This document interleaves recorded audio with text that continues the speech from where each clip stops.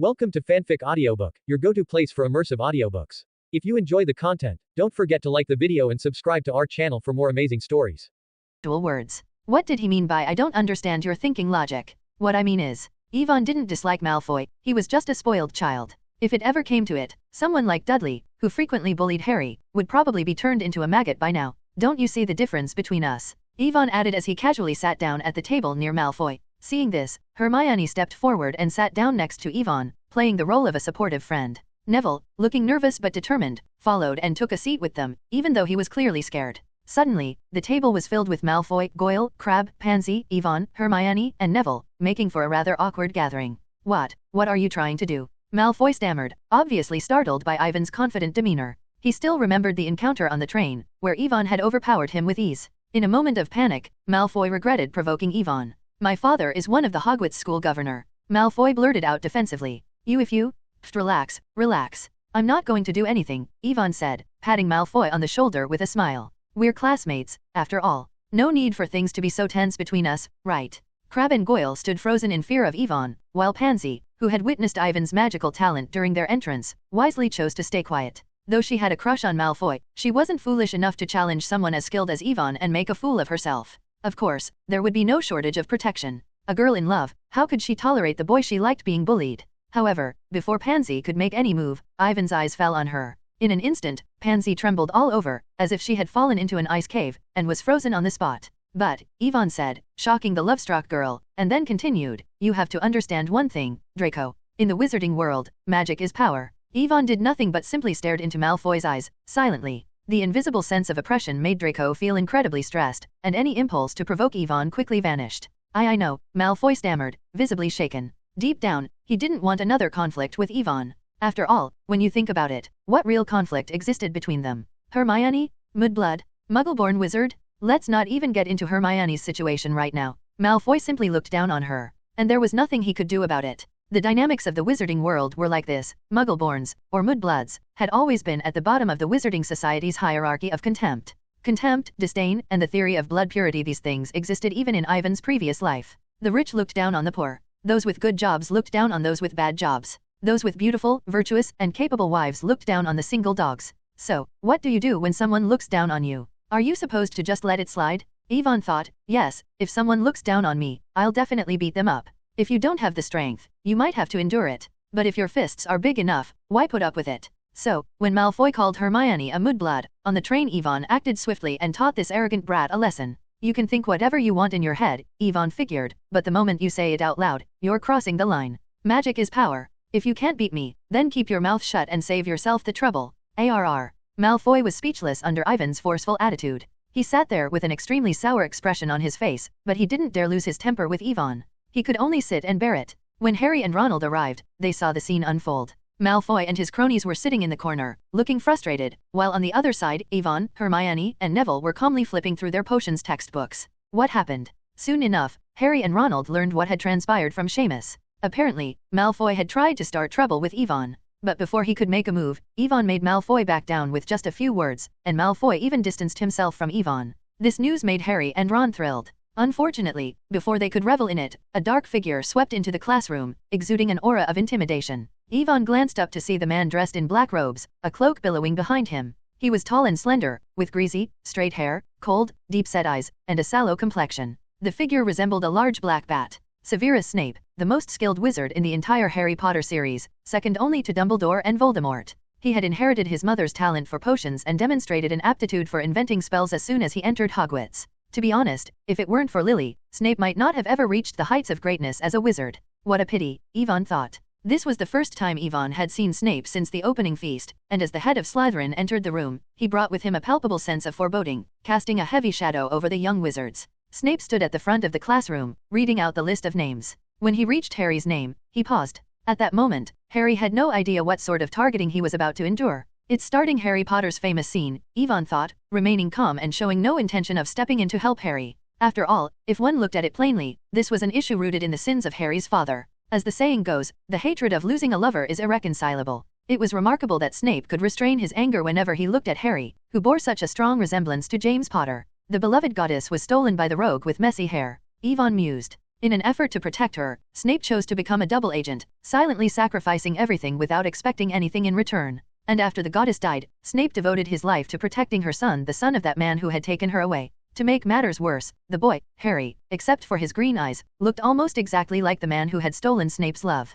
Damn, it's so utterly incredible. Thinking about all this, Yvonne couldn't help but admire Snape's resilience. He truly was the ultimate first love martyr in the Harry Potter series. Strong. Really strong. You really are the first true man of the wizarding world, Yvonne thought, his mind marveling at Snape's sheer perseverance. What did you say, Yvonne? Hermione overheard Yvonne mutter something under his breath but didn't catch it clearly, so she asked. Oh, nothing. Yvonne didn't explain and instead casually praised. I was just thinking how impressive our potions professor is. Really? Hermione didn't press further. She trusted Ivan's judgment and now had high hopes for Snape's teaching abilities. Very good, very good. At that moment, Snape raised his head from the list and directed his gaze toward Harry. Harry Potter, our new celebrity, he said with a cutting tone. Malfoy, along with Crabbe and Goyle, snickered, covering their mouths with their hands. Seeing Harry being singled out by Snape, the frustration Malfoy had felt from his encounter with Yvonne vanished instantly. I should never have tried provoking Yvonne, Malfoy thought to himself. Is Harry losing his appeal, or has Scarhead given up? No, right?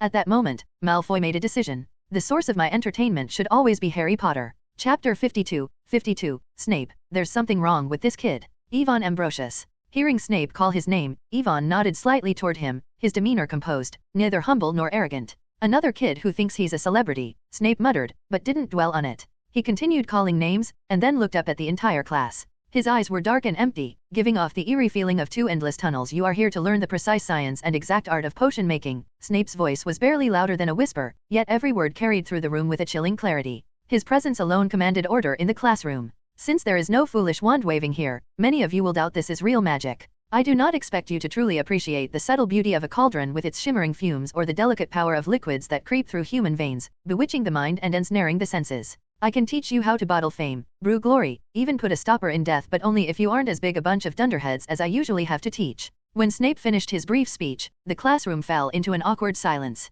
Harry and Ronald exchanged confused looks, eyebrows raised. Hermione Granger, on the other hand, had shifted to the edge of her seat, practically leaning forward, eager to show that she was anything but an idiot. Only Yvonne remained calm, quietly waiting for Snape's usual outburst. He knew the potion's master's temper all too well. With Harry in front of him to attract Snape's ire, Yvonne simply sat back and enjoyed the show in silence. Snape didn't have a general disdain for celebrities, his resentment was reserved exclusively for Harry Potter. Potter. As Yvonne predicted, Snape barked impatiently. What would I get if I added powdered root of asphodel to an infusion of wormwood? What root powder to what infusion? Harry glanced helplessly at Ronald, who was just as lost as he was. Hermione, sitting next to Yvonne, instinctively started to raise her hand, but then she remembered Ivan's earlier warning. Yvonne. She looked to him, but Yvonne shook his head slightly in response. Resisting the urge to answer and earn extra points, Hermione begrudgingly remained silent and turned her attention to Harry, waiting for his reply. I don't know, sir. Harry admitted, clueless. He could feel the intense dislike radiating from Snape, and he didn't care for this cold, dark professor whose hair looked as though it hadn't seen a wash in ages. Tisk tisk. Snape sneered, his lip curling in disdain. Fame clearly isn't everything. Let's try again. Snape, Potter, if I ask you to find me a bezoar, where would you find it? Harry was silent once again, he didn't even have the slightest idea what a bezoar was. Malfoy, Crabbe, and Goyle, sitting not far away, were laughing so hard that they were practically shaking with glee. Especially Malfoy. If he hadn't been worried about Snape's reaction, he would have laughed out loud in Harry's face. I don't know, sir. I don't think you've cracked open a single book before coming to school, have you, Potter? Harry forced himself to meet Snape's cold, piercing gaze. When he was with the Dursleys, he had gone through all his books. But how could Snape expect him to memorize every single detail of 1,000 magical herbs and fungi? Was that even humanly possible? Hermione, yes, I can. Potter, then tell me the difference between monkshood and wolfsbane. I don't know. The blatant targeting made Harry's blood boil. He glared at Snape, seething, while Snape, in turn, gazed into Harry's emerald green eyes with something resembling nostalgia hidden behind the coldness. Just looking at that infuriating face, which resembled that man, made Snape's anger boil over. How could this be happening? Hermione, unable to bear it any longer, whispered to Yvonne, does he have some grudge against Potter? Harry Potter, the savior of the wizarding world, was revered by so many witches and wizards. It was hard to imagine anyone treating him with such disdain. But Snape's attitude was downright baffling to Hermione. Is he jealous of Harry? Could that be it? You answer it. Snape snapped, having overheard Hermione's whisper. His gaze, sharp as a snake's, locked onto her, and he asked her to answer the questions he had thrown at Harry earlier. Pfft. Yvonne, trying but failing to contain himself, let out a laugh. For a moment, the whole class fell silent. Even Snape paused, frowning at Yvonne. Sorry, Professor, Yvonne said after a quick cough. I just remembered something amusing. Yvonne hadn't expected Snape to direct his ire at Hermione. Professor. Hermione, seeing where this was heading and fearing Snape might turn his wrath on Yvonne, quickly answered, mixing an infusion of wormwood with powdered root of asphodel creates a sleeping potion so powerful it's known as the Draught of Living Death. The bezoar, also referred to as coprolite, is a stone taken from the stomach of a goat and is known for its strong detoxifying properties.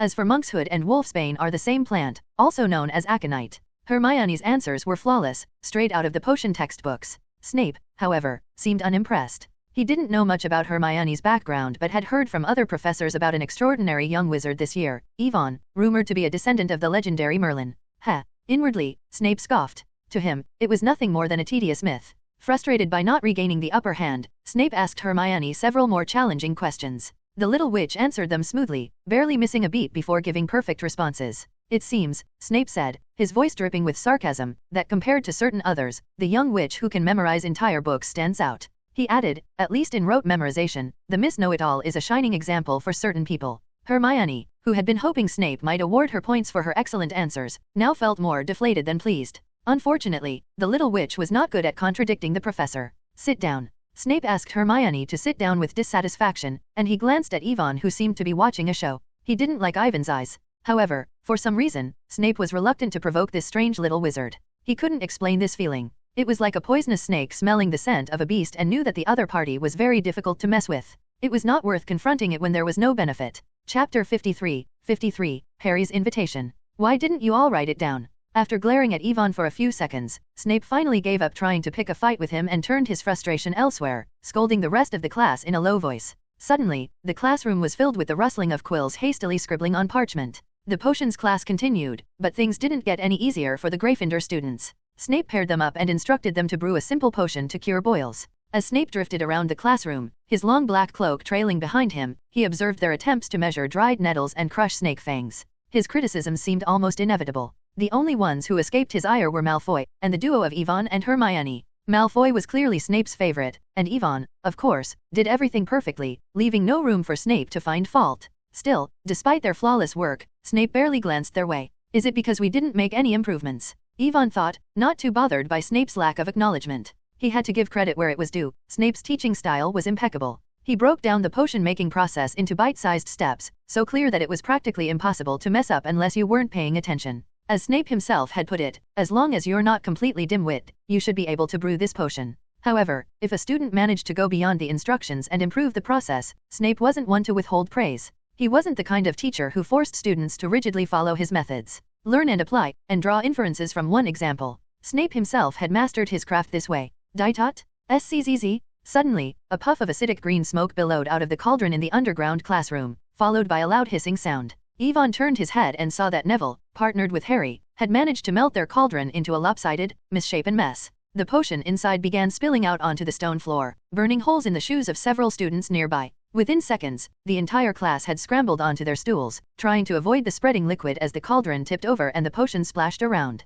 Idiot! Snape roared, stepping forward and preparing to wave his wand, but before he could act, there was a soft turjo. In an instant, all traces of the potion vanished from the floor. Snape froze for a moment, then turned to see Yvonne putting away his wand. He seemed to consider offering praise, but bit back the words before they escaped. I think you probably added the crushed snake fangs without removing the cauldron from the fire, didn't you? Yvonne asked calmly.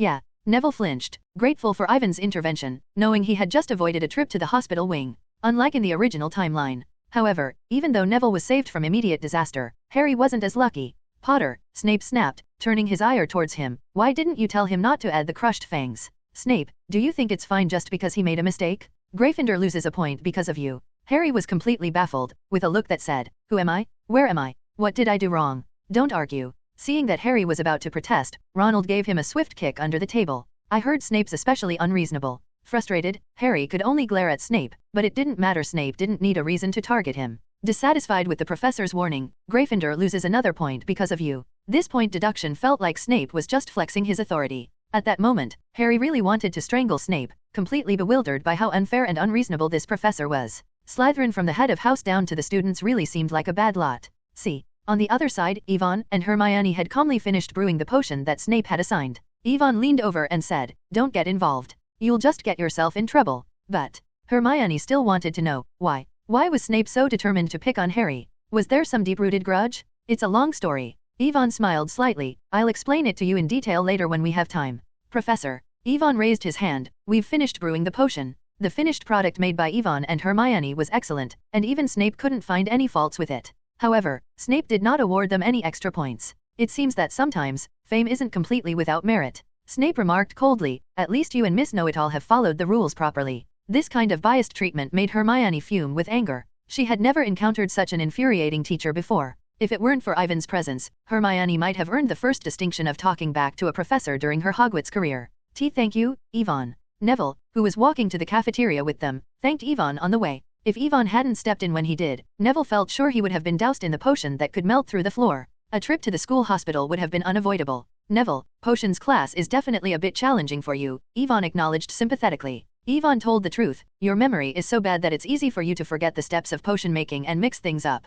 Yvonne really had no way to fix this entirely. The only solution he could think of was to let Neville take turns teaming up with him and Hermione during future potions classes. With two top students guiding Neville step by step, there was hope for improvement. If you lack talent, you can make up for it with hard work. It's said that practice makes perfect, and Ivan's teaching approach for Neville was simple, practice. Practice until it becomes second nature, forming a conditioned reflex.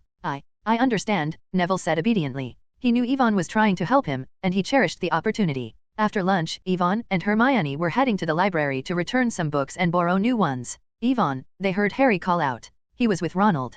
Hagrid invited me to his cabin. Do you want to come along and check it out? Hagrid. Hermione raised an eyebrow. Because of Ivan's influence, Hermione's relationship with Harry and Ronald was just average. They didn't have much in common, and her first impression of Hagrid was simply that of a giant she saw when they arrived off the train. Yes, Harry confirmed. Hagrid lives on the edge of the Forbidden Forest. He invited me for afternoon tea. Thanks, Yvonne replied. He didn't know why Harry had invited him, but the gesture seemed genuine. Through his magical perception, Yvonne could clearly sense the emotional fluctuations of those around him, especially their feelings toward him. For example, Dumbledore came across as a kind old man, filled with warmth and care for his students, while Hermione's emotions were filled with admiration and a sense of attachment. Ron and most of the other students felt a mix of envy, a bit of jealousy, and a touch of awe toward Yvonne. As for Harry Potter, Harry did envy Yvonne, but there was no hint of jealousy, only curiosity and gratitude. Yvonne could tell that Harry genuinely wanted to be friends with him. Pure and kind-hearted, as expected from the hero of a fairy tale, Yvonne thought, secretly giving Harry a good evaluation. He then smiled and accepted the invitation. It would be my pleasure. Also, does Hagrid have a limit on the number of people who can visit? I mean, Yvonne gestured toward Hermione, who looked eager and curious. Of course, Harry said enthusiastically. I think Hagrid would be happy to welcome the smartest young wizards and witches at Hogwarts. Having left the Dursleys behind, Harry had learned to be more tactful in his speech. Words are an art. Calling Hermione the smartest young witch made her beam with pride, especially considering that it came from Harry Potter, the famed savior of the wizarding world. Hermione may not have liked Ronald much, but she had a good impression of Harry. If Ronald weren't around, Hermione would gladly welcome Harry into their circle. Simply put, in her mind, Ronald, step aside. Stay away from my Yvonne. Chapter 54. Snape loved my. Soon, it was 5 minutes to 3 in the afternoon, and the four of them left the castle, making their way across the grounds to Hagrid's house. Hagrid lived in a small wooden hut on the edge of the Forbidden Forest, with a crossbow and a pair of large rubber boots sitting outside the front door. When Harry knocked, they heard some scuffling inside, followed by a few deep barks, and then Hagrid's booming voice. Back, Fang, back. Hagrid opened the door just a crack, his large, bearded face peeking through. He was surprised to see 4 young wizards standing at his doorstep, but as soon as he realized Harry had made friends, his face lit up with a warm smile of relief. Give me a sec. Back, Fang. He let the 4 of them in while wrestling with the collar of an enormous black hound. The cabin consisted of just one room. Hams and pheasants hung from the ceiling, a copper kettle was steaming away on a fire in the hearth, and there was a large bed in one corner, covered with a patchwork quilt. Make yourselves at home, Hagrid said, finally releasing Fang. Fang, the gigantic dog, immediately bounded over to Ronald and began licking his ear. Like Hagrid, Fang was clearly not as fierce as it looked. This is Ronald, Harry introduced Hagrid to his first friend at Hogwarts. You can call me Ron, Ron Weasley. Another Weasley brother, right? That red hair is hard to miss, you know, Hagrid said, glancing at Ronald's freckled face. I spent almost half of my life chasing those twin brothers out of the Forbidden Forest. Hermione, on the other hand, was very composed. She didn't mind the clutter in Hagrid's hut and sat down naturally on the round stool Hagrid had prepared for her, waiting patiently as Hagrid bustled around, bringing out rock cakes and tea. Oh, a cute little witch, Hagrid said with a laugh. No need to be so formal. This isn't Professor McGonagall's classroom. Relax, Hermione, Yvonne added, looking around Hagrid's hut. His eyes swept over the various objects haphazardly piled up, giving the place the feel of an organized chaos. Aren't you curious about what's in the Forbidden Forest? Hagrid is an expert. No one at Hogwarts knows the Forbidden Forest better than he does. Haha. Hagrid chuckled, clearly pleased. I remember you? The little guy who could cast his own spells right after entering, no, even before entering school. I've never seen a young wizard as talented as you. Yvonne accepted the compliment with a nod. He glanced around the room again and asked, Hagrid, how do you manage all of this? I mean, these things. Everyone followed Ivan's gaze, but Harry and Ronald both looked as puzzled as ever. Hermione was equally confused, only seeing what looked like a room full of junk. You all. Yvonne sighed, shaking his head slightly. He sat down next to Hermione and picked up the milk tea Hagrid had prepared. The moment Yvonne had entered Hagrid's hut, he had felt the faint fluctuations of magic in the air. Casually using his magic eye, he had quickly scanned the room. What he found was astonishing, a room packed full of precious magical materials. It wasn't just the ordinary trinkets everyone else saw. The animal skin used as a carpet, for example, came from a unicorn. For context, unicorn tail hair alone was worth some valuable galleons. While the carpet wasn't entirely made of unicorn tail hair, its value in alchemical terms was immense. To put it simply, with just the materials lying around this hut, Hagrid could easily be considered one of the wealthiest individuals at Hogwarts. See something you like, little Yvonne. Hagrid beamed, pleased that Yvonne had noticed what the others hadn't. He began enthusiastically sharing stories about his love for magical creatures and the materials they provided. Hagrid even offered, with a grin, to let Yvonne use anything in the room that caught his eye. Naturally, Yvonne politely declined. The items were indeed valuable, but Yvonne knew better than to accept them without earning them. As the saying goes, repaying favors is one of the hardest things to do. Besides, Yvonne didn't need these rare magical materials at the moment. That's a pity, Hagrid said with a shrug, clearly not too concerned. Since Yvonne had politely refused, he didn't push further. For the rest of the visit, Hagrid proudly promoted his special rock cakes to the group while listening to their stories about their first week at Hogwarts. Each of them had encountered plenty of new and exciting things, given their fresh arrival at the school. Harry decided to bring up Snape's class, sharing his less than pleasant experience. Hagrid, like Ron, quickly reassured him. Don't worry about Snape, Harry. He doesn't really like anyone, to be honest. But it seems like he really hates me, Harry muttered. Nonsense. Hagrid replied firmly.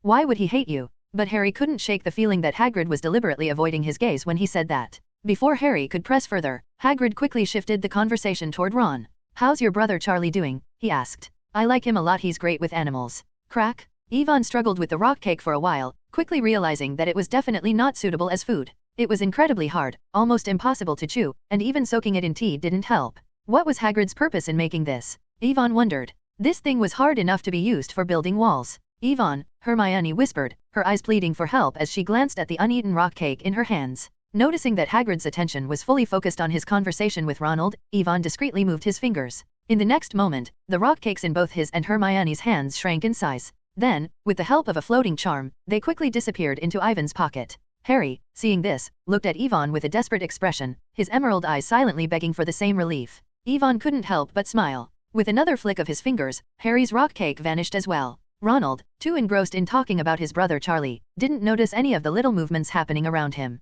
So, in the end, he was the only one still dealing with the rock cake, fully immersed in his world. Oh, Hagrid exclaimed suddenly, noticing the now empty plate. You actually finished them all. He was overjoyed. For so many years, no one had ever shown as much enthusiasm for his rock cakes as this group seemed to. What? Ronald was completely confused, unsure of what had just happened. In just a few moments, Yvonne and the others had somehow managed to finish off 3 plates of rock cakes. I knew it. I knew someone would like them. Hagrid's eyes gleamed with joy, as though he had finally found someone who shared his love for his infamous rock cakes. You must still be hungry, right? I'll get more for you? The way Hagrid said it, it seemed like he was ready to stuff all the remaining rock cakes down their throats. Sensing the impending doom, Yvonne, Hermione, and Harry immediately chimed in together. No, we're full. Really. Hagrid seemed a bit disappointed but determined to be a good host. He was convinced that if he had nothing else, at least he had plenty of rock cakes to share. Really? Harry added quickly. I really can't eat another bite. Even Hermione, who usually valued honesty, nodded along this time. She lied. But when it comes to rock cakes, if you don't lie, do you really want to end up having to eat them? Hagrid, what's this? To steer the conversation away from the dreaded rock cakes, Harry spotted a small piece of paper tucked under the teapot warmer. It was a report cut from the Daily Prophet. Latest report on Gringotts break-in. Investigations into the July 31st break-in at Gringotts are still ongoing, and it is now widely believed to be the work of an unknown dark wizard. The goblins at Gringotts reiterated today that nothing was stolen and that the underground vault searched by the intruder had, in fact, been emptied earlier that day. A Gringotts goblin spokesperson said this afternoon, "We have no information on what was in the vault, and it is best not to interfere in this matter." Harry remembered Ron mentioning the break-in on the train, but he hadn't said anything about the exact date. Hagrid! Harry exclaimed. "The day of the Gringotts break-in was my birthday? We were probably there when it happened." Yvonne already knew that this break-in was Voldemort's attempt to steal the Philosopher's Stone. He calmly sipped his milk tea, showing no interest in the matter. Hermione noticed Ivan's reaction. Being quite familiar with his habits by now, the little witch quickly realized that there was more to this report than it seemed. She sat quietly, not saying a word. "Oh, it was just a little thing," Hagrid muttered dismissively, clearly trying to avoid discussing anything related to the Philosopher's Stone. After leaving Hagrid's cabin, the four of them walked back to the castle for dinner, their pockets stuffed with rock cakes. Yeah, out of politeness, they were too embarrassed to refuse. Along the way, Harry remained unusually quiet. He was still deep in thought about the Gringotts break-in. Additionally, he had a nagging feeling that Hagrid knew something about Snape but was unwilling to share it for some reason. Yvonne. Suddenly, Harry noticed Yvonne walking ahead, holding hands with Hermione. At that moment, Harry felt like he had found the key to solving the mystery. Yes, that's it. He couldn't figure things out because he wasn't smart enough, he had always known that. But Yvonne and Hermione, they were recognized as the smartest first-year wizards at Hogwarts. Harry never considered himself particularly talented in academics. Not understanding some difficult problems and puzzling situations was perfectly normal for him. And if you don't understand something, you ask. With two little wizards who seemed to know everything walking right in front of him, why hesitate? "What's wrong, Harry?" Yvonne turned around with a smile. He already knew that Harry had doubts in his heart. However, there were some things that weren't suitable for him to talk about openly. Harry didn't hide his thoughts and told the group about his suspicions, including the fact that Hagrid had gone to the 713 vault at Gringotts to retrieve something on the same day as the break-in. "This smells like trouble." Hermione's excellent sixth sense picked up on the potential danger. She was brave and always eager to prove that she was just as capable as any other wizard or witch. But this particular situation involved Dumbledore, and she didn't feel confident dealing with something that significant. So, Harry. Yvonne could see that Harry truly trusted him and genuinely considered them friends. "What do you want to know?" Yvonne asked with a knowing smile. Harry looked at Ivan's mysterious grin, a bit taken aback. He hesitated for a moment before speaking. He wanted to ask what had been in the vault, why someone would attempt to steal it, and if it was still safe now. But after a moment's thought, he wondered what did any of this really have to do with him? After being pointed out by Yvonne, Harry immediately realized that he wasn't in a position to get involved with something as significant as the Gringotts break-in. "I want to know, why is Snape targeting me so much?" Harry asked. Compared to the mystery of the 713 vault, this issue felt more personal and pressing. Aha. Yvonne nodded slightly, satisfied with Harry's sense of self-awareness. According to Ivan's plan, the little wizards of Hogwarts were essential talent reserves and loyal future allies, people he could genuinely build connections with. Hermione was, of course, the future Minister of Magic in his eyes. Neville, the sword-wielding Gryffindor and future Professor of Herbology at Hogwarts, had considerable potential too. Then there was Harry, and Luna, who had yet to enroll. Especially Harry Potter, he undoubtedly had the potential to stand on his own. If you asked who among these little wizards could lead a charge for Yvonne in the future and fire the first shot, it had to be Harry. After all, no young wizard could go toe-to-toe with Voldemort in their 4th year and ultimately kill the most terrifying dark wizard in England by their 7th year. Whether it was plot armor or Dumbledore's long-term schemes, these events were bound to happen. But the fact that Harry could accomplish all of this?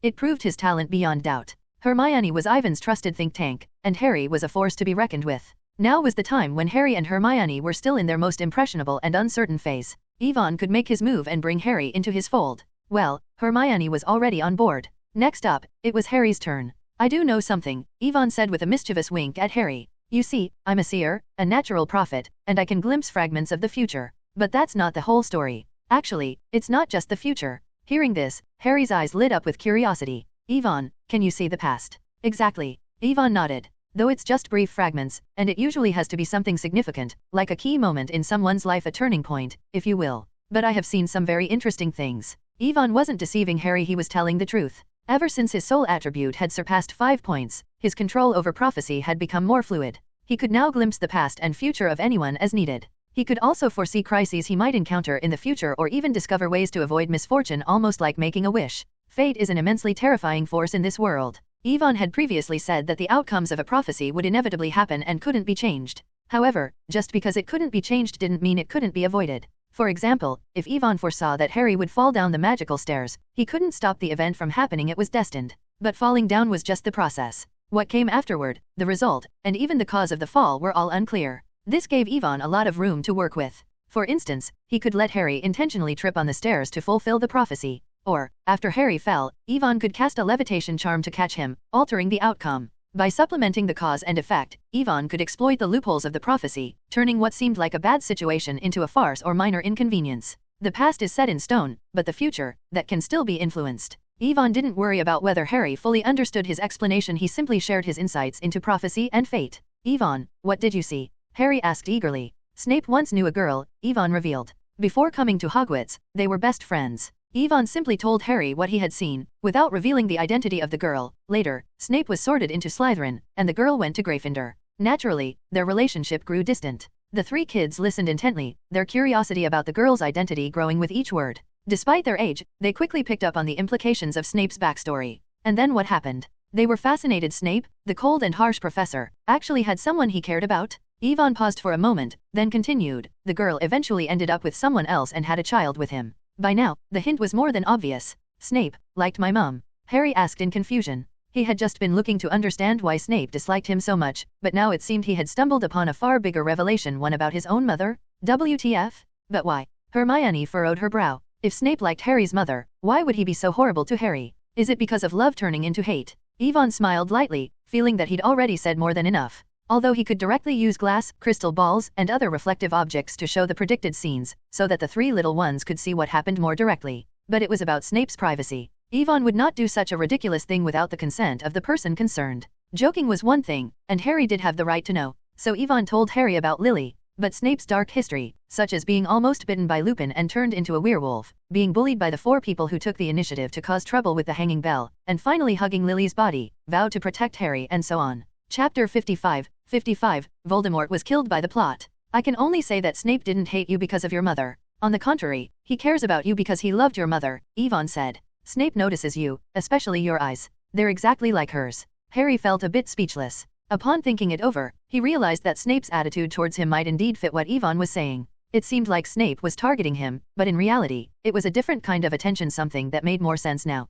After understanding that Snape's treatment wasn't due to Harry's fame as the boy who lived, but rather because of his connection to his mother, Harry could accept it more easily. Though, it was still very weird that Snape, of all people, had feelings for his mother. Gulp. Wait, something doesn't add up here, Hermione quickly pointed out. If Snape liked Harry's mother, why would he treat Harry so badly? Good question, Yvonne said with a shrug and a smirk. If Harry were a girl, I guarantee Snape wouldn't have this attitude. Suddenly, Hermione understood. It's because of Harry's father, isn't it? My father. Harry, having never known his parents personally, only had a vague sense of who they were. Isn't it obvious? Hermione explained. Yvonne said Snape loves your mother, but he only talked about your eyes being like hers. What about the rest of you? Yes, what about the rest? Only Harry's eyes resembled his mother's, so naturally, the rest of his features must remind Snape of his father. Is that true? Harry's eyes widened, looking at Yvonne for some confirmation. Their relationship wasn't very good, or to put it bluntly, it was terrible, Yvonne said directly. When Snape looks at you, he sees your father. Just because of that.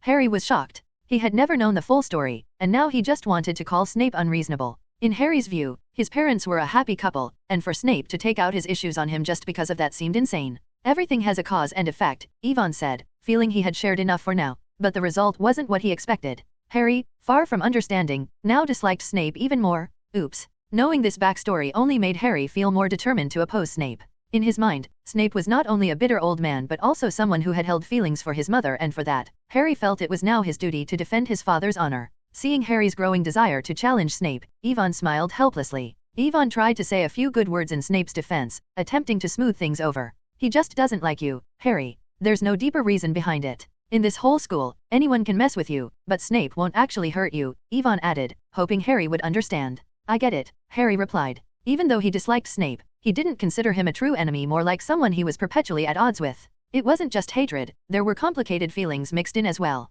After finding out that Snape had loved his mother, Harry couldn't help but view him differently. Snape now saw in Harry both the woman he loved and the man who had stolen her away. The result was an awkward mix of love, hate, and contempt. This gave Harry the strange feeling that he wasn't being targeted simply as himself. Unlike the Dursleys' outright hostility, Snape's treatment of him was more like constant nitpicking. Yet beneath the harshness, there seemed to be something else, a kind of twisted care. Harry, always perceptive, picked up on these subtle undertones, leaving him feeling even more conflicted. In the days that followed, whenever Harry encountered Snape, he couldn't help but give him strange looks, as if trying to figure out the enigma that was Snape. Well, targeting? Devaluing? Deducting points. Haha, it's like a kid being denied candy, Harry joked. Snape's just like a shadow of my dad, no wonder he holds a grudge, he added, smirking slightly to himself. However, Harry's constant glances toward Snape didn't go unnoticed. The potions master, sharp as ever, quickly sensed that something was off. His instincts told him that Harry had learned something Snape didn't want him to know. This discovery left Snape deeply unsettled and furious. He wasn't sure who had been gossiping, but he knew it had to be someone close to Harry. Determined to get to the bottom of it, Snape confronted Harry, trying to pry information from him. Of course, Harry wouldn't betray his friends. He remained tight-lipped, unwilling to reveal anything. But how could a child, however determined, stand up to Snape, the master of deception, legilimency, and one of the sharpest minds in the wizarding world? Within minutes, Snape had picked up enough from Harry's surface thoughts to piece together the truth. Ivan Ambrosius. Snape didn't need to delve deeply into Harry's mind. Just as Ivan had predicted, Snape would never harm the children of the woman he once loved. However, Harry's unguarded thoughts were enough for Snape to catch a name. Ivan? That was the answer he had been looking for. How does he know this? Snape wondered, his mind racing. After all, Ivan was far too young to know about his past with Lily. A little wizard who grew up in the Muggle world, with no access to magical knowledge, somehow knew such a closely guarded secret. Exclude all impossibilities, and whatever remains, no matter how improbable, must be the truth. That's right, Dumbledore? Snape thought furiously, you old fool, you broke your promise. How dare you betray me? He clenched his fists. Of course, I shouldn't have trusted that insidious, cunning, and manipulative old bee. Exposing my past? I can't let this slide. Severus. That same evening, Dumbledore was peacefully teaching Ivan advanced magic in his office when, suddenly, the door burst open. In stormed Snape, eyes blazing with anger. His voice dripped with sarcasm as he spat. Wow, look at this, our great and noble white wizard, once again sharing other people's secrets without a care. Both Dumbledore and Ivan exchanged a puzzled glance. Dumbledore, clearly confused, raised an eyebrow at Snape's sudden outburst. However, as wise as ever, Dumbledore's instincts quickly kicked in. He glanced toward Ivan, silently asking for an explanation. It seems that Mr. Ambrosius has stirred up a bit of trouble, Dumbledore said, with a twinkle in his eye, though his tone remained light. After spending some time with Ivan, Dumbledore had come to understand his character well enough to know that he never meant any harm. He winked playfully at Ivan, signaling that it was time for him to resolve this misunderstanding with Snape before things escalated further. Cough. Ivan cleared his throat, feeling slightly guilty. He realized that perhaps talking behind someone's back and revealing their past wasn't the most considerate thing to do. Sorry, Professor. Ivan explained everything he had told Harry, keeping it straightforward. That's all you said? Snape asked, eyeing Ivan carefully. After hearing Ivan's explanation, Snape secretly let out a breath of relief. Thankfully, Ivan had some sense of discretion and hadn't shared all the intimate details of his past. Yes, Ivan confirmed, nodding. I think Harry, as the person involved, deserves to know at least that much. Snape couldn't really find fault in Ivan's reasoning. He begrudgingly realized that Ivan had actually shown some restraint. After all, Ivan was Harry's friend, and being cautious with how much he revealed was a thoughtful decision on his part. If it had been another hot-headed young wizard eager to boast or gossip, Snape's personal history could have easily become public knowledge by now. Prophecy. To know the past and predict the future. Snape realized he had seriously underestimated Ivan's talent. This young wizard was terrifying. Even the Dark Lord hadn't shown such abilities when he first entered school. All right, Severus, Dumbledore interjected gently, directing a few calming words toward Ivan, reminding him not to reveal too much. Ivan will keep your secrets safe. No. Snape finally snapped back to reality, his gaze narrowing at Ivan. How much do you really know? At that moment, Snape grasped the true gravity of Ivan's words. His ability to know the past wasn't just a figure of speech. This kid, could it be? As you're probably thinking, Professor, Ivan replied calmly, I can see the past, and the future. Though it's often fragmented and incomplete, I do know a great deal. Good grief, Snape thought. Ivan's abilities were absolutely terrifying. The secrets Snape had spent years trying to bury suddenly felt exposed, laid bare in front of Ivan as if peeled away like layers from an onion. Absolutely. Tell anyone, and you will regret it. Snape stood inches from Ivan, barely restraining himself from lashing out. His voice was tense, his teeth gritted in frustration. Okay, Professor, I promise, Ivan replied with a calm smile, as if the whole situation was merely a friendly negotiation. He wasn't at all embarrassed about the fact that he'd been speaking behind Snape's back. Knowing something was one thing, but sharing it recklessly was another. I hope you can give me a little assistance, Professor, Ivan added, with a sly smile. Assistance? Snape repeated, momentarily caught off guard. His lips twitched as he quickly understood what Ivan meant. It wasn't assistance, this was a threat, plain and simple. Ivan's unspoken message was clear. Professor, you don't want Harry to find out everything about the past, do you? What do you want? Snape demanded, incredulous that a first-year student would dare to threaten him, and in front of Dumbledore, no less. Dumbledore, the greatest white wizard in the world, and Snape, the formidable head of Slytherin, both now faced a young wizard who had just started his Hogwarts education but was already playing games most wouldn't dare. In the wizarding world, it would not be an exaggeration to say that Dumbledore stands at the pinnacle of power. As for Snape, He was the Dark Lord's most trusted confidant, the White Wizard's right-hand man, and a master of double-dealing, essentially the Wizarding world's ultimate undercover agent in Harry Potter's infernal affairs. And yet, you dare to threaten me? Clearly, Yvonne had no idea what it meant to tempt fate. Snape's gaze shot to Dumbledore, eyes practically screaming, "Are you seriously going to let this happen?" But Dumbledore, in his usual fashion of strategic absent-mindedness, pretended not to notice. With an almost childlike delight, he opened the sugar jar on his desk, grabbed a cockroach cluster, and began munching away, completely unfazed. I do love this flavor," he murmured between bites. Snape's eye twitched. He resisted the very strong urge to hex both the headmaster and Yvonne on the spot. What happened to keeping secrets? And Dumbledore really acting like this was no big deal? Meanwhile, Yvonne had just casually dropped Snape's secrets like he was reading a plot summary. "Fine," Snape growled. "I want to ask the professor to teach me how to duel wizards," Yvonne said suddenly, breaking Snape's train of thought. "What did you say?" Snape blinked, completely thrown off by the unexpected request. "What's going on? Is my dark magic not sinister enough, or are you, Yvonne, just too full of yourself?" Snape's mind reeled. A first-year wizard, barely half a month into school, with only a month of experience with a wand, and he wants to duel me? Are you serious? Snape couldn't find the right words to express his bewilderment. Was this bravery or sheer stupidity? "Yes," Yvonne replied confidently, glancing at Dumbledore, who sat quietly beside them. Yvonne had initially considered asking Dumbledore for instruction. However, his instincts told him he was far from being able to challenge the legendary headmaster. He couldn't forget the duel scene from Fantastic Beasts 3, where a much younger Dumbledore effortlessly overpowered Credence, as if disciplining a child. Compared to Credence, who was in his 20s, Yvonne estimated that his own magic power might be on a similar level. And with the advantage of wielding the Phoenix wand, Yvonne felt he might even surpass Credence. But going up against Dumbledore, who had spent 60 or 70 years honing his magical abilities and now stood at the pinnacle of wizardry, was a different matter entirely. Yvonne knew he was simply no match for him, yet. "Originally, I should have been the one to teach him how to duel," Dumbledore finally intervened, just as Snape was about to reject Ivan's request. "What?" Snape blinked, unsure if he'd heard correctly. "Dumbledore? The greatest wizard of the age, someone even he who must not be named feared." Snape had spent years alongside Dumbledore, and despite his own impressive magical skills, he knew he could never fully grasp Dumbledore's depth of power.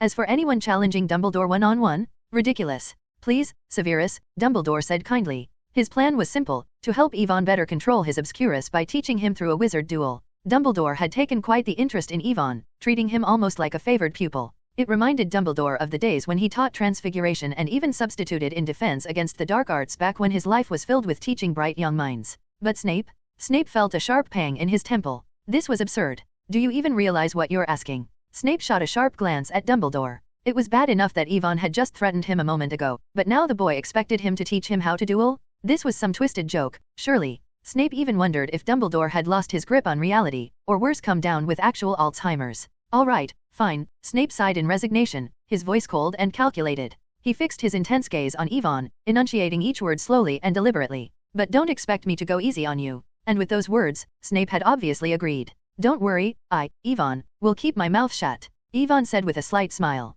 He had only been testing the waters, trying to see if he could reach Snape through Harry. Unexpectedly, it actually worked. "Just as I thought," Yvonne mused, "Harry is the key to reaching Snape." There was no doubt that Snape was a valuable asset. He was a master of potions, an expert in dark magic, and formidable in both practical combat and mental abilities. It would be a tragedy to let someone like him die as he did in the original timeline, falling to Nagini's fangs. If it was within Ivan's power, he would gladly lend a hand and change that fate. Now, let's return to our earlier discussion. After Snape had left, only Yvonne and Dumbledore remained in the headmaster's office. "All right, Professor," Yvonne replied calmly, sitting before Dumbledore. "You understand better than anyone just how powerful the force of fate truly is." Before Snape had arrived, Dumbledore had been seeking Ivan's insight into the prophecy. Dumbledore wanted to uncover the secret behind Voldemort's immortality. "I can only tell you that the prophecy is true," Yvonne began, referring to the prophecy that linked Harry and Voldemort. "One must die at the hands of the other, and only one can survive." The conclusion had been decided, but the path to that end was still theirs to shape.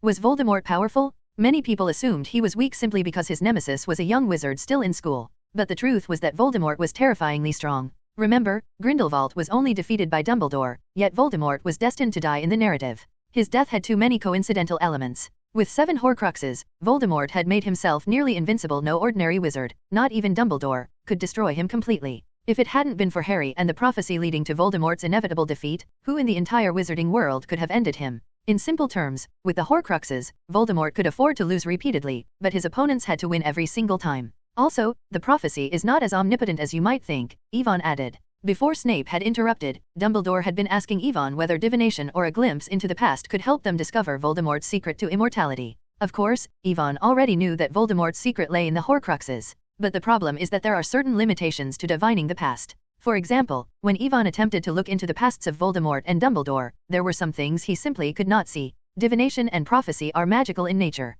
and like all magic, there are means to resist or obscure them. The gifts of fate seem to come without consequence, but in truth, the price is often hidden. Who really killed Ariana? Why did Voldemort survive, despite so many attempts to kill him? He created multiple Horcruxes, where were they hidden? And there are other barriers too, targets protected by the Fidelius charm, certain forbidden magical knowledge, all of these remain shrouded, even to someone with Ivan's abilities. Even though Yvonne knew the original plot from his world, there were still some things he couldn't reveal casually. You're right, Dumbledore said thoughtfully, removing his glasses as he considered Ivan's words. Voldemort, at this moment, may not seem like an immediate threat. His fate is sealed. However, if they interfere too much, and Voldemort somehow becomes aware of the workings of fate itself, that would be an enormous problem. Chapter 56, Flying Lesson. What does it mean to solve the mystery of fate? Voldemort, death is just the beginning? If Voldemort ever discovered how to break the cycle and escape the prophecy that tied him to death, the original prediction would be shattered. Should that happen, Voldemort's magical power would likely increase even further, potentially reaching 6 points.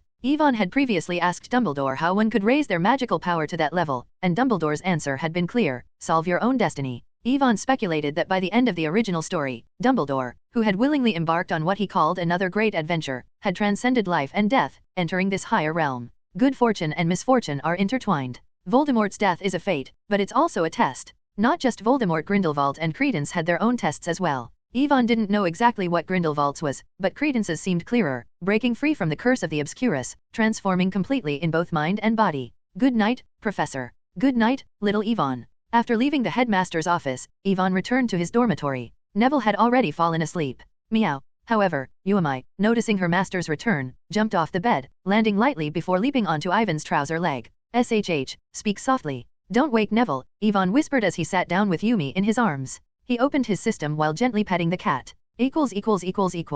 Main task, 1. Description: you have learned the secret to breaking through to a legendary level, and now the full task is unlocked. Task requirements: refine a philosopher's stone by yourself. Task reward: 1 experience point, can be applied beyond legendary level. Here it comes. Yvonne knew that the system would eventually present him with a way to reach the next level, but philosopher's stone. But this task was far beyond Ivan's current capabilities. For a first-year wizard, refining a philosopher's stone was simply unimaginable. The philosopher's stone is a legendary artifact in the wizarding world, representing the pinnacle of alchemy and the power of equivalent exchange. The only known wizard to have successfully created a philosopher's stone was Nicholas Flamel. With my current knowledge, it's impossible to complete this task. Yvonne thought to himself. If I want to learn the formula for the philosopher's stone and the skills required to refine it, I can only seek out Nicholas Flamel. Fortunately, this task had no time limit. As long as Yvonne could complete it, even if it took a few years or more than a decade, he would still earn the experience point. Yeah, it seems I'll need to strengthen my study of alchemy, Yvonne concluded. The emergence of the main task had opened up a new direction for Yvonne. In addition to studying spells, he now had a new academic pursuit. In the following days, Yvonne found many books on alchemy in the Hogwarts library. Hermione showed some talent in this area, but she had too much on her plate at the moment. Yvonne suggested that she not spend too much time on alchemy right now. The little witch accepted Ivan's advice and poured all her energy into learning spells instead. As for Neville, he was still often lost in thought. The boy followed Yvonne and Hermione around daily and would occasionally play with Harry and Ron when they stopped by. One day, Yvonne and Hermione entered the Great Hall and noticed that the other young wizards seemed particularly excited. Why do they all seem to be in a sugar rush? After asking around, they learned that they had flying class today. Almost a month after the start of term, Hogwarts was finally holding its first flying lesson. As everyone knows, entertainment activities for kids in the wizarding world were quite limited. They entered Hogwarts at the age of 11, and before that, they had almost always stayed at home. Due to the sparse population, wizard families are far apart, and many young wizards are quite isolated before starting school. Yvonne wasn't particularly interested in Quidditch. Of course, he didn't dislike Quidditch. It just didn't appeal to him, as it didn't help improve his magical skills. What bad luck, Harry said, sitting across from Yvonne with a frustrated expression. I've got flying lessons with Slytherin. I can't imagine how much Malfoy would laugh at me if I make a fool of myself. It's not certain that you'll make a fool of yourself, Ron chimed in, pouting. Malfoy's always bragging about how good he is at Quidditch, but I bet he's just making it up. As the flying class approached, some of the young wizards who had broomsticks at home and had played simple Quidditch games were boasting about their flying skills. Among them, Malfoy was the loudest. Not only was Harry anxious, but Yvonne and Hermione also frequently became the targets of Malfoy's bragging. Both Yvonne and Hermione came from Muggle families and had never touched a flying broomstick in their lives. Malfoy felt this made him superior, and he was determined to show off in front of them. In the Great Hall, Malfoy loudly bragged about his flying prowess, telling numerous self-aggrandizing stories, each one culminating in him narrowly avoiding a Muggle helicopter. Hogwarts school rules make no sense at all, Malfoy complained. Why aren't first-year students allowed to join the school Quidditch team? It was as if he believed the school was missing out on a Quidditch genius like him who was born to fly. And this situation was not an isolated case. For example, our resident explosive saint, Seamus Finnegan, from the way he spoke, seemed to have spent most of his childhood flying around the countryside on a broomstick. Even Ronald, if anyone was willing to listen, would talk about the time he almost crashed into a hang glider while riding his brother Charlie's old broom. For a while, almost everyone from a wizarding family was chattering non-stop about Quidditch. Children's competitive spirit, Yvonne thought with a smile. It was just a bunch of kids showing off. Even if someone's flying skills weren't great, being laughed at was just part of growing up. No one is perfect. Yvonne already considered himself quite skilled, and it was normal to have a few areas where he wasn't as strong. However, the way Malfoy dragged Harry into his bragging rubbed Yvonne the wrong way. After all, Yvonne knew full well how good Harry's flying skills actually were. "Hey, I'll leave the flying lesson to you, Harry," Yvonne said with a confident grin. "When the time comes, show Malfoy what you're made of." What? Harry was taken aback. Although Ivan's encouragement made him feel better, he really wasn't familiar with flying on a broom. "Yvonne, can I also do it?" Neville asked hesitantly. Neville was very worried that he would fall off the flying broom. He had never ridden a flying broom in his life. His grandmother had never let him near one. Yvonne felt that his grandmother was right. Even with his 2 feet firmly on the ground, Neville could always manage to create endless accidents. What would happen if he flew into the sky? "Don't worry," Yvonne comforted him. "Even if you do fall, don't forget you still have me. I'll catch you." "Thank you," Neville said, feeling slightly reassured. Yes, with Yvonne around, even if something went wrong during the flying lesson, he could be sure of his safety. The surrounding students, upon hearing Yvonne say this, cast grateful glances at him, their initial fear of flying fading significantly. It had to be admitted that after a month of getting to know him, Ivan's status among the first-year wizards had risen considerably. Gryffindor saw Yvonne as their Lion King and leader. Ravenclaw admired Ivan's wisdom. Almost everyone had sought his help in magic or other school matters at some point. Hufflepuff appreciated Ivan's approachability and often shared food from the kitchens with him. Yvonne also built close relationships with Hermione, Neville, Harry, and others, further strengthening the bond between the Gryffindor Lions and the Hufflepuff Badgers. As for Slytherin, no one knew who first discovered Ivan's surname. Ambrosius, a descendant of Merlin, from the Eternal family. Although Yvonne had never publicly admitted it, and it was still just speculation, the mere possibility of such an illustrious background caused an uproar in Slytherin. There was no doubt that even the oldest pure-blood families paled in comparison to the name Ambrosius. The little snakes dared not act recklessly in front of Yvonne. Besides Ivan's undeniable abilities, Merlin's bloodline played a significant role in their perception. In their eyes, perhaps Yvonne was a pure-blood wizard who had been lost in the Muggle world. He was more noble than all of them, destined for greatness at the very pinnacle of pure-blood society. Gryffindor? So what? Couldn't he just be an undercover agent? A pearl hidden among common stones? Understanding the heart of a sphinx wasn't something ordinary people could do. In short, Yvonne was special. He wasn't operating on the same level as everyone else, he was a transcendent being with a cheat. Quidditch rules, flying essentials. Beside Yvonne, Hermione was nervously reciting from Quidditch Through the Ages. The little witch was just as anxious as Neville. "Don't worry, it's just flying." Yvonne patted Hermione's head reassuringly. However, the little witch wasn't afraid of falling. Her real fear was that she might not be able to fly at all. It wasn't Hermione's fault, she had simply become too fascinated with Quidditch. Besides the first-year witches, Hermione's dorm room also housed upper-year students who had plenty to say about Quidditch. Over time, Hermione had developed an interest in the sport. Miss Know-It-All, who had always been strong in academics, didn't worry about falling off a broom. Instead, she dreamed of becoming a member of the Gryffindor Quidditch team, just like her senior students. Yvonne knew Hermione's situation all too well. This girl's mental attributes were almost entirely focused on academics. When it came to reflexes and athletic ability, well, it was generous to say she was barely passing. Hermione playing Quidditch? Yvonne was more concerned that the broom might accidentally fly her straight into one of the goals. Just have fun. Yvonne chose not to say anything discouraging. In his mind, he was already preparing to comfort the little witch after she inevitably bumped into something.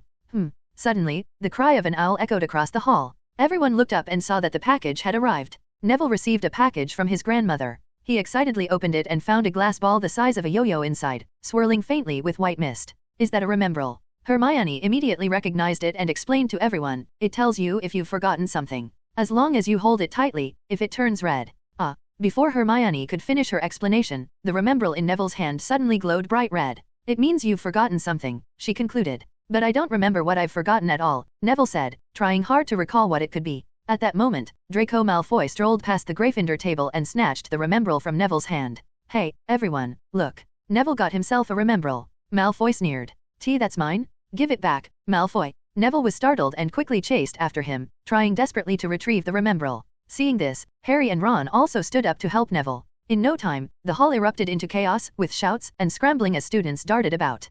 Childhood. Yvonne watched the commotion but didn't intervene. Malfoy was being mischievous as usual, and this wasn't the first time he'd picked on Neville. As long as it didn't get out of hand, Yvonne didn't see the need to step in. All right, Draco. Swoosh. Seeing that Malfoy and Ronald were on the verge of starting a fight, Yvonne calmly waved his hand, summoning the remembrall directly into his palm. Weasley, too, he added. No fighting in the hall. After that, Yvonne handed the remembrall back to Neville. Upon seeing Yvonne intervene, Malfoy reluctantly backed off, returning to stand between Goyle and Crabbe, not daring to escalate the situation. This was the authority Yvonne had established in front of Slytherin. If Yvonne wasn't present during a dispute, the students could argue or even fight. But once Yvonne stepped in, both the Gryffindors and Slytherins had to calm down and behave themselves. Evil Malfoy, Ronald muttered under his breath.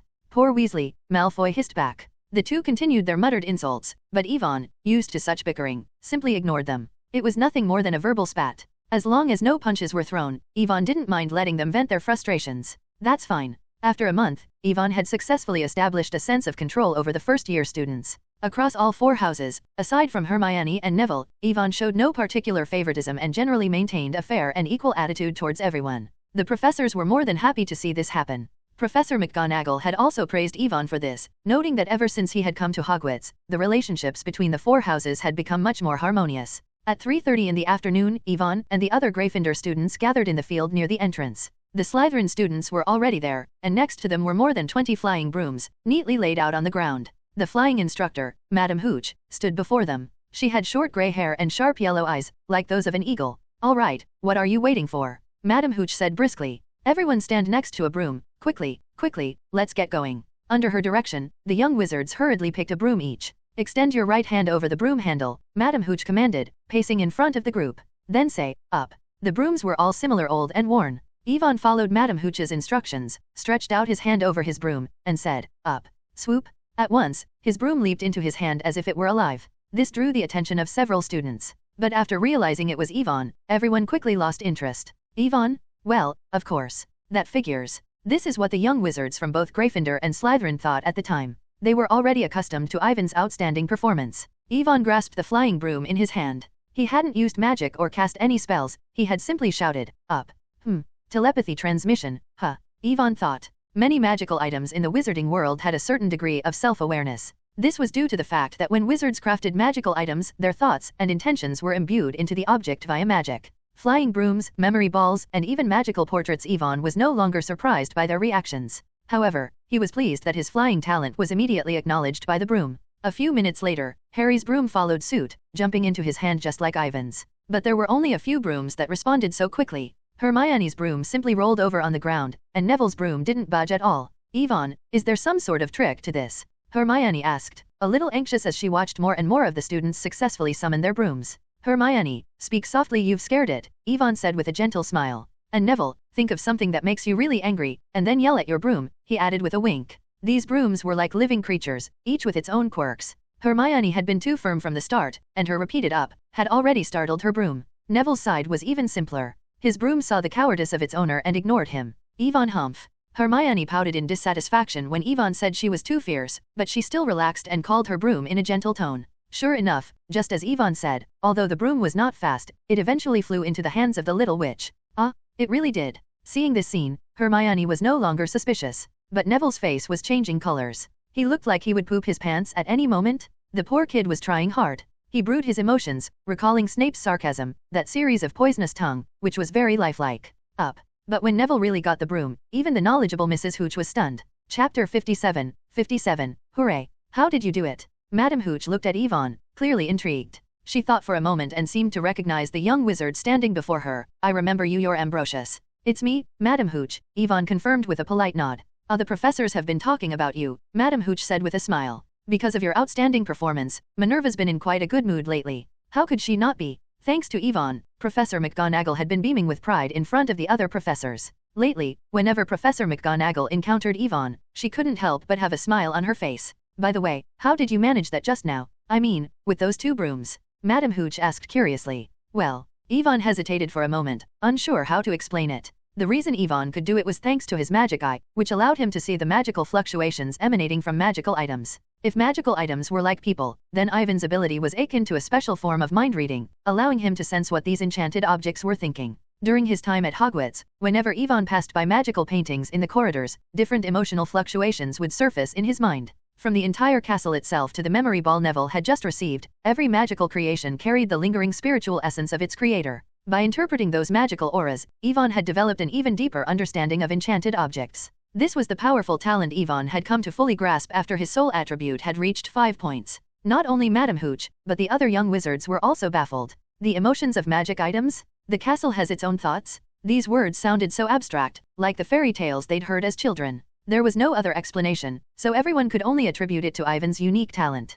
Can't be learned. Ambrosius, the omnipotent, Malfoy muttered from not far away. He knows everything. Though his words were meant to be teasing, after hearing them, many of the students couldn't help but secretly nod in agreement. 1 month into the school year, Yvonne really did seem omnipotent. So far, they hadn't encountered anything Yvonne couldn't handle. And yet, he wasn't cold or arrogant. Yvonne always carefully explained the mistakes and key points to any young wizard who came to him for help with magic. He was always calm, elegant, and polite. Even a troublemaker like Malfoy held a mix of respect and fear for Yvonne. Yvonne is the prize of our house. Hermione was proud, and Neville nodded repeatedly. Yes, if you're in trouble, why not ask the amazing Ambrosius? Next, Madame Hooch demonstrated how to mount the broom without slipping off. She walked through the group, correcting their hand positions. During this time, Madame Hooch criticized Malfoy for holding the broom incorrectly more than once, causing Harry and Ron to stifle their laughter. All right, when I blow the whistle, you kick off from the ground hard, Madame Hooch instructed.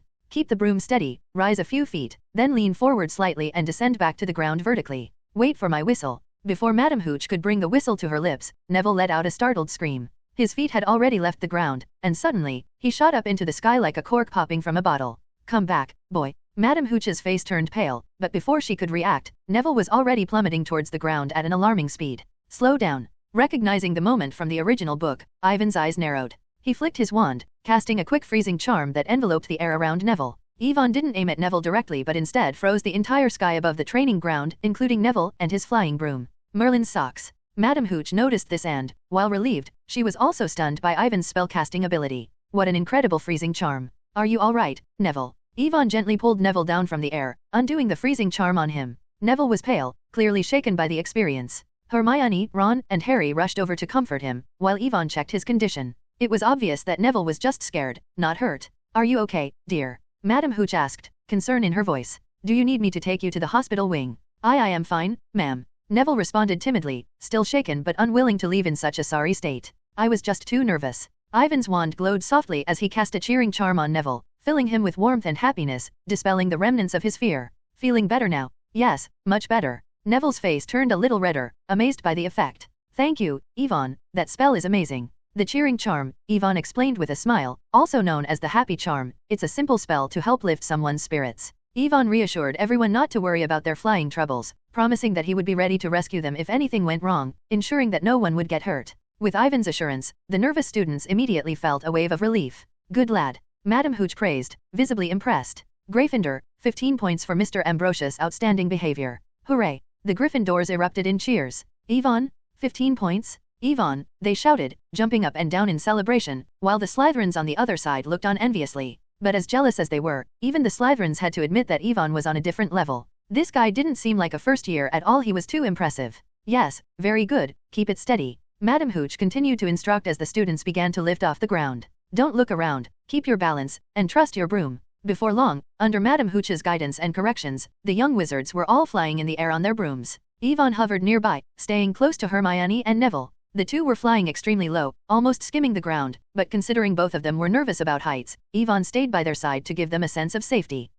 Suddenly, a scream echoed from not far away. Yvonne looked over and saw a girl from Gryffindor, falling from the sky. Immobilis. Yvonne reacted quickly. Without even pulling out his wand, he froze the little witch in midair, preventing her from hitting the ground. Child, are you okay? Madame Hooch hurried over, checking the girl's condition with concern. The girl was Lavender Brown, a fellow Gryffindor. In the original story, she eventually had a relationship with Ronald and tragically died at the hands of the werewolf Fenrir Greyback. Besides that, Lavender and another girl, Parvati Patil, were Hermione's roommates. Particularly with Parvati, Hermione had developed a strong friendship. Whenever Uamai, Ivan's cat, visited, Parvati would shower the cat with snacks, earning her a lot of affection from the adorable Uamai. I'll take you to the school hospital, and the rest of you will follow Ambrosius' lead. Lavender wasn't physically injured, but the shock from falling had Madame Hooch worried. Luckily, Ivan was there. After 2 successful rescues, along with the constant praise from Professors McGonagall, Flitwick, and Sprout, Madame Hooch had come to fully trust Ivan's reliability and excellence. Thank you, Ivan, Madame Hooch added.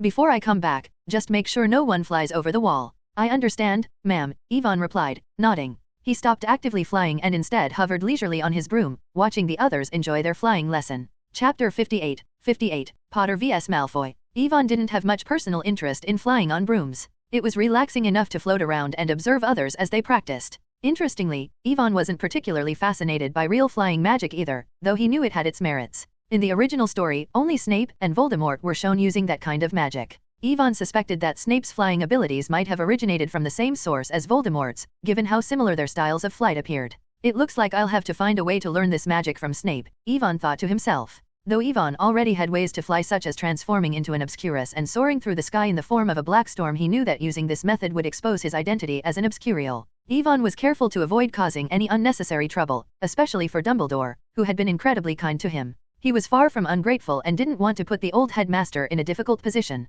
Ivan didn't doubt the integrity of the Hogwarts professors, but he was cautious of the reactions from the wider wizarding community. He remembered how poorly Harry had been treated after Voldemort's return in the original timeline. He wasn't about to let himself or his friends be exposed to similar dangers. The Ministry of Magic, the parents of the students, the board of directors. Ivan was sure that once his identity as an obscurial was exposed, there would be no place for him at Hogwarts. Ivan. Lost in thought, Ivan suddenly heard Hermione calling his name, snapping him back to reality. What's wrong? How am I flying? Ivan glanced at Hermione, who was floating a few feet off the ground. You're doing well. Keep it steady, just like that. Thanks to Ivan's guidance, both Hermione and Neville had managed to balance their brooms about 2 meters above the ground. Their progress hadn't gone unnoticed, and Hermione's roommate, Parvati, approached shyly, hoping to ask for some tips on flying. Of course, Ivan wasn't going to refuse. Parvati was an Indian witch with delicate features and a warm smile. Unlike Hermione, who as a child was more focused on her studies than her appearance, Parvati had an air of elegance even at her young age.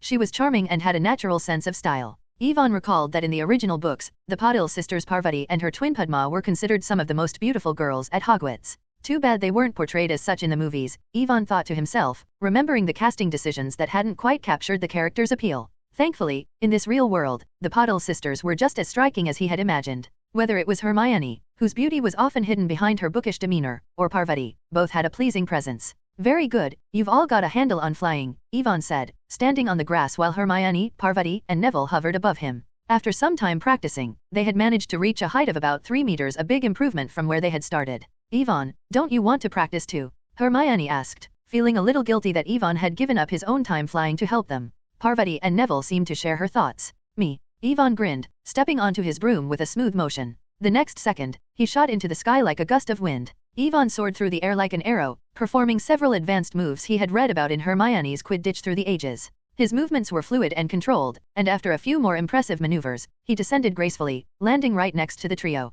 Wow, Ivan, have you been practicing in secret? I think Ivan's good enough to try out for the Quidditch team. Parvati chimed in, thoroughly impressed. The three were amazed by Ivan's flying skills. Hermione thought for a moment that maybe Ivan had been secretly practicing, but then remembered that they spent nearly every day together. There simply hadn't been time for him to do that. As for Parvati, she was completely captivated by Ivan's graceful and heroic figure as he flew through the air, unable to shake the image from her mind. Quidditch, as a sport, might not hold much interest for Ivan, but he had clearly underestimated its significance in the wizarding world. For many of the young wizards, like Parvati, Neville, Lavender, and others, Quidditch players were nothing short of the most dazzling celebrities in their eyes. Because of this, Ivan's impressive display of flying skills had drawn the excited cheers of all the young wizards, who now gazed at him with admiration and awe. Is there anything he can't do? Ron muttered, a hint of jealousy in his voice, while Harry watched Ivan with admiration in his eyes. To Harry, it almost seemed as if Ivan were the real savior, rather than himself. Seeing the group gathered around Ivan, Malfoy's eyebrows shot up. Unwilling to let Ivan steal all the attention, he sidled over to Harry and Ronald and began his usual routine of provoking Harry, or Scarhead, as he liked to call him. Suddenly, a scream echoed across the field. Everyone turned to look, and their eyes widened at the sight of two figures flying high into the sky, one chasing after the other. What's going on? Ivan squinted, focusing his gaze. He quickly realized the two people were none other than Harry and Malfoy. Ivan was a little confused. In the original story, Malfoy had taken Neville's Remembrall, which led to Harry's famous flying scene. But now Neville was standing there, and the Remembrall was safely in his pocket. What on earth happened between the two of them? The crowd parted as Ivan walked up to Ron, who still seemed a bit dazed. Hermione was shouting at the two boys in the sky, "Come down quickly, you're flying too high, it's dangerous." "Hey Weasley, what's gotten into them?" "It's Malfoy." Ronald quickly explained what had just transpired. He insulted Harry's parents. Tisk. Ivan quickly pieced the situation together. Malfoy must have mocked Harry with cruel words about his parents, and Harry, unable to hold back, probably tried to confront him. But instead of facing him, Malfoy arrogantly flew into the air, continuing his taunts from above. Good grief? Who could stand that? If you could tolerate that, you wouldn't be Harry Potter. Ivan shook his head, feeling at a loss for words for both of them. Let's get them down first, then I'll deal with Malfoy. With that thought in mind, Ivan had already drawn his wand. But before Ivan could cast a spell, Malfoy, high up in the sky, swerved and hit the top of a tower in the distance. He tumbled down, falling straight toward the ground. Oh Merlin, he's falling. The sight scared many of the young wizards present, especially Pansy Parkinson, who screamed as her face turned pale. Without thinking, she sprinted toward where Malfoy was falling. Ivan. Hermione called out anxiously. Ivan's eyes narrowed as his grip tightened around his wand, ready to cast a cushioning charm.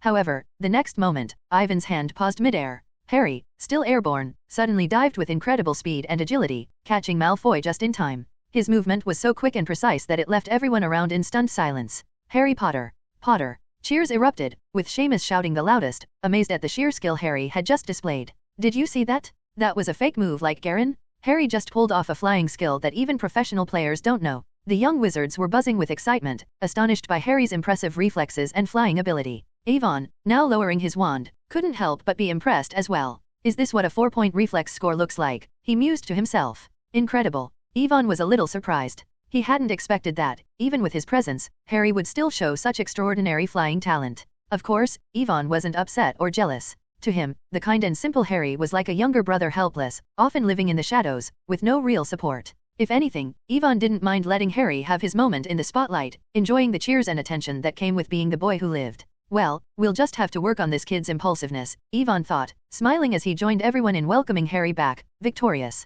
Ivan, how's Malfoy? Harry asked, concern in his voice. He's fine, Ivan replied. Using magic, Ivan had gently laid Malfoy flat on the grass. After checking him over, he concluded that Malfoy was more frightened than hurt, no real injuries. But Malfoy's face was still as pale as a ghost. It wasn't the fall that embarrassed him, it was the fact that Harry Potter, the person he disliked most, had saved him. Harry Potter. After the flying class, Professor McGonagall came rushing over, calling Harry's name. Without explanation, she whisked Harry away, leaving Hermione and the others worried about what might happen. But Ivan wasn't concerned. He knew exactly why Professor McGonagall had taken Harry away. She had seen his incredible flying talent and was likely about to invite him to join the Gryffindor Quidditch team as a seeker. Sure enough, at dinner, Harry shared this matter with everyone with great excitement. Chapter 59, Ivan vs Snape. Are you kidding? Ron didn't even notice that his favorite beef pie slipped off his fork when he heard that Harry became a seeker. Harry, you must be the youngest seeker in all these years. Ron was very envious, but when he thought of Harry's excellent performance when he saved Malfoy, he could only hide that little bit of jealousy in his heart. Congratulations, Harry. Ivan congratulated Harry from the bottom of his heart, and the boy said a little stiffly, Ivan, your flying skills are also very good, I think you should also join. Harry. Ivan interrupted Harry with a smile, and said, I'm not very interested in Quidditch. Don't look at me like that. At this point, the little wizards around looked sideways, thinking that it was too unbelievable that Ivan didn't like Quidditch. That's Quidditch? There are people in this world who don't like Quidditch. To be honest, I prefer studying flying spells to Quidditch.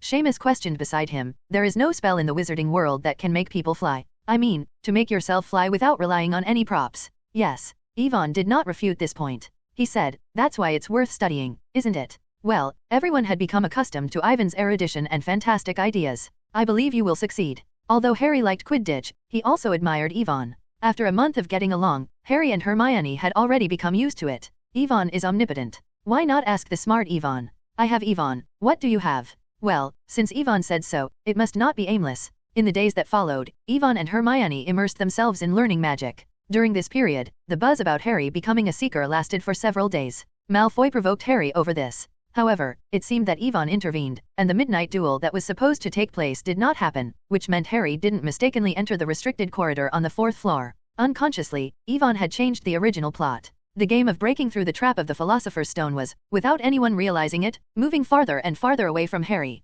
Time passed quickly, and Halloween was approaching. Are you kidding me? Hermione looked at Yvonne blankly, unable to believe her ears. You're going to duel Professor Snape.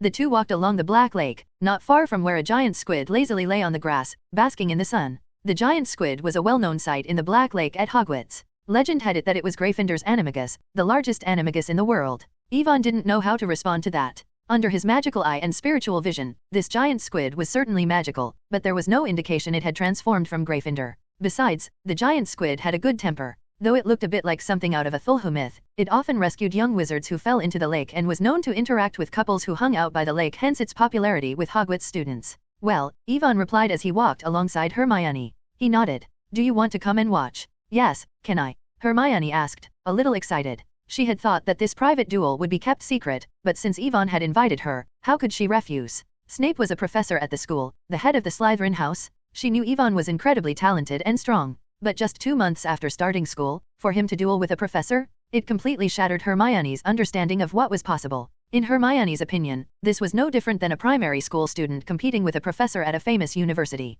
It's just a duel, it has nothing to do with magical knowledge, Yvonne explained calmly. Whether they won or lost, it would only prove the fighting abilities of both Yvonne and Snape. Magical knowledge wasn't necessarily the same as fighting ability. This is very dangerous, Hermione said worriedly. What if you get hurt? Don't worry. Headmaster Dumbledore will be there, Yvonne reassured her. The headmaster will be there too. Hermione's eyes widened. She wanted to complain a little. How could their lives as first-year students be so different? She had worked so hard to create the image of a perfect student in front of Professor McGonagall. And Yvonne? He was casually chatting and laughing with the headmaster and all the professors. Actually, this whole thing was arranged by Headmaster Dumbledore. Yvonne explained further. He wants to test my practical level, and also because I was asked to step in for Harry's situation. Must be about Harry's mother, right? Hermione hesitatingly thought. She didn't want to bother Yvonne with her questions but was clearly curious. Hermione's sense of inferiority made her feel like a little wizard like her wasn't worthy of watching a duel between Yvonne and Professor Snape. But, won't it be a bit abrupt if I come? She asked hesitantly.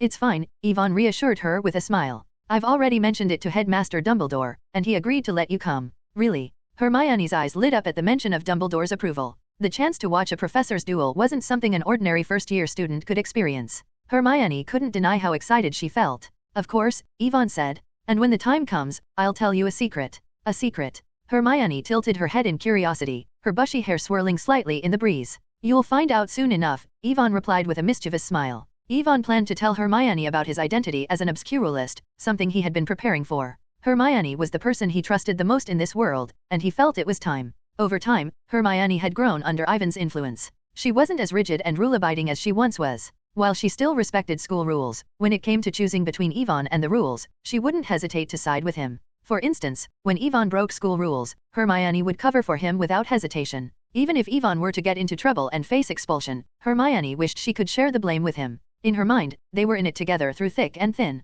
I'll cheer for you, Hermione said, a bit more boldly than usual. She subconsciously grabbed Ivan's hand but quickly let go, her cheeks flushing pink.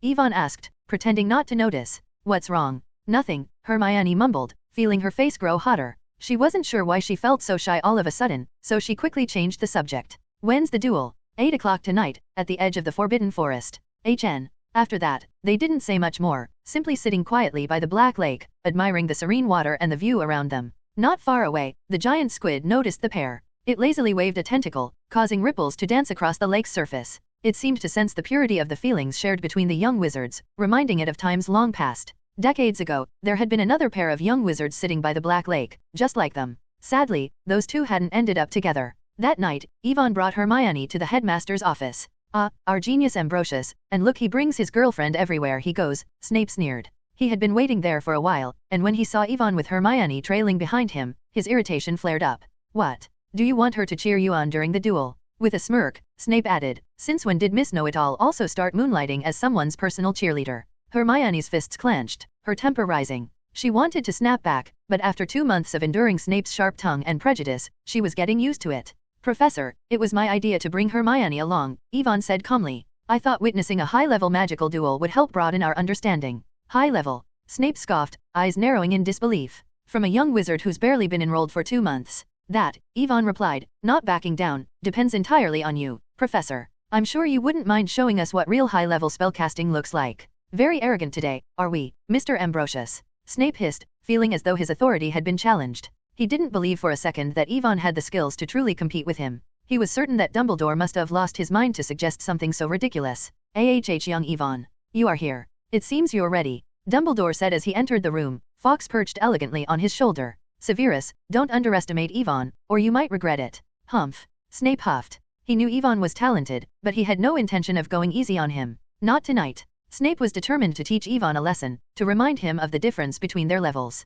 He wanted the young wizard to understand what it meant to respect the hierarchy of skill and experience. And Miss Granger, the brightest little witch in first grade, Dumbledore said, giving Hermione a playful wink. I've heard nothing but praise from your professors. Headmaster, good evening, Hermione greeted politely, trying to keep her composure. Good evening, Dumbledore responded warmly, his smile as gentle as ever. I'm pleased to have you here to witness tonight's magical exchange. Seeing you reminds me so much of Minerva when she was your age. Oh, why you're too kind, Hermione blushed, feeling honored but slightly overwhelmed. She couldn't possibly compare herself to Professor McGonagall. In this world, the older Dumbledore was more like the calm and kind-hearted figure from the first two films, giving off a steady, comforting presence. Suddenly, Fawkes, Dumbledore's phoenix, fluttered off his shoulder and flew around gracefully. Hold on tight. Dumbledore gestured for the three to grab hold of his arm. Just as they did, a burst of flame erupted from Fawkes, enveloping them all in a brilliant flash. Before Hermione could fully process what was happening, the world around them shifted. Where are we? Hermione asked in awe, glancing around at their new surroundings. The Forbidden Forest? We're in the Forbidden Forest. This ability, like teleportation, was something Hermione, being well-read, could easily recognize. Fireplace Fleur network, apparition. But Hogwarts shouldn't allow apparition, right? A little trick for an old man, Dumbledore said kindly as he stood with Hermione. You'll keep my secret, won't you? Of course. Hermione quickly understood what this meant. The ability to apparate within Hogwarts was no small feat. As the two stood quietly watching, Yvonne and Snape moved to the edge of the Forbidden Forest, preparing for their duel. Dumbledore drew his old, powerful wand, the Elder Wand, and began to cast layer upon layer of protective spells around the area. Even though they were deep in the Forbidden Forest, far from the main grounds of Hogwarts, Dumbledore took no chances. He meticulously placed protective barriers to ensure that whatever transpired would not affect the other students back at the castle. Considering the magnitude of the magic Dumbledore cast, along with the power of the Elder Wand, the strength of the barriers was extraordinary. Even if Voldemort himself appeared, it would take considerable effort to break through. Surely, Dumbledore has lost his mind, setting up so much protection for a simple duel, Snape thought to himself, clearly annoyed. Snape glared at Dumbledore with irritation, not fully grasping why the headmaster was making such a big deal out of this duel. Just a little first year, what could possibly happen? Snape thought, but Dumbledore's playful wink only fueled his annoyance further. All right, you two, Dumbledore finally said, his tone more serious. According to dueling etiquette, you must first salute your opponent. Yvonne and Snape followed the instructions, raising their wands respectfully. But rather than turning back to back and stepping away like in formal duels, they remained facing each other directly, tension thick in the air. Yvonne appeared focused, his expression composed. Snape, on the other hand, had a more casual, almost dismissive air about him. Professor, Hermione whispered nervously, standing next to Dumbledore. Who do you think will win? Technically, it wasn't a question Hermione should have asked. After all, Snape was a seasoned professor, an expert in potions and the dark arts. Yvonne, despite his brilliance, had only been at Hogwarts for 2 months. Yet Hermione couldn't help but hope. Yvonne was capable of so much, she thought, maybe just maybe he could surprise them all once again. It's hard to say. Dumbledore guessed the purpose of Yvonne asking Hermione to come here. Yvonne was going to get serious. What? Hermione was surprised. You mean Yvonne has a chance of winning? Yes. Dumbledore didn't dodge the question and said directly, little Ivan's strength, at least in terms of dueling, is quite impressive. Let's begin. Snape started with a disarming charm. The red light cut through the darkness, heading straight for Ivan's chest. The speed was so fast that even Hermione, watching from the side, didn't have time to react. Such a fast spell. But Yvonne simply sidestepped the spell with a smooth motion. Then, he countered with his own disarming charm while casually waving his empty left hand. Humph. To Snape, Ivan's disarming charm seemed clumsy. The speed and angle looked like that of a beginner. But just as Snape was about to block it with a shield charm, a strange sense of foreboding suddenly welled up inside him. Danger. Without any hesitation, Snape chose to follow his instinct. He also dodged this disarming spell. At the same time, a huge rock beside him seemed to be pulled and rolled towards him. Chapter 60, you must be sweating. Gesture casting. Snape was shocked. He didn't expect Yvonne to master the technique of nonverbal casting with gestures. How old is he? Boom! Before Snape could think further, a loud noise from behind interrupted his thoughts. Snape didn't know what had just happened behind him. Now wasn't the time to dwell on it. Disapparate? With a sharp crack, Snape's figure vanished. The flying debris from the boulder missed, and Snape reappeared in an open space not far away. What did you do? Snape's face turned serious. He glanced back at where he had been standing and saw that the area, once full of bushes, had turned into a mess of rubble. You. Snape stared at the spot in shock and then back at Yvonne with horror in his eyes. Your disarming spell. What kind of exaggerated destructive power is this? This kid. Are you sure that what you just cast was a disarming spell and not a blasting curse? Even if it was a blasting curse, isn't that power a bit too much? Professor. Yvonne remained calm, raising his wand lightly. I think it's better for you to experience it for yourself. Boom. With those words, another red disarming spell shot toward Snape.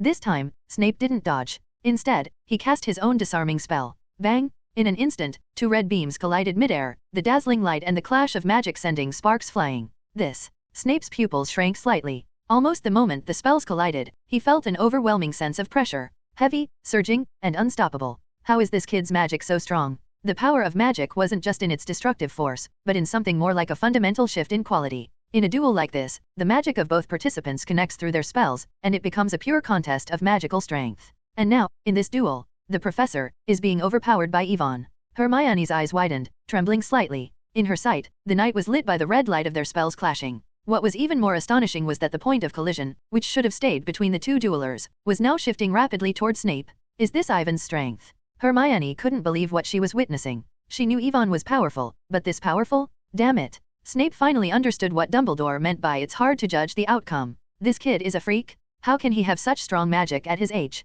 Huffing slightly, Snape quickly severed the magical connection between them. With a wave of his wand, the trees around them seemed to spring to life. The branches twisted wildly, and the roots surged up from the ground. What is this? Hermione had never seen such magic before, but she quickly tried to analyze it. Is this transfiguration?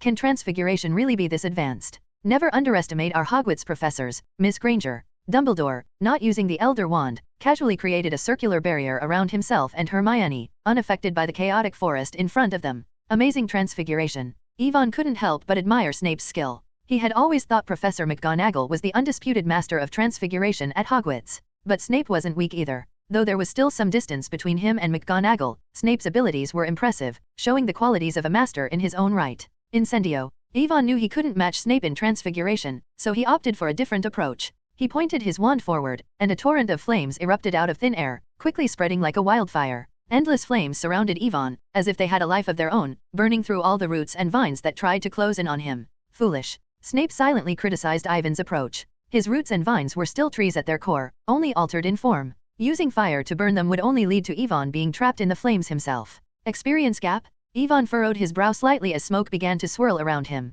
He quickly realized the flaw in using fire against trees. Foolish mistake. Ivan's eyes narrowed slightly. I'll learn from this. Every failure is a learning experience. And every fight earns wisdom? Fiend fire. With a sharp wave of his wand, the raging flames spread out in all directions, forming a ring of fire in the shape of a massive fist. In the middle of the scorched battlefield, Yvonne and Snape stood facing each other. This spell. Snape's expression twitched in disbelief. He felt like his entire understanding of the magical world was being shaken by this young wizard. You can actually use this spell. How is this even possible? Snape knew how difficult Fiendfire was, not because it was an overly complex spell, but because it demanded an enormous amount of magical power. If Snape's magical power were to be quantified, it would be at the peak of 3 points, bordering on 4. The 4-point mark is a significant threshold in magical attributes. To break through 4 points, unless you're part of a rare bloodline, like the Dumbledores with their Phoenix ancestry, you'd have to rely on something like magical transformation. But magical transformation is incredibly dangerous. It's no exaggeration to say that wizards attempting it are risking death. In terms of talent alone, Snape is no less gifted than Voldemort was at his age. The key difference is Voldemort's daring. He underwent magical transformations multiple times, splitting his soul through Horcruxes, sacrificing his sanity for more magical power, ultimately breaking through into the realm of a great wizard. But, considering their ages, Snape is still young. He's only 32 years old. Given another 40 years, it's possible Snape could reach Voldemort's heights. And don't forget, Snape's specialty is potions, and the critical step in magical transformation is crafting the right potion. Since the day we decided to duel, I've been working on a spell. I haven't managed to cast it perfectly till now, but Professor, now's not the time for reflection, Yvonne said calmly. He raised his wand to the sky and drew an arc. The flames surged but seemed to take on life. Under Ivan's command, they transformed into a colossal firebird, tens of meters tall, soaring with a fierce energy. The spell Vulcan Opening the Way isn't just about pushing flames aside. As a spell that requires 4 points of magical power, Vulcan Opening the Way allows the caster to fully control any flame, except Fiendfire. But, if the Fiendfire is cast by the same wizard, Vulcan Opening the Way can even help manage it, making the dangerous fire easier to control. This is Ivan's power. Hermione gazed at the firebird formed by Ivan's summoned flames, her body trembling slightly. Excitement, awe, and happiness washed over her. But more than that, there was a deep sense of witnessing something legendary. Is my friend really this strong? At that moment, Hermione's admiration for Ivan peaked. He was the only person she could focus on. Huff, Professor, show your true power, Ivan said calmly. Otherwise, his silver eyes glinted faintly as he waved his wand, causing the ground beneath them to rumble. The earth and rocks, previously disturbed by the tree roots, began to gather, and within moments, a towering stone giant, 7 or 8 meters tall, stood in front of Ivan. You'll get hurt. As soon as Ivan finished speaking, the stone giant raised its fist, crashing down towards Snape with the force of a falling sky and collapsing earth.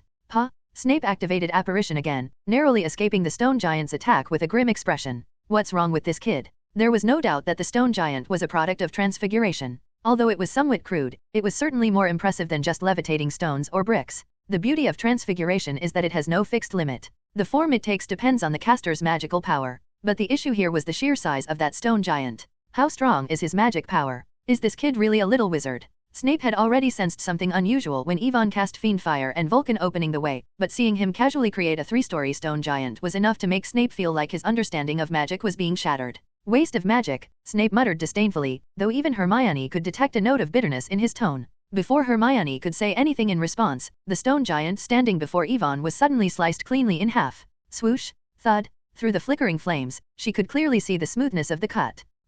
Ivan frowned slightly. What just happened? Danger? A sudden sense of danger jolted Ivan, and he instinctively shifted to the side. However, though Ivan dodged, the old tree behind him was also split cleanly in half. What happened? Hermione's eyes widened, utterly confused. She had no idea what had just occurred. Why had the stone giant been sliced in two? Why had the tree behind Ivan been similarly cleaved? Ivan, could it be? Sectum Sempra. This strange scene reminded Ivan of the dark magic created by Snape when he was a student, mentioned in the original series. The spell was invisible, had no form, but was devastatingly sharp. What powerful dark magic! Ivan couldn't help but marvel at Snape's genius again. Unlike himself, Snape had created such magic through sheer talent and intellect without a golden finger system or any external aids. You dodged. Snape's surprise was evident. Just moments ago, his intent had been to sever Ivan's hand. Sectum Sempra had a counter curse, so even if Ivan's hand had been cut off, it could be reattached without much trouble. Still, it wasn't a spell for the faint of heart. If this kid can't even handle a little pain, then there's nothing more to say. Snape thought to himself. It seems I've earned your acknowledgement, Professor, Ivan said calmly. Ivan, how could I not be honored when you use such dangerous dark magic on me, Professor? Are you scared? Snape sneered.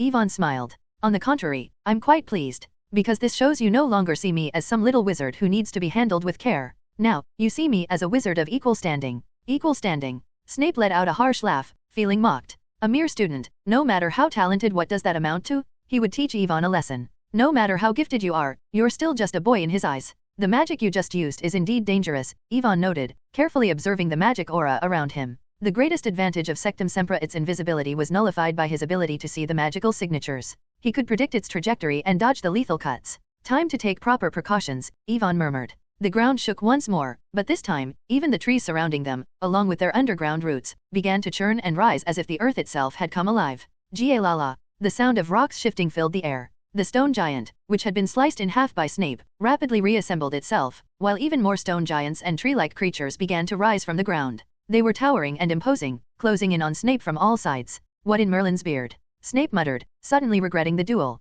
What kind of absurd magical ability is this? At a glance, there were at least 5 giant constructs, all fully formed and menacing. For Snape, controlling just 2 of these would be challenging. But Ivan? 5 of them, and it didn't even seem like he was close to his limit. Well, I think this should do for now, Ivan said, waving his hand as all 5 giants lunged toward Snape. After all, you're a professor, so it's only fair I even the odds 5 against 1. Don't hold it against me. Chapter 61, Snape, impossible. Tisk. Annoying brat. Snape wanted nothing more than to deduct 100 points from this arrogant boy on the spot. But with the giant constructs closing in on him, Snape had no time to waste on insults. Still, he wasn't particularly worried. For most wizards, this situation might seem dire, but for him, scoff. Hermione, who was still reeling from the shock of Ivan controlling 5 giants simultaneously, was completely stunned when she saw Snape throw back his robes and transform into a dark gust of wind, rising into the sky. There was no such thing as pure flying magic in the wizarding world. So, what was this? Snape could actually fly? It's truly impressive, Professor. Ivan looked up at Snape, who was floating ominously in the moonlight, and offered genuine praise. Is this a magic of your own creation? What's the principle behind it?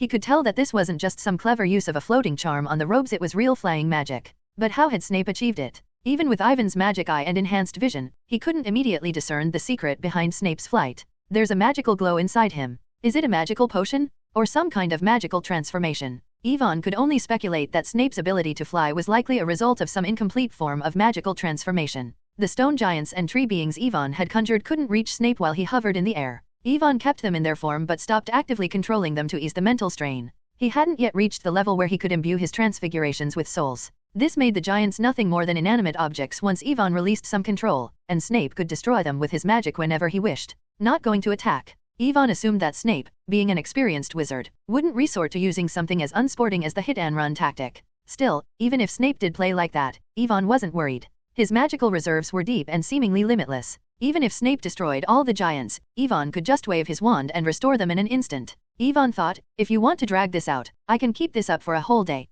Humph. Snape, on the other hand, clearly noticed Ivan's plan. Snape didn't attack again, nor did he plan to reveal the secret of his flying spell to Ivan. Right now, there was only one question running through Snape's mind: if I can fly, how will Ivan deal with it? Boom! However, before Snape could taunt or test Ivan, a blinding beam of magic shot towards him. This kid. Instinctively, Snape moved to counter the attack, but the moment their spells collided, Snape's magic was overwhelmed, collapsing instantly with no resistance. Impossible. He quickly cut off the magical connection and dodged, as if he were avoiding a firecracker about to go off. The magic beam, undeterred, sped toward a nearby hill. Snape, glancing back midair, watched in shock as his eyes widened. Boom! The hill exploded, rocks and dirt flying through the sky, with a deafening roar echoing in the distance. Snape, Sigma, Ovo. Is this kid trying to kill me? Snape had never imagined magic could wield such destructive power enough to obliterate a hillside with a single beam. Damn, is this even reasonable? Was he, Snape, falling behind, or had the outside world progressed way too fast? Was Snape, at just 32 years old, already going to be left behind by the new generation?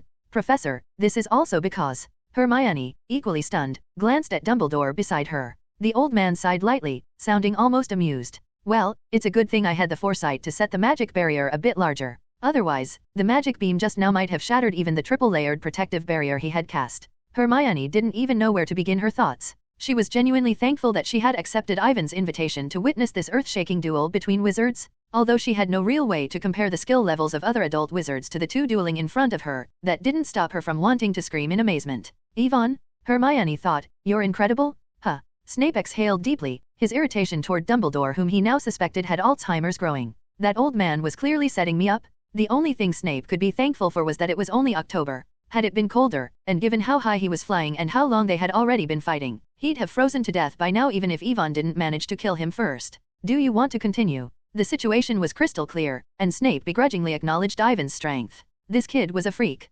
Unreasonably powerful magic, multiple spells, and the ability to perform transfiguration while multitasking. And let's not forget that magic beam that could double as a top-tier blasting spell. Snape really couldn't imagine how he was supposed to defeat Ivan. Then again, it worked both ways. Ivan, on the other hand, also had no real answer to Snape flying around like this. The latter was hovering above with an air of superiority, as if he was already invincible. Well, as a warm-up, this was quite sufficient. So, what comes next? Ivan lowered his wand and looked calmly toward Dumbledore, who was watching from the distance. The old man sensed something. He raised his hand, gently placing it on the little witch's shoulder, and smiled kindly at Ivan. Headmaster. Hermione was confused, but being the clever witch she was, she quickly pieced things together. Is Ivan about to perform some powerful magic? She recalled that Ivan had mentioned before that he would tell her a secret. He's chosen you, Miss Granger, Dumbledore said with a knowing smile. Please remember, a person only trusts someone if he truly sees them as a close friend. Friendship is an innocent form of love, and love is the most powerful magic in the world.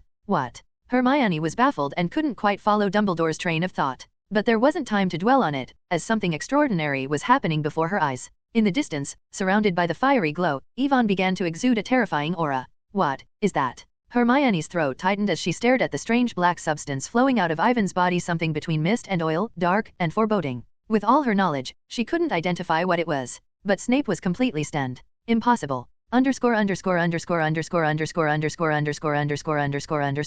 Read 15 chapters ahead at patreon.com/hornyfbi. Comment. 23 comment. Vote. Chapter 62.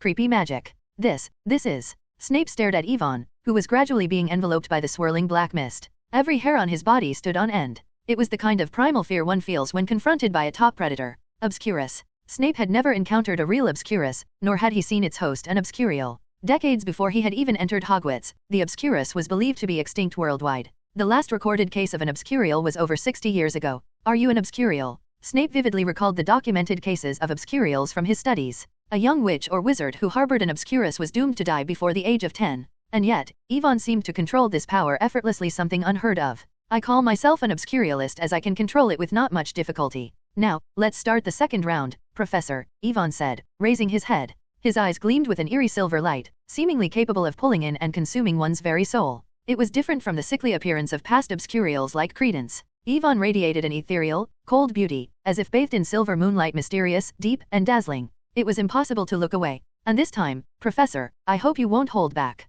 Yvonne added, as his body slowly began to float. The black mist coiled around him, thick and heavy, filled with the anguished howls of unseen phantoms. BW. Ivan's gaze grew colder and more detached, and Snape felt a chill deep in his heart. This powerful Obscurus inside his body. He'll die, Snape muttered to himself. It's common knowledge that a person like this, if not now, will surely die young. What is this feeling? He wondered. Meanwhile, back at Hogwarts Castle, Professor McGonagall, dressed in her nightgown, bolted upright from her bed. She hurried to the window and peered toward the Forbidden Forest, concern etched on her face. Due to the barrier Dumbledore had placed, McGonagall couldn't see what was happening within. But she could sense it. This kind of magic. Professor McGonagall muttered to herself, rubbing her arms as if trying to shake off a growing sense of unease. This magic is terrifying. It's unsettling. Without a second thought, she quickly changed out of her night clothes and headed in the direction of the magic. Professors Flitwick and Sprout, too, had felt the same ominous magic and were already making their way toward the source. Even Professor Quirrell, in his quarters, felt the overwhelming presence of the dark magic.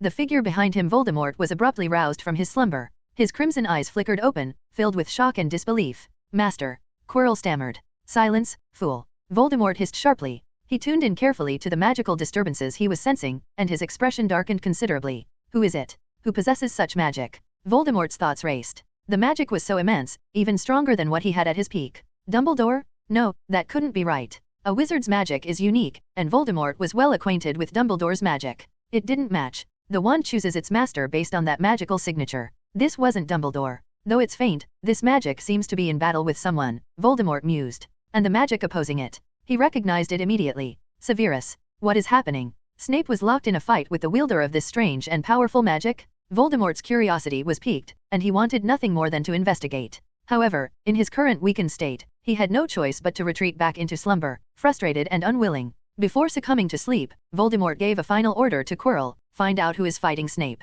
The owner of that magic, dark and charged with negative energy, certainly wasn't someone to be taken lightly. Perhaps, there was still a chance for cooperation. Yes, Master.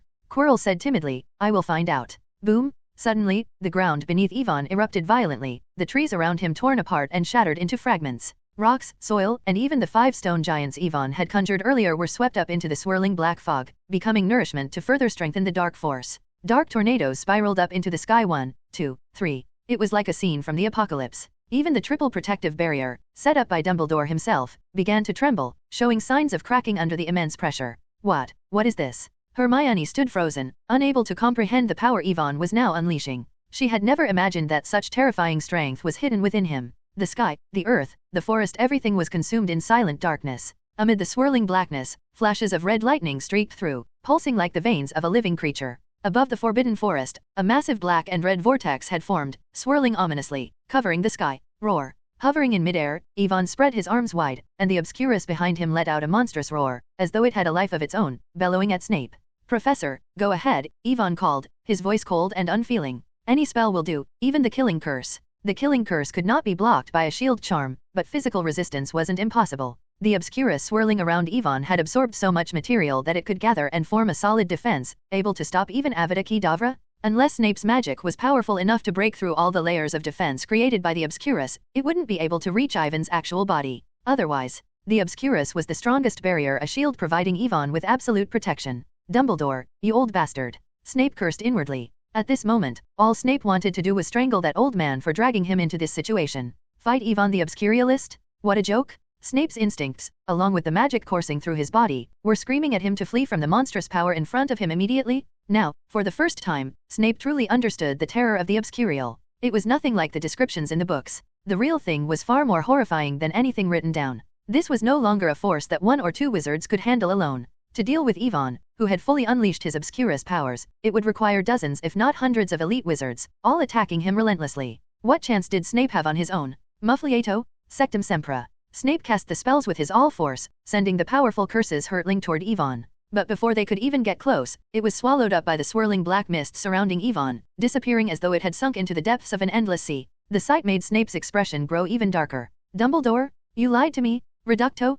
Conf Ringo. He shouted aloud, and maybe this was the first time one had seen him shout loudly. But still, nothing happened. This had to be one of Dumbledore's tricks? Not only had Dumbledore broken his promise, but he had also casually revealed Snape's darkest secrets. Now, he had thrown Snape into a fight with this thing Yvonne had become. I trusted you, Dumbledore. Snape's heart sank under the weight of betrayal. This wound will never heal. What's going on here? What is that? At that moment, Professor McGonagall and the others arrived, looking on in shock as they witnessed the scene unfolding before them. As soon as they arrived, the three professors immediately noticed the faintly glowing transparent barrier and, not far away, two figures, one large and one small. Albus.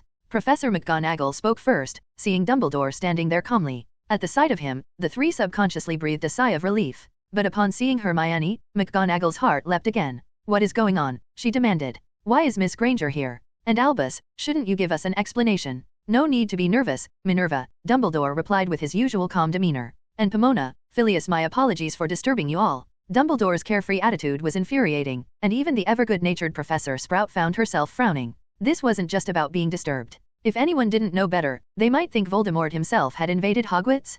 Professor, it's Professor Snape and Yvonne, Hermione finally chimed in, unable to remain silent. Seeing there was no other option, she quickly explained the situation to the three heads of house. When they heard that Yvonne had actually challenged Snape to a duel, the three exchanged incredulous looks. It seemed almost unbelievable. Chapter 63, You can't die. What did you just say? Professor Flitwick still seemed half asleep. Professor Snape? And little Yvonne. Boom! But before the three could question further, the darkness above the forest had already completed its final contraction. It seems that the winner has been decided. Dumbledore waved the Elder Wand, and his magic enveloped the forest. The damage caused by the duel, the slope blown up by Yvonne, and the devastated land was all restored to its original state under Dumbledore's repair spell. Amazing. Is this still just a repair spell? Hermione was utterly amazed by Dumbledore's magical prowess. The scene in front of her looked like time had been reversed, no less impressive than the duel itself. You truly are incredible, Headmaster Dumbledore. Ivan's voice came from above their heads. They looked up and saw Yvonne riding a black and red storm that kept expanding and contracting, floating down. Severus. McGonagall began. Don't worry, the professor is fine. Yvonne raised his hand slightly, and the black mist behind him immediately dissipated, setting Snape, who was bound like a prisoner, gently on the ground. What had just unfolded left the three heads of house completely speechless. What happened? Snape, defeated? No. Professor Flitwick stepped forward, his voice uncertain. What is this? Little Yvonne, are you an obscurial? Merlin's beard. Professor Sprout gasped, while Professor McGonagall ignored the black mist and hurried forward to check on Ivan's condition. Snape stood off to the side, disheveled. His clothes were torn, but no one seemed to pay him any attention, which made his expression turn even darker. Child, are you okay? McGonagall looked at Yvonne closely, watching him draw the Obscurus back into his body. You're controlling it, she exclaimed. She turned to Dumbledore, as if recalling a young man from the past. Decades ago, when Professor McGonagall was still working at the Ministry of Magic, she had seen Credence at the Hogshead Inn. But back then, Credence had been in terrible condition, emaciated and near death. Thinking of this, McGonagall became even more concerned for Yvonne.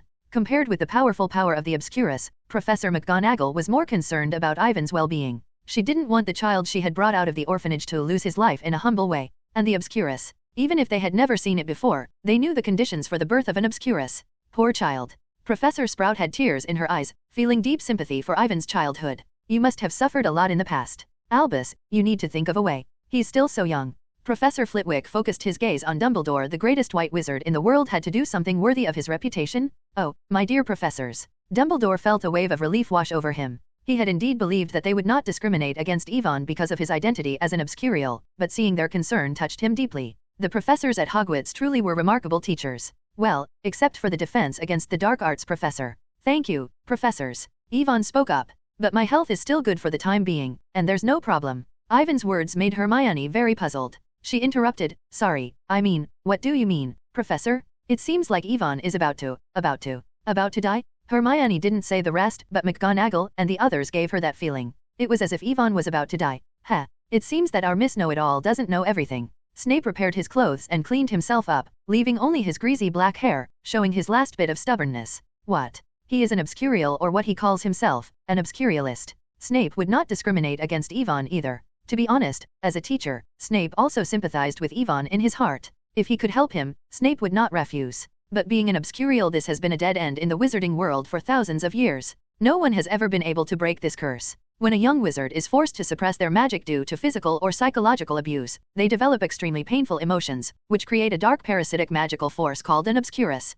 Professor McGonagall explained, but since the establishment of magic schools, young wizards have had an outlet for their magic, which is why obscurials have almost become extinct in the wizarding world. McGonagall, Yvonne is the second obscurial I have met in my life. Obscurials usually don't live past 10 years old. Then, Snape's words made Hermione feel dizzy. It's a miracle that he can live until now and master the obscurus in his body. Upon hearing such bad news, the little girl burst into tears. Woo woo woo. This can't be real. Yvonne, sniff you, don't die, please don't die. We agreed to stay together forever? What should I do without you? Yvonne obviously didn't expect Hermione's reaction to be so intense. Looking at the little witch who threw herself into his arms with tears on her face, he suddenly felt a headache. Heek, don't leave. Sniff, you are my first friend. Not just in the magical world but the first friend I ever had.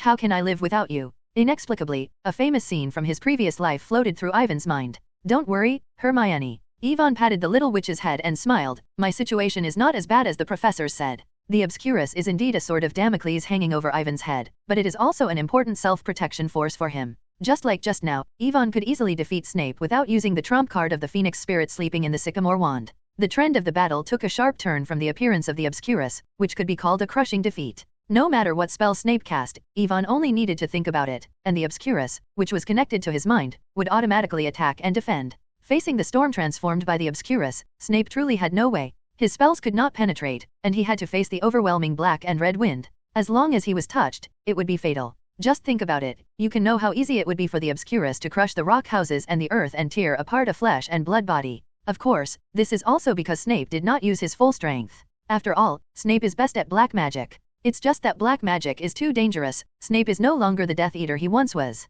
He can't be so harsh on his students. It was easy to see that even when facing a fatal duel, he did not use the killing curse on Yvonne. Even if Yvonne had told him to, he couldn't bring himself to cast such a foul curse on his student. Chapter 64, Dumbledore must have Alzheimer's. Well, that's how Snape comforted himself. That's right, it's not that I can't beat him, I just don't want to hurt my students. Snape would never admit that even if he used dark magic, he could only rely on Fiendfire to break the situation. Once Fiendfire was countered by Yvonne, he would be completely trapped in a hopeless deadlock. Cherish the present, Miss Know-It-All. Even if he couldn't beat Yvonne, Snape always had to keep up appearances, and his strong-willed, sarcastic nature came through even at this moment. Although it may be short, at least this is a happy time, isn't it? Is it really okay? Hermione was terrified by Snape's words. The thought that Yvonne might die early made the little witch feel cold all over. It's okay, the professor was just joking with you. Yvonne comforted her, though Snape's words hardly felt like a joke. I will always be with you, Hermione. Yvonne could tell that Hermione didn't become distant because of his identity as an obscurial.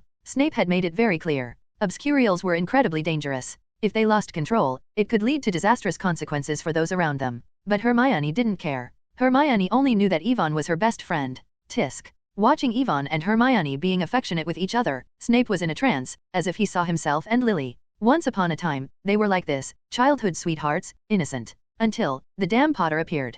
Damn James. Snape woke up instantly and gnashed his teeth in his heart. Evil Potter, evil shampoo. The Potters were the ones who had developed the shampoo potion. Naturally, Snape wouldn't use it. Never? Scoff. So, have you become old and confused, Dumbledore? Snape did not hide his targeting of Yvonne, but his words were impeccable. Let an obscurial stay in the school, surrounded by a group of young wizards. Do you know what this means? The three heads of house were also silent at this moment. They wanted to speak for Yvonne, but what was the price? Yvonne was very pitiful. At least in the eyes of the professors, this was a child who needed their love and care. But other young wizards were also their most important students and children. Yvonne. Hermione was a little scared. She was worried that the professors would drive Yvonne away from Hogwarts because of his identity. At the same time, Hermione completely understood what Yvonne meant by what he said before. The obscurus, the dark creature that seemed to be able to destroy the world, was inhabiting his body. Yvonne must be worried that I would be afraid of him after I knew it. Hermione felt that Yvonne looked down on her. I'm not afraid of the obscurus. Yvonne was her best friend. He trusted her so much that he even told her such a secret thing as the obscurus.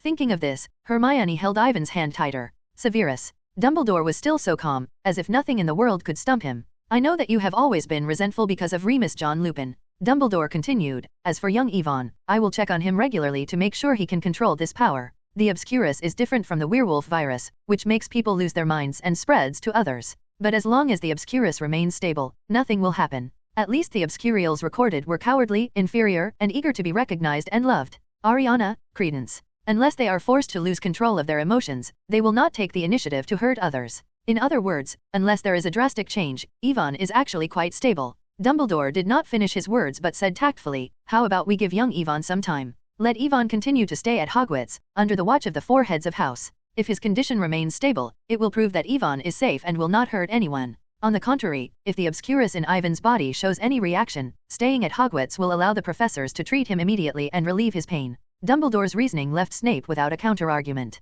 The 3 heads of house were relieved, and they began to think about how to help Ivan. Of course, the issue of the Obscurus is not something that can be resolved overnight. And looking at Ivan's situation, it seems that it will take a long time before there is any risk of losing control. And I will help you, Ivan. The little witch almost clung to Ivan, and how could Ivan refuse the sweet and soft little Hermione? There is no need to worry so much. Ivan told everyone about the scene he had foreseen. I saw myself attending the 4th year Yule Ball. Prophecies are bound to happen, McGonagall said. Since young Ivan will be attending the Yule Ball in his 4th year, it means that his condition will be stable for at least the next 4 years. However, as she thought about it, Professor McGonagall became a little confused. Wait a minute. McGonagall, Yule Ball? Why would Hogwarts hold a dance? According to the plot of the original book, the 4th year includes the Triwizard Tournament, and the Yule Ball is a traditional event of the Triwizard Tournament. If Ivan can see a 4th year dance, it means that the Triwizard Tournament will be held as the original plot. Are we hosting this event at Hogwarts? McGonagall thought to herself. I've worked at Hogwarts for so many years, and yet I didn't know there was going to be such an event.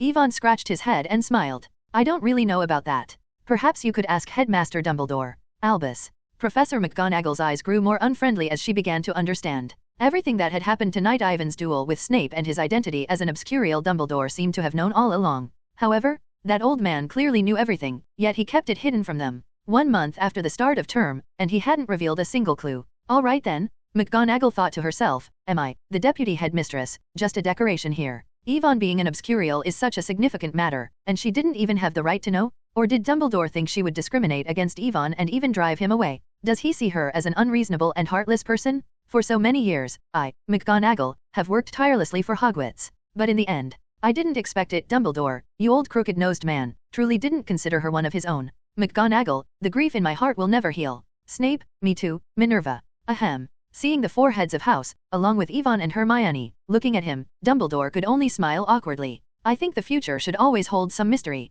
If we knew everything, we'd lose our sense of expectation. Wouldn't you agree? Well, truth be told, even Dumbledore didn't know why there would be a Yule Ball in the 4th year. Dumbledore, you must have Alzheimer's disease. Professor McGonagall had an unrealistic fantasy in her heart. Should she find an opportunity to force the truth out of him? Chapter 65, A world where only Quirrell is hurt. The duel with Snape came to an end, and Ivan's strength was only known among several heads of house. There was no need to doubt the integrity of the professors, and even Snape never leaked a word. Hermione was the same. The little witch was a sensible and good girl, and she kept Ivan's secrets to herself. However, because of his identity as an Obscurial, Hermione always had a tendency to burst out with maternal instincts, subconsciously wanting to take care of Ivan, as if he might leave her at any time. This made Ivan laugh and cry, but also feel a bit moved. Fortunately, after Ivan's persuasion, Hermione gradually returned to her original state, and the two continued to take Neville to the library, the Great Hall, and the dormitory. If there was anything wrong. For a month, Quirrell always deliberately or unintentionally inquired about what had happened that night.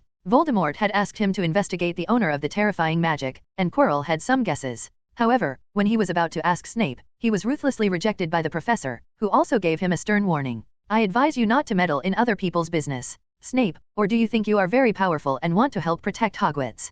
Quirrell was scared to death by Snape. As for the other professors, whether it was McGonagall or Flitwick, there was no way they would betray Ivan. One by one, they had already communicated privately, and they had been playing Quirrell all along. So what did you investigate this month? I just. Give me a little more time, master. After returning, Quirrell was severely punished by Voldemort for his incompetence. Waste. You waste. Poor Professor Quirrell. It was bad enough that he didn't find out anything, but he was the only one suffering in the whole situation. Ivan still remembers that when Professor Quirrell came to the defense against the dark arts class that day, his face was frighteningly pale. If you didn't know better, you might think he was a corpse, not a living person. This magic is so difficult. Hermione, please teach me again. In Ivan's dormitory, Parvati sighed at her own perceived lack of ability. She had been in Ivan's study group for more than half a month.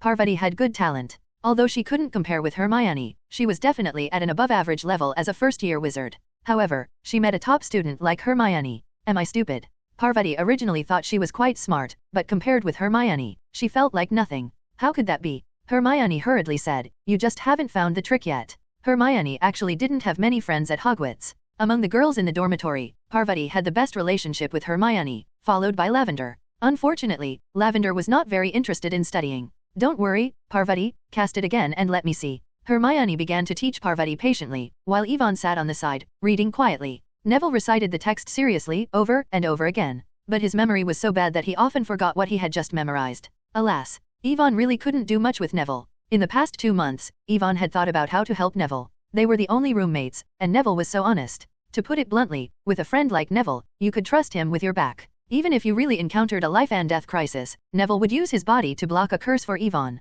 If nothing else, just that point is worth my careful training. Yvonne had long regarded Neville as part of his future team. Since I have chosen Gryffindor as my house, I must manage this core base well. With Hermione and Neville, Yvonne was not so utilitarian. He couldn't really use Neville to take the blame. In fact, Parvati was the first guinea pig in Ivan's talent training plan. Indeed, Gryffindor had many troublemakers and was nicknamed Savage House by the teachers. But we have to admit that the students of the House of Reckless Courage truly have bravery that most people can hardly imagine. Who are the pioneers of the world? There are many different opinions on this issue. The more universal view is that everyone is an indispensable part of the progress of civilization. However, if Yvonne were to choose, he would probably choose the brave. It is precisely because of the sacrifices of countless brave individuals that legends have been left behind, creating the glory of human civilization. And this was Ivan's intuitive impression of the Little Lions of Gryffindor. This is a group of reckless people who are not afraid of death. If something happens, they would really go for it? Is there any way to improve the thinking attribute? Yvonne could be sure that Neville's condition was due to impaired cognitive function. So as long as this problem can be solved, Neville's future path in magic will be smooth sailing. Yvonne had calculated Neville's magical talent, and his talent was definitely not inferior to Harry's. Do you know what level Harry is? He'll be the director of the Ministry of Magic's Department of Magical Law Enforcement, the boss of all the Aurors in England. If the peak combat power of each country is similar, then Harry and Neville are definitely 2 minister-level wizards. Their magical attainments may not be as high as McGonagall's and Flitwick's, but if they were to actually fight, Harry, who is more at the peak of his abilities, would win. After all, combat prowess and magical knowledge are not the same. Knock knock. Suddenly, there was a knock on the dormitory door. Before Yvonne could put down his book, Hermione used magic to open the door. "Come in." Harry stood outside the door. "Good evening, am I late?" He was holding 2 books in his arms, which were the textbooks for Charms and Transfiguration. Nope, not at all. Yes, Harry was also a member of Ivan's study group. This matter started from the potions class after Ivan's decisive battle with Snape. Perhaps because he was defeated by Yvonne, Snape always deliberately or unintentionally targeted Yvonne in class and asked some questions about potion knowledge that were obviously beyond the scope. Yvonne naturally couldn't answer all of them. This gave Snape the opportunity to sneer and take revenge for being beaten. Of course, Yvonne was not afraid at all. Snape can sneer at him all he wants, but Yvonne would just ignore it. Anyway, Ivan's meaning was very clear: as long as you don't deduct my points, you are the professor, and you are the boss of your class. Snape was not an unreasonable person. Although he vented his anger, the occasional potion knowledge he revealed did benefit Yvonne a lot. The two of them had a tacit understanding and grasped the degree. On the surface, they competed with each other, but secretly gave each other enough face. Of course, this scene was completely different in Harry's eyes. Because Yvonne shared the firepower, Harry's life in the potions class was much better. Especially when he saw Yvonne dare to confront Snape, Harry was so excited that he regarded Yvonne as an idol, and he almost said, "Big brother, you were the first in Hogwarts to confront Snape. Come sit, Harry." Yvonne greeted Harry, and seeing that there was no one beside him, he asked, "Where's Ron? Didn't he come with you?" "Ron isn't feeling well." When mentioning Ron, Harry's eyes flashed with disappointment. Obviously, Harry had called Ron, but he just didn't want to come. And from the looks of it, they seemed to have had a conflict. "I see." Yvonne didn't comment. He didn't care whether Ron came or not. Harry gave Yvonne a good impression. But Ron was a little off. How to say it? Perhaps Ron in the original book provided Harry with a lot of help. But here, Ron is Harry's little follower. He has an average talent for magic, an average attitude towards learning, and he is unwilling to work hard. The first few times he followed Harry to participate in the study group, he couldn't calm down at all and looked restless. Let him be. Children can't calm down, like to play, and don't like to study. Yvonne had been mentally prepared for this. Yvonne didn't care about these things, and he didn't lack 1 or 2 followers. The first-year wizards, the little wizards in Gryffindor that Yvonne could take seriously, were basically here. "We already have Neville, Hermione, and Harry. What else do we need?" Yvonne shook his head and put the book back in place.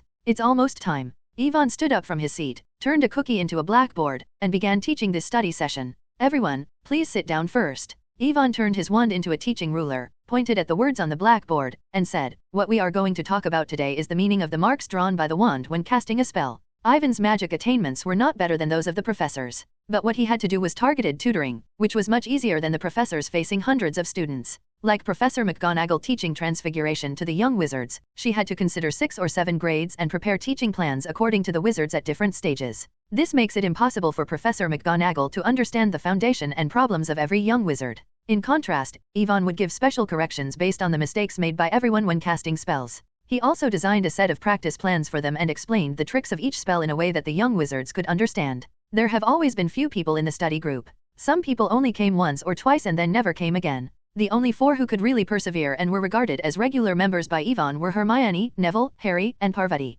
In this way, after a month of study, except for Neville, the magical level of Harry and the others had significantly improved. At least they no longer needed to be timid in class, but could participate confidently and become Gryffindor's scoring contributors. Harry's progress was visible to the naked eye, which made Ronald Weasley feel more pressured. Chapter 66, Night Tour. Today's lesson ends here. Everyone, remember the trick of the wand movement, and it will be much easier to cast any spell in the future. Soon, Ivan's class for today ended. Q&A time begins. If you have any questions, you can ask now. Parvati did not ask questions immediately but cast the spell again according to what Ivan said today. I succeeded. Looking at the levitation charm she cast, Parvati was excited. No wonder your levitation charm failed before, Parvati. Hermione was deeply impressed by Ivan's knowledge of magic, so this was the problem. Ivan is truly remarkable. He solved the problem so quickly. Especially after witnessing the battle that night, Ivan's image was infinitely magnified in the young witch's heart. Many times, Ivan's words were even more important than those authoritative books. Then shall we go back and rest?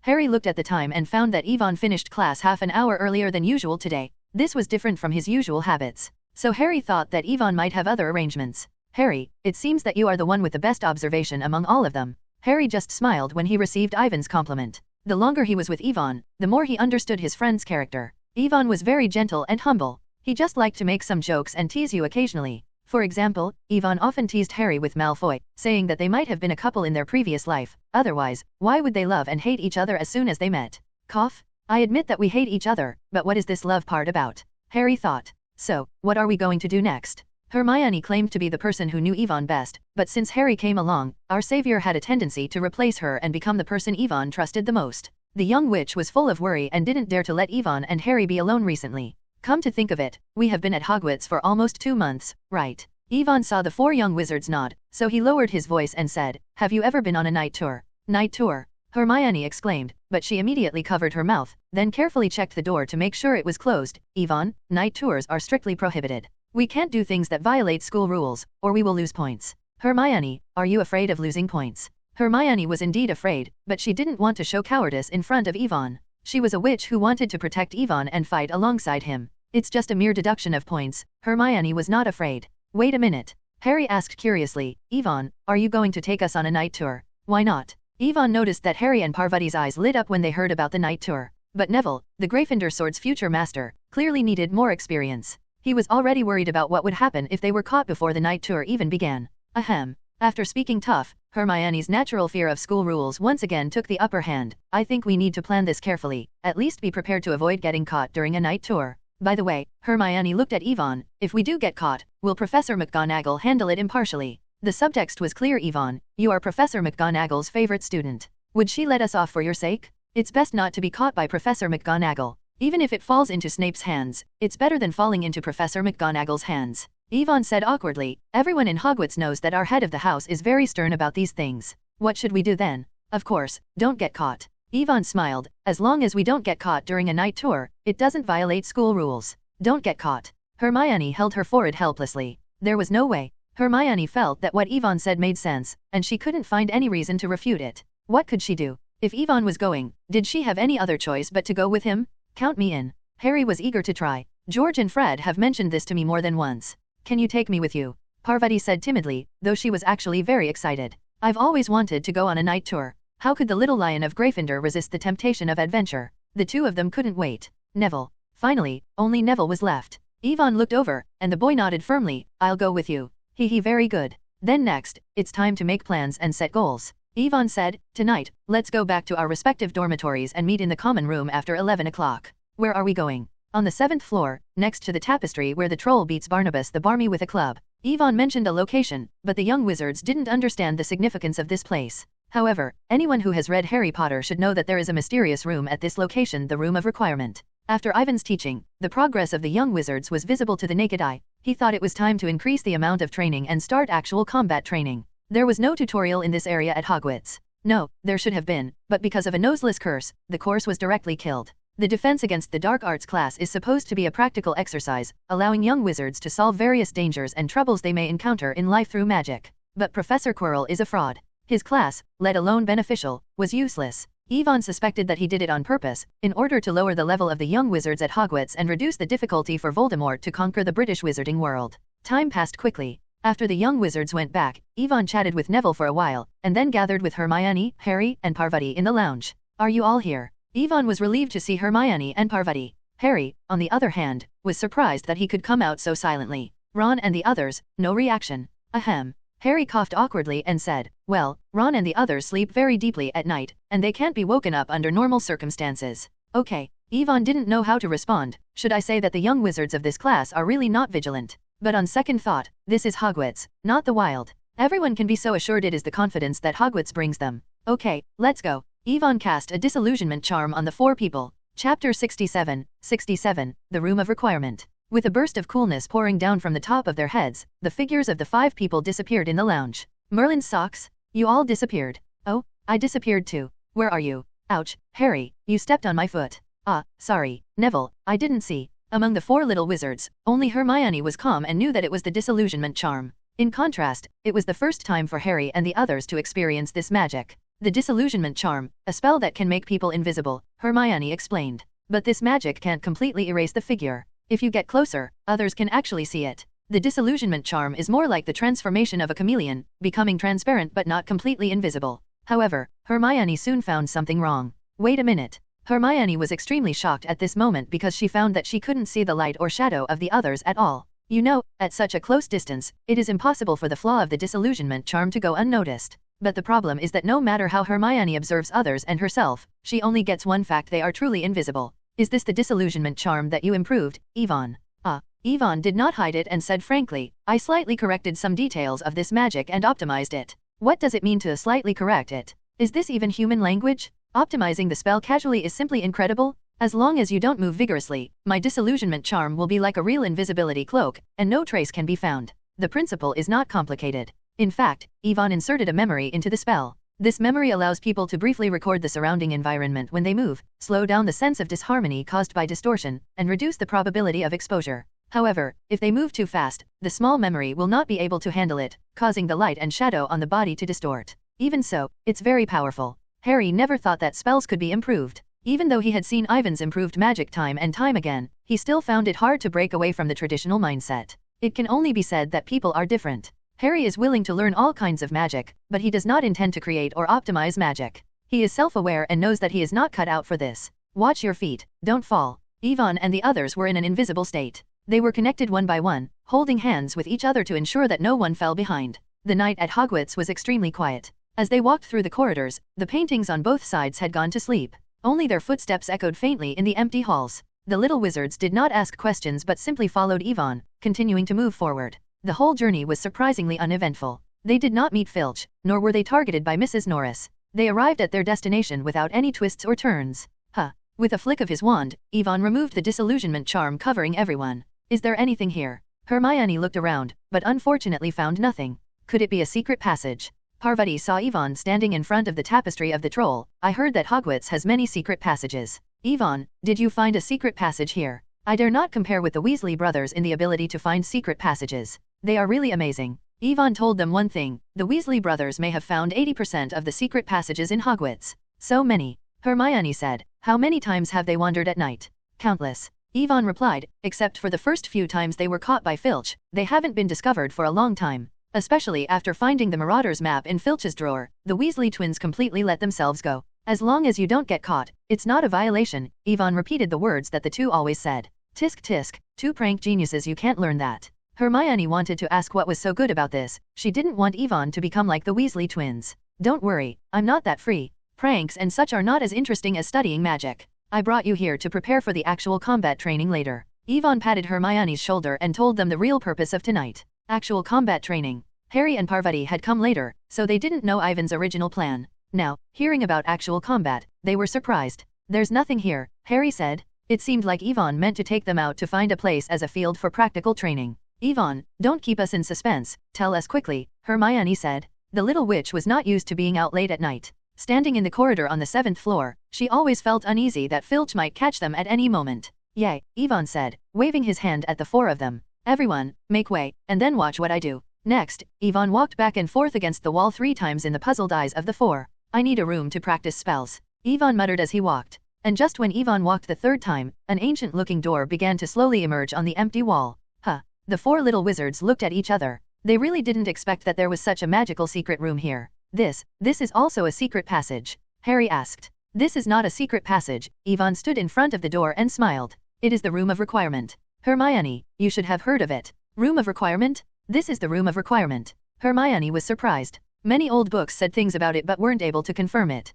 I always thought it was just a legend, made up by little wizards in the past, but I didn't expect. She really couldn't imagine that the Room of Requirement was in this place. I'll tell you secretly, even the Weasley brothers couldn't find this room. So what is the Room of Requirement? Harry asked. Neville, looking confused, added, yeah, sorry but I don't really understand. The Room of Requirement, also known as the Room of Coming and Going, Parvati explained. Because this room can only be entered when a person truly needs it. It sometimes appears and sometimes disappears, but when it appears, it is always arranged to meet the needs of the person seeking help. That's true. Yvonne pointed to the door behind him and said, the way to enter the Room of Requirement is very simple, just walk past this wall 3 times, while thinking about the room you need in your mind. The room you need. Hermione repeated. Exactly, Yvonne said. If you want to go to the toilet, you will find that this place has become a toilet. If you want something, it will become a warehouse. Then, Yvonne, your wish just now was for a room to practice magic. Harry asked. Let's go in and take a look, Yvonne said, pushing open the door of the Room of Requirement. If everything worked as planned, there should be everything we need inside. After he spoke, the 4 little ones couldn't help but rush inside. It was a spacious room with torches lit inside, resembling an underground classroom. There was a row of wooden bookshelves along the wall. There were no chairs on the floor, but there were large satin cushions. On the shelf at the other end of the room were various instruments such as sneakoscopes, secrecy sensors, and a large cracked magic mirror. What are these? Parvati asked curiously as the little wizards looked around the room. Yvonne explained casually, the cushions are for when we practice the stunning spell. What about these mirrors? Harry asked. A kind of dark magic detector. The small one is called a sneakoscope, and the large one is a magic mirror, Yvonne explained, closing the door behind him. The inside and outside of the Room of Requirement are independent, which means that as long as we close the door, no one outside can detect what happens inside. That's great, Harry said. This is simply the best place to practice spells. Everyone, come and see this basket, Hermione said, as if she had discovered something. Everyone gathered around, and they saw that there were bookshelves in the room filled with various books related to spells and defense against the dark arts. Common spells and countermeasures, victory over the dark arts, self-defense spells, fighting poison with poison. The little witch's hand stroked the spines of these books, and her excitement was unmistakable. All right, Hermione, there will be plenty of time later, Yvonne said, patting the little witch's head, signaling for her to focus. He then sat on the mat with the 4 of them and said, from now on, we will gather here every Friday night to practice magic together. At night, just like tonight. Harry asked, worried about getting caught. He didn't know the disillusionment charm after all. Thinking about it, Harry felt a bit pitiful. Parvati was with Hermione, Neville could follow Yvonne, and only he seemed pitiful, weak, and helpless. Chapter 68, Secret Base and Organization. Tonight, I'm just bringing you here to find the location, Yvonne said. Every Friday night in the future, as long as you are free, you can come here to practice magic at any time. Just don't be discovered by others. Yvonne wasn't too concerned about the Room of Requirement. Even if they were discovered, it wouldn't be a big deal. After all, with Ivan's strength, if he wanted to take control of the Room of Requirement, it wouldn't matter even if senior students found them. Snape was beaten by me, Yvonne thought. What's the point of a senior wizard? At most, he would take their wands and complete the achievement of single-handedly dealing with all of Hogwarts.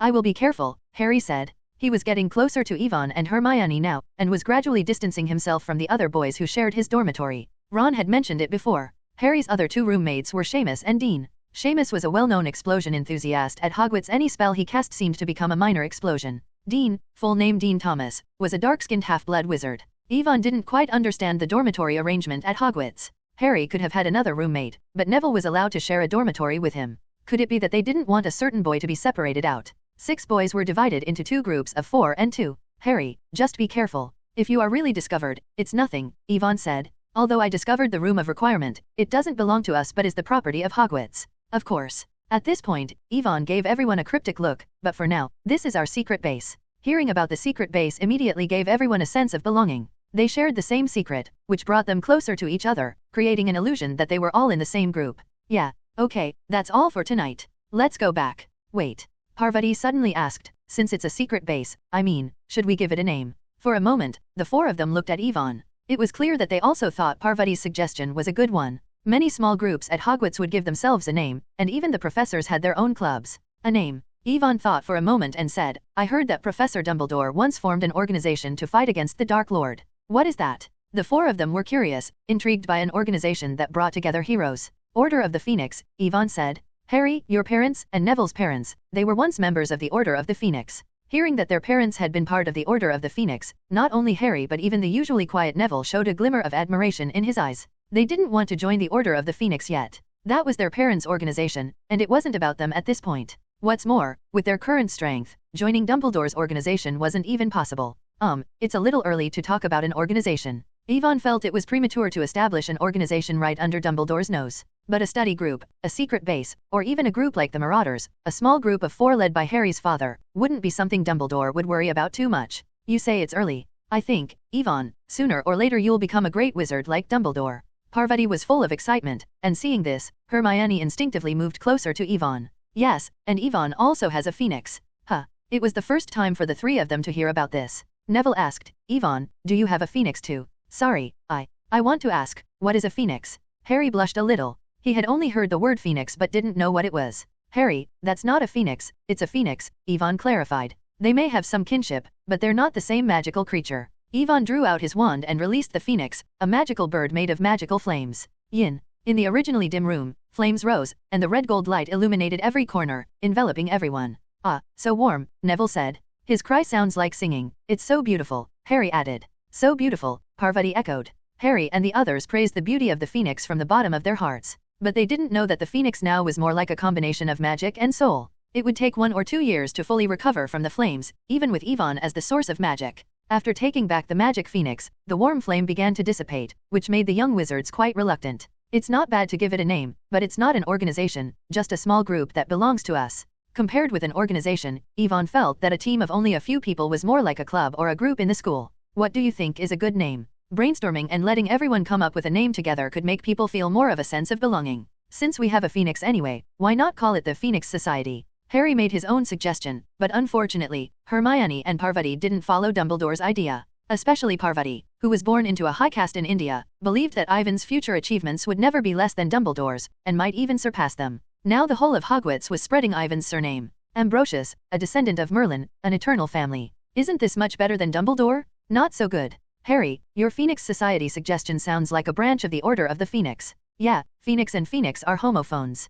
People without reading the term would think the idea belongs to Dumbledore. Parvati shook her head. Although you and Neville's parents joined the Order, Harry, our team isn't a vassal of the adults. Her meaning was very clear. The leader of the group was Yvonne, not Dumbledore. I think Parvati is right. Even Neville, who had always been timid, agreed with this. Since entering school, Yvonne had really given Neville so much help and care. In Neville's memory, apart from his grandmother, Yvonne was the first person who treated him so well. If Yvonne wanted to recruit followers and didn't despise his incompetence, Neville would definitely join without hesitation. Okay. Being rejected, Harry wasn't upset. He thought about it and realized that what Parvati and Neville said made sense. What about you, Hermione? Do you have any good ideas? Me. Hermione saw the 4 people looking at her and said, Yvonne, do you still remember the surprise when we first came into contact with magic? Of course. Not only Yvonne, but all young wizards, especially those from the Muggle world, would never forget the moment they received the admission notice to Hogwarts. Not to mention this world where magic really existed. Even in Ivan's previous life, there were countless people who longed for the owl that delivered the letter. I don't know what this group should be called, but I hope that every companion who joins this big family can experience the mystery of magic. The little witch believed that magic should bring surprises and happiness to people. It was that simple. Happiness, huh? Yvonne smiled slightly. Hermione's idea was very simple, but he didn't hate it. Finally, Yvonne named their new group the Mysterious Side based on the little witch's longing for magic. The mysterious side, or the magical side. It corresponded to the Muggles who couldn't cast spells, just like the magical world in the eyes of ordinary people full of mystery, the unknown, and the incredible. The mysterious side is to protect the magic world in our hearts. We learn magic not to hurt anyone or oppress anyone. Ivan established the theme for his group, but to enrich ourselves, let magic bloom with more brilliant colors, and make the world a better place. In order to protect the magic world in their hearts and let magic bloom with more brilliant colors. Ivan's words truly made the four little wizards immerse themselves in beautiful fantasies. Everyone, never forget the joy you felt when you received the acceptance letter. Ivan continued, what we have to do is to pass on this joy from generation to generation. We will. It seemed as if a flame was burning in Harry's heart. It's great to protect the magical world in my heart. As the savior of the wizarding world, Harry not only did not enjoy this glory, but was cautious, fearing that he would do something wrong and ruin the reputation that his parents had earned with their lives. Because of Ivan's appearance, Harry did not know that Voldemort was still alive and did not regard the elimination of Voldemort as the meaning of existence. With Ivan's insights, the fog in Harry's heart completely dissipated. Thinking back on his life for the past 11 years, the bullying and humiliation from his aunt's family, Harry would never forget that night when Hagrid appeared and knocked on the door to the magical world for him. Let this joy be passed on. Is there a better wish than this? Parvati's face flushed, her excitement no less than Harry's, and so were Neville and Hermione. My Ivan is good in everything, but he is too dazzling. The little witch was truly worried now. She feared that Ivan could be taken away by other little witches at any time. No. Hermione secretly clenched her fists. I must work harder. Ivan was right. Only by constantly enriching herself and improving her magic level could she get better and better until she was qualified to stand by her friend's side. I will not be left behind by you. Never. That night, the four little wizards tossed and turned in bed. They remembered the night of school enrollment when Ivan lit the way ahead and led them through the dark forest. When the mandrake screamed shrilly, it was Ivan who protected them. There was also the flying class. Ivan just stood there, and Neville forgot his fear of heights. No need to be confused, no need to be afraid, no need to hesitate. As long as they followed him closely, they would be fearless. So, they were undoubtedly insomniac. Hermione. The next day, Ivan got up early as usual and then asked the little witch to go to breakfast together. Ivan looked at the little witch with messy hair and dark circles under her eyes, and his face showed surprise. What's wrong with you? Didn't you sleep well last night? No, it's okay. Hermione didn't want to admit that she was too excited last night, and her mind was full of Ivan's dazzling figure, which made her fall asleep at 3 or 4 in the morning. If it weren't for the work and rest habits she had developed in the past 3 months, Hermione wouldn't have been able to get up at all.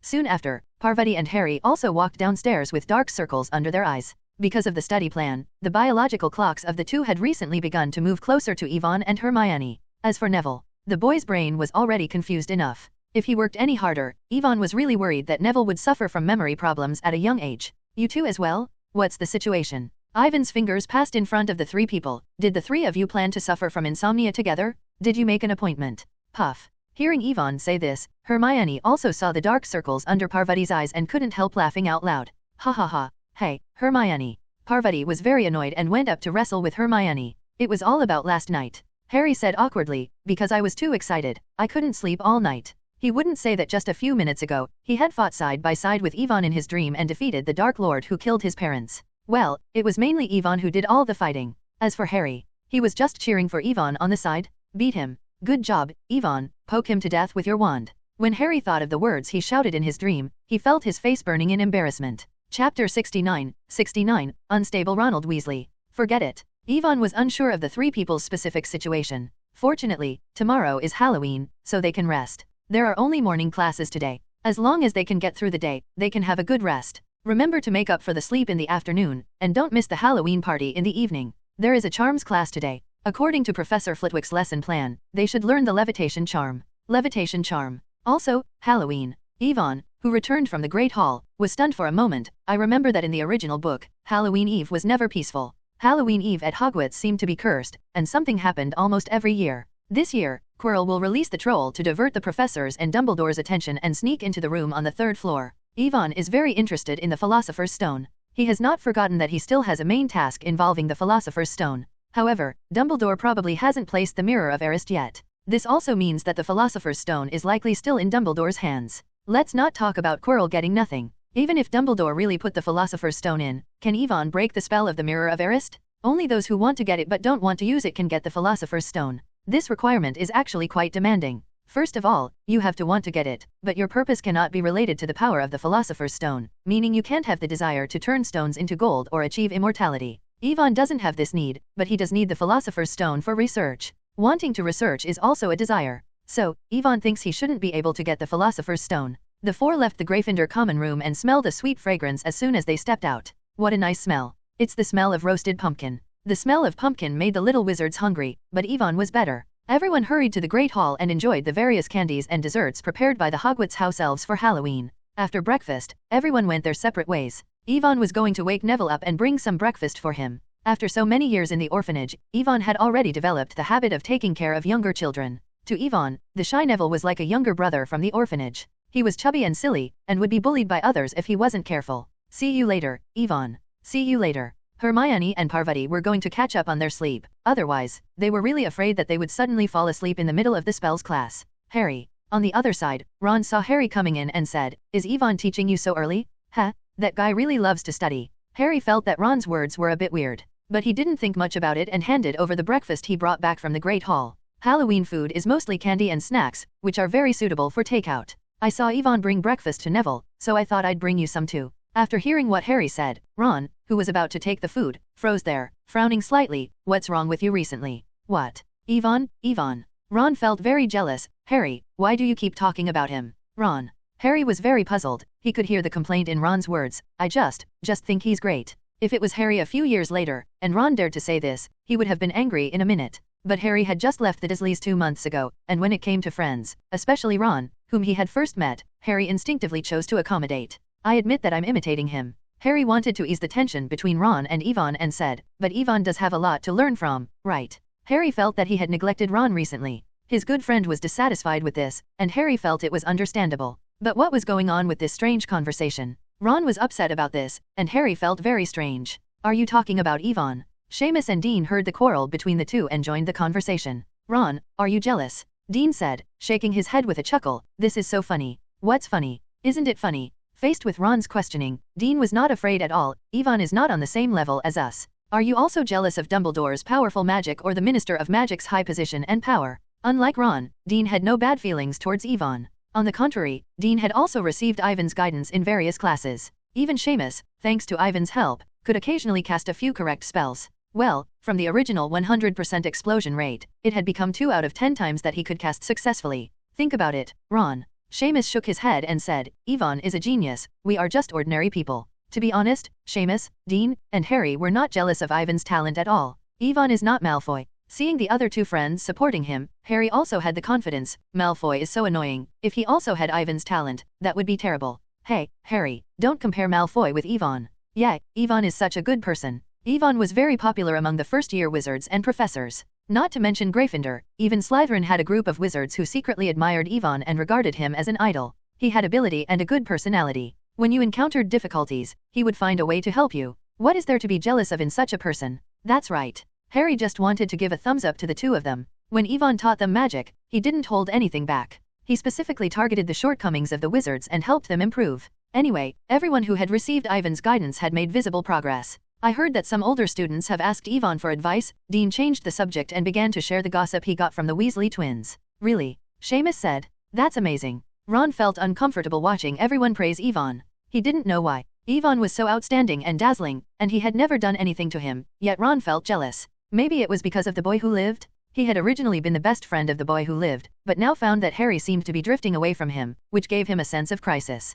"Actually, we can all go together." Harry patted Ron's shoulder. "Didn't you successfully complete the Transmigration homework last time because of Ivan's insights into spells? He is very powerful, but Ron also calmed down. The reason why he didn't want to interact with Yvonne was because he always felt inadequate in front of him. Of course, Yvonne had no grudges against Ron, and he welcomed any aspiring wizard who wanted to improve. What really made Ron uncomfortable was the constant presence of a certain someone who stayed by Ivan's side all day long. "Hermione. Don't you think she's mean?" Ron could only point his frustration at Hermione. "I've never seen such an annoying little witch, arrogant, conceited, and always likes to show off her knowledge." The previous study sessions were like this. Hermione had pointed out his mistakes in spell casting more than once, and she was quite blunt about it. "It's like she thinks I'm a fool." When Hermione was mentioned, no one spoke up for her here. There was no way around it. Hermione didn't have the best reputation among some of the students. Especially the other witches from the 4 houses. They were quite irritated by Hermione monopolizing Yvonne. Yvonne clearly belonged to everyone, but Hermione always seemed to stick to him. Ron didn't know all of this. He just didn't like Hermione and thought that nerds would eventually turn out like her. Is that so? Harry admitted that Hermione was very strict, like a smaller version of McGonagall, but not to the extent Ron was describing. "I'm also worried about you, afraid that you'll become like that." How could that be? Harry felt that Ron was being too paranoid. The friends in the mysterious side were all so great. Thinking of this, Harry subtly hinted to Ron that he hoped he could come along next time. Harry hoped that Yvonne would allow Ron to join the mysterious side. If Ron knew about the secret base in the room of requirement, he would definitely think it was amazing. Anyway, I still have you, Harry. Ron said, as long as you learn it, you can teach me, even if I don't go to the study session, right? That's right. Having said that, Harry still felt that being able to follow Yvonne was a valuable opportunity and shouldn't be missed. Unfortunately, after venting his dissatisfaction, Ron returned to his usual slacking state. There was no way, so Harry had to give up on inviting Ron. He had to keep the secret of the mysterious side. Bringing Ron to Yvonne and letting him, the leader of the group, screen him was Harry's right as a member.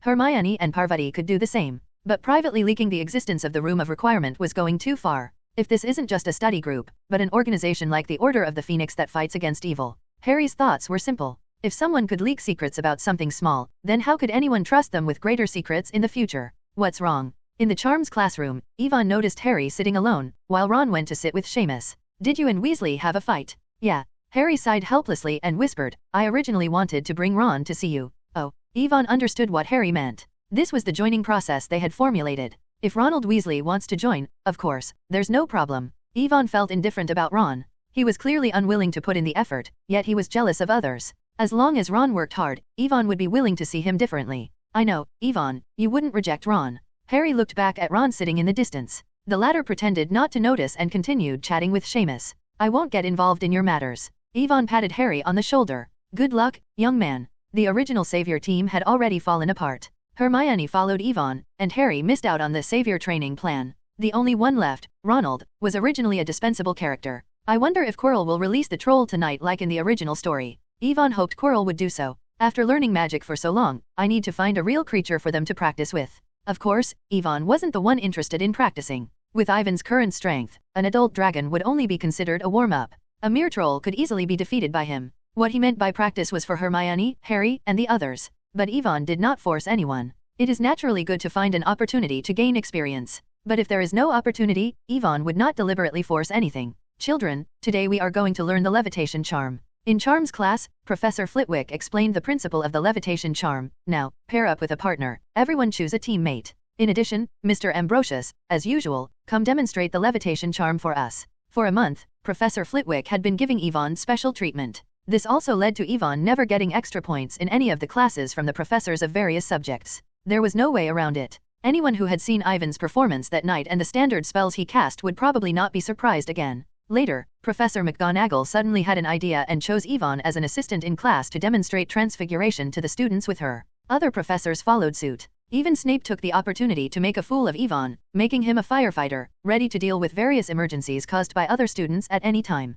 What could Yvonne do? He was just an ordinary little wizard. So, a week ago, in order to increase the difficulty of the challenge, Yvonne directly challenged 3 professors Snape, McGonagall, and Flitwick at the same time. As for the result, it was inevitable that Yvonne fell into a disadvantage and could only rely on the Obscurus to barely resist. But Yvonne didn't care at all. All he knew was that during the duel, he managed to give Snape a hard time. 1 against 3, Professor. Yvonne couldn't hold back his smile, though he refused to admit it. I am just an ordinary wizard who can fight against 3 of you head of the houses, and if I accidentally lost control of my magic and injured someone, it's reasonable, right? Snape, Every time Yvonne lost control, the curse somehow landed on him. If you tell him there's no trick, only a fool would believe it. Chapter 70, You can fly like this? The levitation charm is a magic that can make objects float. Yvonne tapped his wand on the desk in front of him, then the tip of the wand slowly moved upwards, and the desk also rose into the air. He stopped the desk in the air at a height of 1 meter, and cast a levitation charm on the feather, making it float up little by little. This is the levitation charm, which has 2 effects, floating and suspending. There is actually no difference between these 2 words in essence. What Yvonne meant was that the levitation charm can make objects fly, or they can make objects stay still in the air. There is no flying magic in the wizarding world, but wizards don't have to worry about falling to death, Yvonne said. Because of the existence of the levitation charm, you can stop yourself in the air at any time, and then slowly move up or down. So it is actually inaccurate that wizards can't do flying magic. The existence of the levitation charm allows wizards to easily float in the air that is not very high. Professor, I have a question. A little wizard from Ravenclaw raised her hand. It was Padma Patil, Parvati's sister. Go ahead. Flitwick and Yvonne were interacting in class, which greatly strengthened the attention of the young wizards. If 2 people cast a levitation charm on each other, can they both fly? In fact, many young wizards had just thought of this question. Now that someone had raised it, it could help answer their doubts. In theory, this can be done, Flitwick said. but it is very difficult to do it in reality. The levitation charm is divided into one-time levitation and continuous levitation, Flitwick explained. The so-called one-time levitation is to cast a spell on an object and let it stay there. Next, even if you don't control it, the object will not fall immediately. But in the same way, during this process, you can no longer control the object unless you cast a levitation charm on it again or use magic to pull it. Continuity means that the suspended object is pulled all the time to move according to the needs of the wizard. There is actually a special spell for this kind of movement, called zombie floating. If two people use the levitation charm on each other and want to achieve the same effect as flying, it will definitely not just be staying in the air, but also continuous controlled movement. Flitwick drew out his wand and motioned for Yvonne to try it with him. Yvonne would not refuse. So, a strange scene happened. When both parties cast a levitation charm on each other, trying to make each other float, they both lost control of the spell at the same time. Bang! Professor Flitwick fell to the ground from the air, and Yvonne was thrown out and hit the wall. Professor, Yvonne. There was a commotion in the classroom. The students were worried about the safety of the two and were very curious about the out-of-control phenomenon. Since Yvonne arrived, the professor's teaching was no longer as monotonous as before, and there were many new demonstrations. Students were curious about this, and even the professors themselves enjoyed it very much. To stick to the old rules or come up with something new. After discovering that the latter had better teaching effects, the professors changed their strategies one by one and chose to try new teaching concepts in the first year. I'm fine, Yvonne said as he stood up, seeing that Flitwick was also uninjured. I understand now. Two people can indeed float together by casting levitation charms on each other. But when one person is controlling, the other person will inevitably be affected and try to control the person in front. So, it's like two connected bodies that can never be still, they will fly around in the air as long as they move. And the same applies to 3 or 4 people. Yes, Flitwick agreed. So one person needs to stay still while casting a spell on the other person. However, although this can avoid the problem, the height and distance that can be flown are very limited. Because the reaction speed of the levitation charm is too slow, and it cannot be too far from the caster, this makes the idea of taking another person flying a fantasy. Then, what if we cast the spell on our clothes and shoes? This question was raised by Harry. When Yvonne saw Professor Flitwick looking at him, he thought for a moment and replied, first, this kind of floating is not considered flying at all because it is too slow. Second, the quality of the clothes needs to be guaranteed, otherwise it could cause harm to the body. Third, we have flying brooms and magic carpets, so it is not very meaningful to cast a spell on clothes. In summary, using the levitation charm for flying presents many problems, such as slow speed, slow reaction, poor control, and redundancy. And casting the spell on clothes still relies on external forces, not true flying magic. Of course, there is a magical aspect of the levitation charm that I hope everyone can remember. That is, when you fall from a high altitude, you can cast this spell at any time without worrying about being hurt. The levitation charm has a great advantage in this regard because its effect is levitation, not hovering. This means that no matter how fast you are falling, as long as you cast the levitation charm, you won't have to worry about inertia, and you won't be injured from a sudden stop. Not only that, the levitation charm is a spell that affects the entire object. Yvonne added, so even if the object we levitate is a box, the things inside the box won't be damaged. With the cooperation of Yvonne and Professor Flitwick, and the self-practice of the young wizards, the class on the levitation charm came to an end. After class, Yvonne stayed behind to chat with Professor Flitwick for a while before leaving the classroom with Hermione, Parvati, and Neville. Harry wanted to go after Ron, so he couldn't stay. Harry ran to chase Ron. Yvonne was puzzled. Parvati explained, because of Hermione. Huh. Yvonne turned to Hermione, what's going on with you? It has nothing to do with me. Hermione said angrily. I just corrected his pronunciation when casting the spell, and he got mad. It's ridiculous. Yvonne recalled similar scenes from the original story. However, Hermione's personality seemed to be much better due to his influence. She got along very well with Parvati, Neville, Harry, and others except Ron. Hermione really disliked Ron, so she never treated him kindly. After listening to Parvati and Neville's explanation, Yvonne understood the situation. From their perspective, Hermione didn't do anything wrong. Ron had poor emotional resilience and was in a bad mood. This was entirely his own problem. I don't quite understand, Neville said. Isn't it a lucky thing to be in the same group with Hermione? Hey, Neville, what do you mean? Parvati teased. Does being in the same group with me make you uncomfortable? No. Neville knew Parvati was joking, but the shy boy thought about it and spoke his true thoughts. Actually, if possible, I want to be in the same group with Miss Abbott when we have class with Hufflepuff. Miss Abbott. Yvonne frowned slightly. Suddenly, Yvonne noticed Hermione and Parvati giving Neville curious, amused looks. Chapter 71, you remind me of someone. Okay, Neville. Parvati said with a sly smile, you let us know ahead of time, huh? There's no Abbott in Charms class, but there are in Herbology and Defense Against the Dark Arts. Hermione laughed along, adding, Neville's telling us to be smart and not get in the way of him getting close to the girl he likes. Wow, Yvonne really hadn't expected that Neville, with his thick eyebrows and big eyes, would have a crush already. Surprisingly, Neville didn't deny it. Although he blushed from the teasing of the two girls, he still insisted on speaking. We met in the history of magic class. No wonder you always sit far away in the history of magic class. Yvonne patted Neville on the shoulder. Of course, he would support his good friend if he liked someone. Wait. Suddenly, Yvonne seemed to think of something. The ironclad Abbott. What ironclad? Yvonne quickly said, Miss Abbott, are you talking about Hannah Abbott from Hufflepuff? Good boy, after all these twists and turns, we are back to the same person. I remember in the original book, Neville ended up with Hannah Abbott. Yeah, the first year there's a second Abbott. Oh, I thought it was a senior, Yvonne teased Neville. Look at Neville's temperament, a weak and pitiful little guy. I heard that many older students like this type. Neville almost cried hearing this. Parvati and Hermione also said a few words to Yvonne, telling him not to bully Neville. But, to be honest, even though Neville was a little chubby and round, many older girls did like this type of shy, kind-hearted guy. Yvonne. The four of them walked towards the Gryffindor Tower, talking and laughing all the way, but halfway there, Professor McGonagall stopped them. Excuse me, children, Professor McGonagall said. I want to borrow Mr. Ambrosius from you. Seeing this, Yvonne immediately followed Professor McGonagall and asked, What's the matter, Professor? Albus is looking for you. The headmaster. Yvonne didn't know why Dumbledore wanted to see him. Tonight is Halloween Eve. During the last night class, Dumbledore had mentioned that he would have 2 days off and suggested he enjoy the festive atmosphere of Halloween.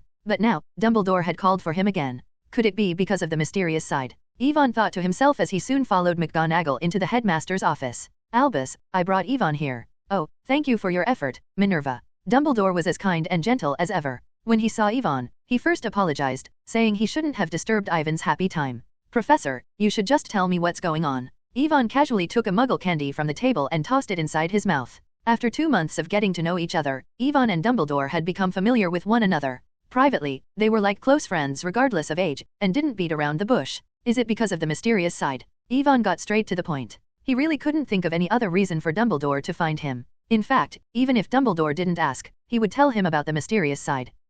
Dumbledore side. Protecting the magical world and bringing happiness to the younger generation. What a beautiful wish. How did you know? Yvonne was sure his friends would never talk about it. Well, Dumbledore smiled and explained, I am the headmaster, and every Hogwarts headmaster has their helpers. Is it the paintings? Yvonne quickly guessed Dumbledore's source of information within the school. He looked up at the headmaster's paintings on the wall. It has nothing to do with me. I didn't tell on you, little Yvonne. Mysterious side, it seems that you, a young wizard, have great ambitions. The sorting hat must be broken, the kid should have come to Slytherin. The previous headmasters discussed it, with some trying to shift blame and others expressing curiosity about what Yvonne was planning. Yvonne ignored them. Even if the paintings were very realistic, they were not real after all. They were just fragments of the creator's partial memory. They were good for preserving knowledge, but when it came to future judgments, it was best not to trust them too much. You remind me of someone. Dumbledore looked into Ivan's eyes and said, No, 2 to be exact. Let me guess. Yvonne wasn't nervous. He moved a chair and calmly sat opposite Dumbledore. One of them should be Voldemort, and the other one, Grindelwald. You guessed half right. Dumbledore handed Yvonne some more candy. Seeing Ivan's confusion, he did not answer immediately. Professor, are you worried that I will become the next Voldemort? Yvonne said this, but he wasn't worried at all. He believed that his soul attribute was extremely high, and Dumbledore had no ill will towards him. Yvonne even felt that even if he went astray in the future, Dumbledore would not kill him. How could that be? I just want to talk to you. You know, an old man over 100 years old doesn't have much to do on weekdays. He can only sit here and do nothing. It's really too boring. Seeing Yvonne raise his eyebrows, Dumbledore quickly brought the topic back. Okay, little Yvonne, you should be more patient. You see, I'm over 100 years old. Professor, you look at most 99. Ha ha ha. Seeing that Yvonne could still joke, Dumbledore also laughed. Both knew that what they said just now was a joke. They often teased each other more than just this. So which half did I guess right? Yvonne asked. Voldemort or Grindelwald? You shouldn't call that person by his name, little Yvonne. Although Dumbledore said this, he didn't bring a blaming tone, just gently reminding him to pay attention. Yvonne wasn't afraid, but others would be. There are many ways to prove courage, and it's best not to choose those that would scare people. Not that person. Dumbledore sighed. I never thought that you and Tom had similarities. You are 2 completely different people. Sorry, Professor. Yvonne said, I think we still have some similarities, such as both having great magical talents and both being handsome. Ha ha ha. Dumbledore was amused by Yvonne, but the old man had to admit that Ivan's appearance was indeed very good. Tom's talent is excellent, but compared to you, little Yvonne, it's still a little lacking. Dumbledore never thought that Yvonne would become the next Voldemort. Tom Riddle is the product of dark circumstances. He has extraordinary magical talents, but his heart has long been twisted. Voldemort does not understand love, does not know how to love, and does not believe in love. Dumbledore admitted that he had made a serious mistake in Voldemort's education. Voldemort longed for love, but Dumbledore failed to realize this. If Dumbledore could have discovered it earlier, Voldemort might not have taken that path, or at least he would not be as mad as he is now. Yvonne, do you know what the most powerful magic in the world is? It is love. Love is the most powerful magic in the world. And you, Yvonne? Dumbledore said, you know what love is. Yvonne admitted that love does contain unimaginable magic. But wasn't it a bit too corny for Dumbledore to say that? Chapter 72, The Philosopher's Stone. You mean, I see the shadow of Grindelwald in you, and I also see mine. Dumbledore's eyes flashed with nostalgia. He remembered the time when two talented young men made a covenant with their own blood and sweat, vowing never to hurt each other. Yvonne scratched his head and said, the greatest dark wizard and the greatest white wizard of this century, should I say, it's my honor. The greatest dark wizard. Dumbledore did not refute that he was considered the greatest white wizard of this century. Anyway, the whole world said so. Even if Dumbledore wanted to deny it, he had no choice but to accept it. In contrast, Ivan's statement that Grindelwald was the greatest dark wizard made Dumbledore feel somewhat happy. Well, Dumbledore was indeed quite happy, more so than being praised himself. Yes, the greatest. Yvonne said, especially Grindelwald's words, I think they make sense. For the greater good. When Yvonne said this, Dumbledore's heart seemed to skip a beat. Compared to Voldemort, I think Grindelwald is the dark wizard who deserves to be remembered. Grindelwald was not given the title of Dark Lord. He was a reformer who wanted to overthrow the statute of secrecy, not a complete murderer like Voldemort. I know Grindelwald killed many people. Yvonne said, he started a war and took countless lives. This is not right, and it's even worse. Yvonne said this not to please Dumbledore, but because he genuinely believed it. In Ivan's view, the population of the wizarding world is limited, and every wizard is a valuable resource. Killing may bring a sense of power, but the cost is too high. And compared to pure blood supremacy, Yvonne wanted to unify wizards all over the world and gather everyone's strength. Looking at the 11-year-old wizard in front of him, speaking about the world and expressing his ideals so freely, Dumbledore had an illusion that the person sitting there was not Yvonne, but Grindelwald. The old man wanted to tell Yvonne that for the greater good was not originally created by Grindelwald. He was, in fact, the first person to say it. So, what about you? Gradually, Dumbledore began to see Yvonne as another version of himself, a younger and perhaps, better version. He wanted to know Ivan's thoughts and what goals the young wizard in front of him had. The mysterious side seemed to be just a small study group. But in the beginning, Voldemort's Death Eaters and Grindelwald's followers were also just one or two people. As the saying goes, a little sand makes a tower, and a spark can start a prairie fire. When Ivan's influence on Hermione and the others became deeper and deeper, it would be difficult to turn back. The most important point was how to protect happiness. What is happiness? When they move forward with this goal, they will encounter obstacles sooner or later. What will Yvonne and the others do then? The simpler the concept, the more complex it becomes, and the harder it is to achieve. Clearly, those children had not yet realized this. Granger, Longbottom, Poddill, and Potter. Dumbledore said, they are taking an unknown path under your influence. Do you want me to stop? Yvonne asked. Dumbledore shook his head and said, I just hope you can be more cautious. You are a kind child. I have always seen the help you give them. Dumbledore had asked McGonagall what kind of person Yvonne was in the orphanage. Professor McGonagall told him that Yvonne was loved by everyone in the orphanage, especially knowing that Yvonne used the power of magic but still gave back to the orphanage. This gratitude is something Tom Riddle would never have. But I think you need to understand. Dumbledore said, every time you choose someone, you have to bear responsibility for them. Protect our world and pass on the most sincere happiness. That's great. What reason did Dumbledore have to stop Yvonne and prevent the dreams of these young wizards? More than 100 years ago, in that valley, didn't he and Grindelwald have the same dream? So, the other shadow is you, huh? Yvonne looked into Dumbledore's deep sapphire eyes. Yes. Dumbledore said with emotion, it's really incredible, little Yvonne. You have his foresight and charm, and a precious heart that I couldn't see at that time. If it wasn't impossible for two men to have children, Dumbledore might have wondered whether Yvonne was a mix of the Grindelwald family and the Dumbledore family. There was no way around it, they were too similar. Ivan's talents in prophecy and transformation, as well as his resonance with the phoenix spirit in the sycamore wand. The former seemed like the return of the Grindelwald family's bloodline, and the latter was like the return of the Dumbledore family's bloodline. Yvonne had better talents and higher personal charm than either Dumbledore or Grindelwald. Yvonne scratched his head awkwardly. Well, even he had some doubts. The system extracts the best wizard bloodline in the Harry Potter world. In the original book, the best wizard isn't Voldemort. Because Voldemort underwent many magical transformations, his power came from the acquired, not the innate. The truly extraordinary ones are Albus Dumbledore and Gellert Grindelwald. The two of them undoubtedly represent the pinnacles of powerful bloodlines in the wizarding world. No way, it can't be true, right? Yvonne was certainly not the child of Dumbledore and Grindelwald, but his bloodline could really be a product of their two families' ancestral return and reintegration. Professor, I didn't think so much while creating the group, Yvonne said frankly. But no matter what the future holds, one thing is certain. What?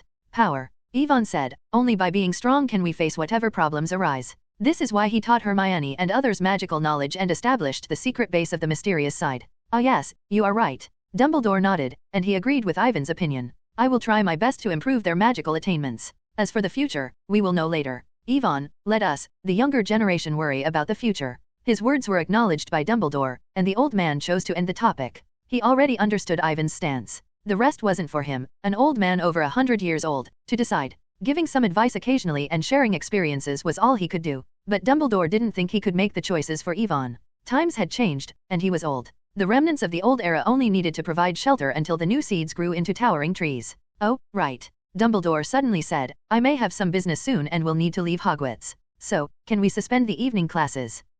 Dumbledore continued, well, the classes still need to continue. Wait. Ivan was puzzled. What did he mean by that? I mean, when I leave Hogwarts, Ivan, can you protect the children here? Ivan widened his eyes with an incredulous expression. Are you serious? Me? Protect Hogwarts? Ivan felt like he must have heard it wrong. Shouldn't you be telling Snape or Professor McGonagall about this? You're entrusting this to a little wizard who has only been enrolled for less than 2 months. What on earth? Ivan, who do you think is the most powerful in Hogwarts? Dumbledore asked. Of course, it's you. Ivan responded. And after me? Dumbledore inquired further. Well, besides Dumbledore, it seems that Ivan Ambrosius is indeed the next strongest. As mentioned before, Ivan can remain undefeated under the combined efforts of 3 top professors, McGonagall, Flitwick, and Snape. And if it's one-on-one, none of the heads of the houses could beat Ivan. Did I just unknowingly become the second best wizard at Hogwarts? Ivan had never thought about it that way. After all, Hogwarts still had Dumbledore, the world's most powerful white wizard, leading the way, and he was still a long way from reaching that peak.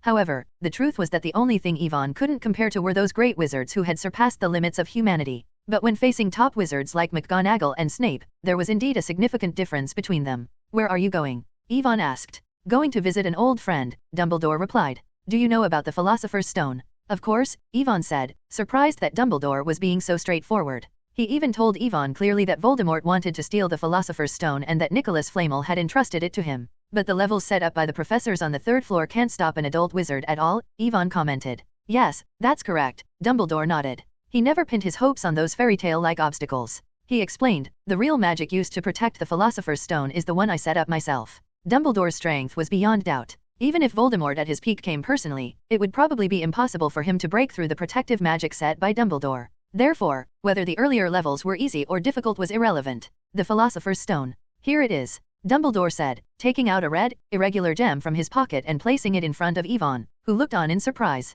Ivan didn't understand what Dumbledore meant. Don't you want to take a look? Dumbledore asked. Can I? Ivan responded, though his hand didn't hesitate at all as he took the Philosopher's Stone. For a moment, Ivan's sharp magic perception clearly sensed the immense magic power emitted by this small crystal. It's different, completely different. Ivan had never seen an alchemical item with such powerful magic before. This thing was like a miracle. Opening his magic eye and spiritual vision, Ivan carefully observed and analyzed the stone, trying to see through its essence and understand the method of refining it. Ivan didn't forget that the first part of his main task required him to independently refine a Philosopher's Stone. Now, with the finished product right in front of him, he couldn't help but feel excited. Professor, how did you know I wanted the Philosopher's Stone? Ivan asked, seeing Dumbledore's intention. The latter smiled and said, you applied to me to access the restricted section of the library last time, and I noticed it then. Even though he had gotten the borrowing slip for the restricted section, Ivan hadn't chosen to study powerful dark magic but instead selected some advanced alchemy texts that almost no one else would read. Given Ivan's intelligence, Dumbledore quickly guessed his purpose.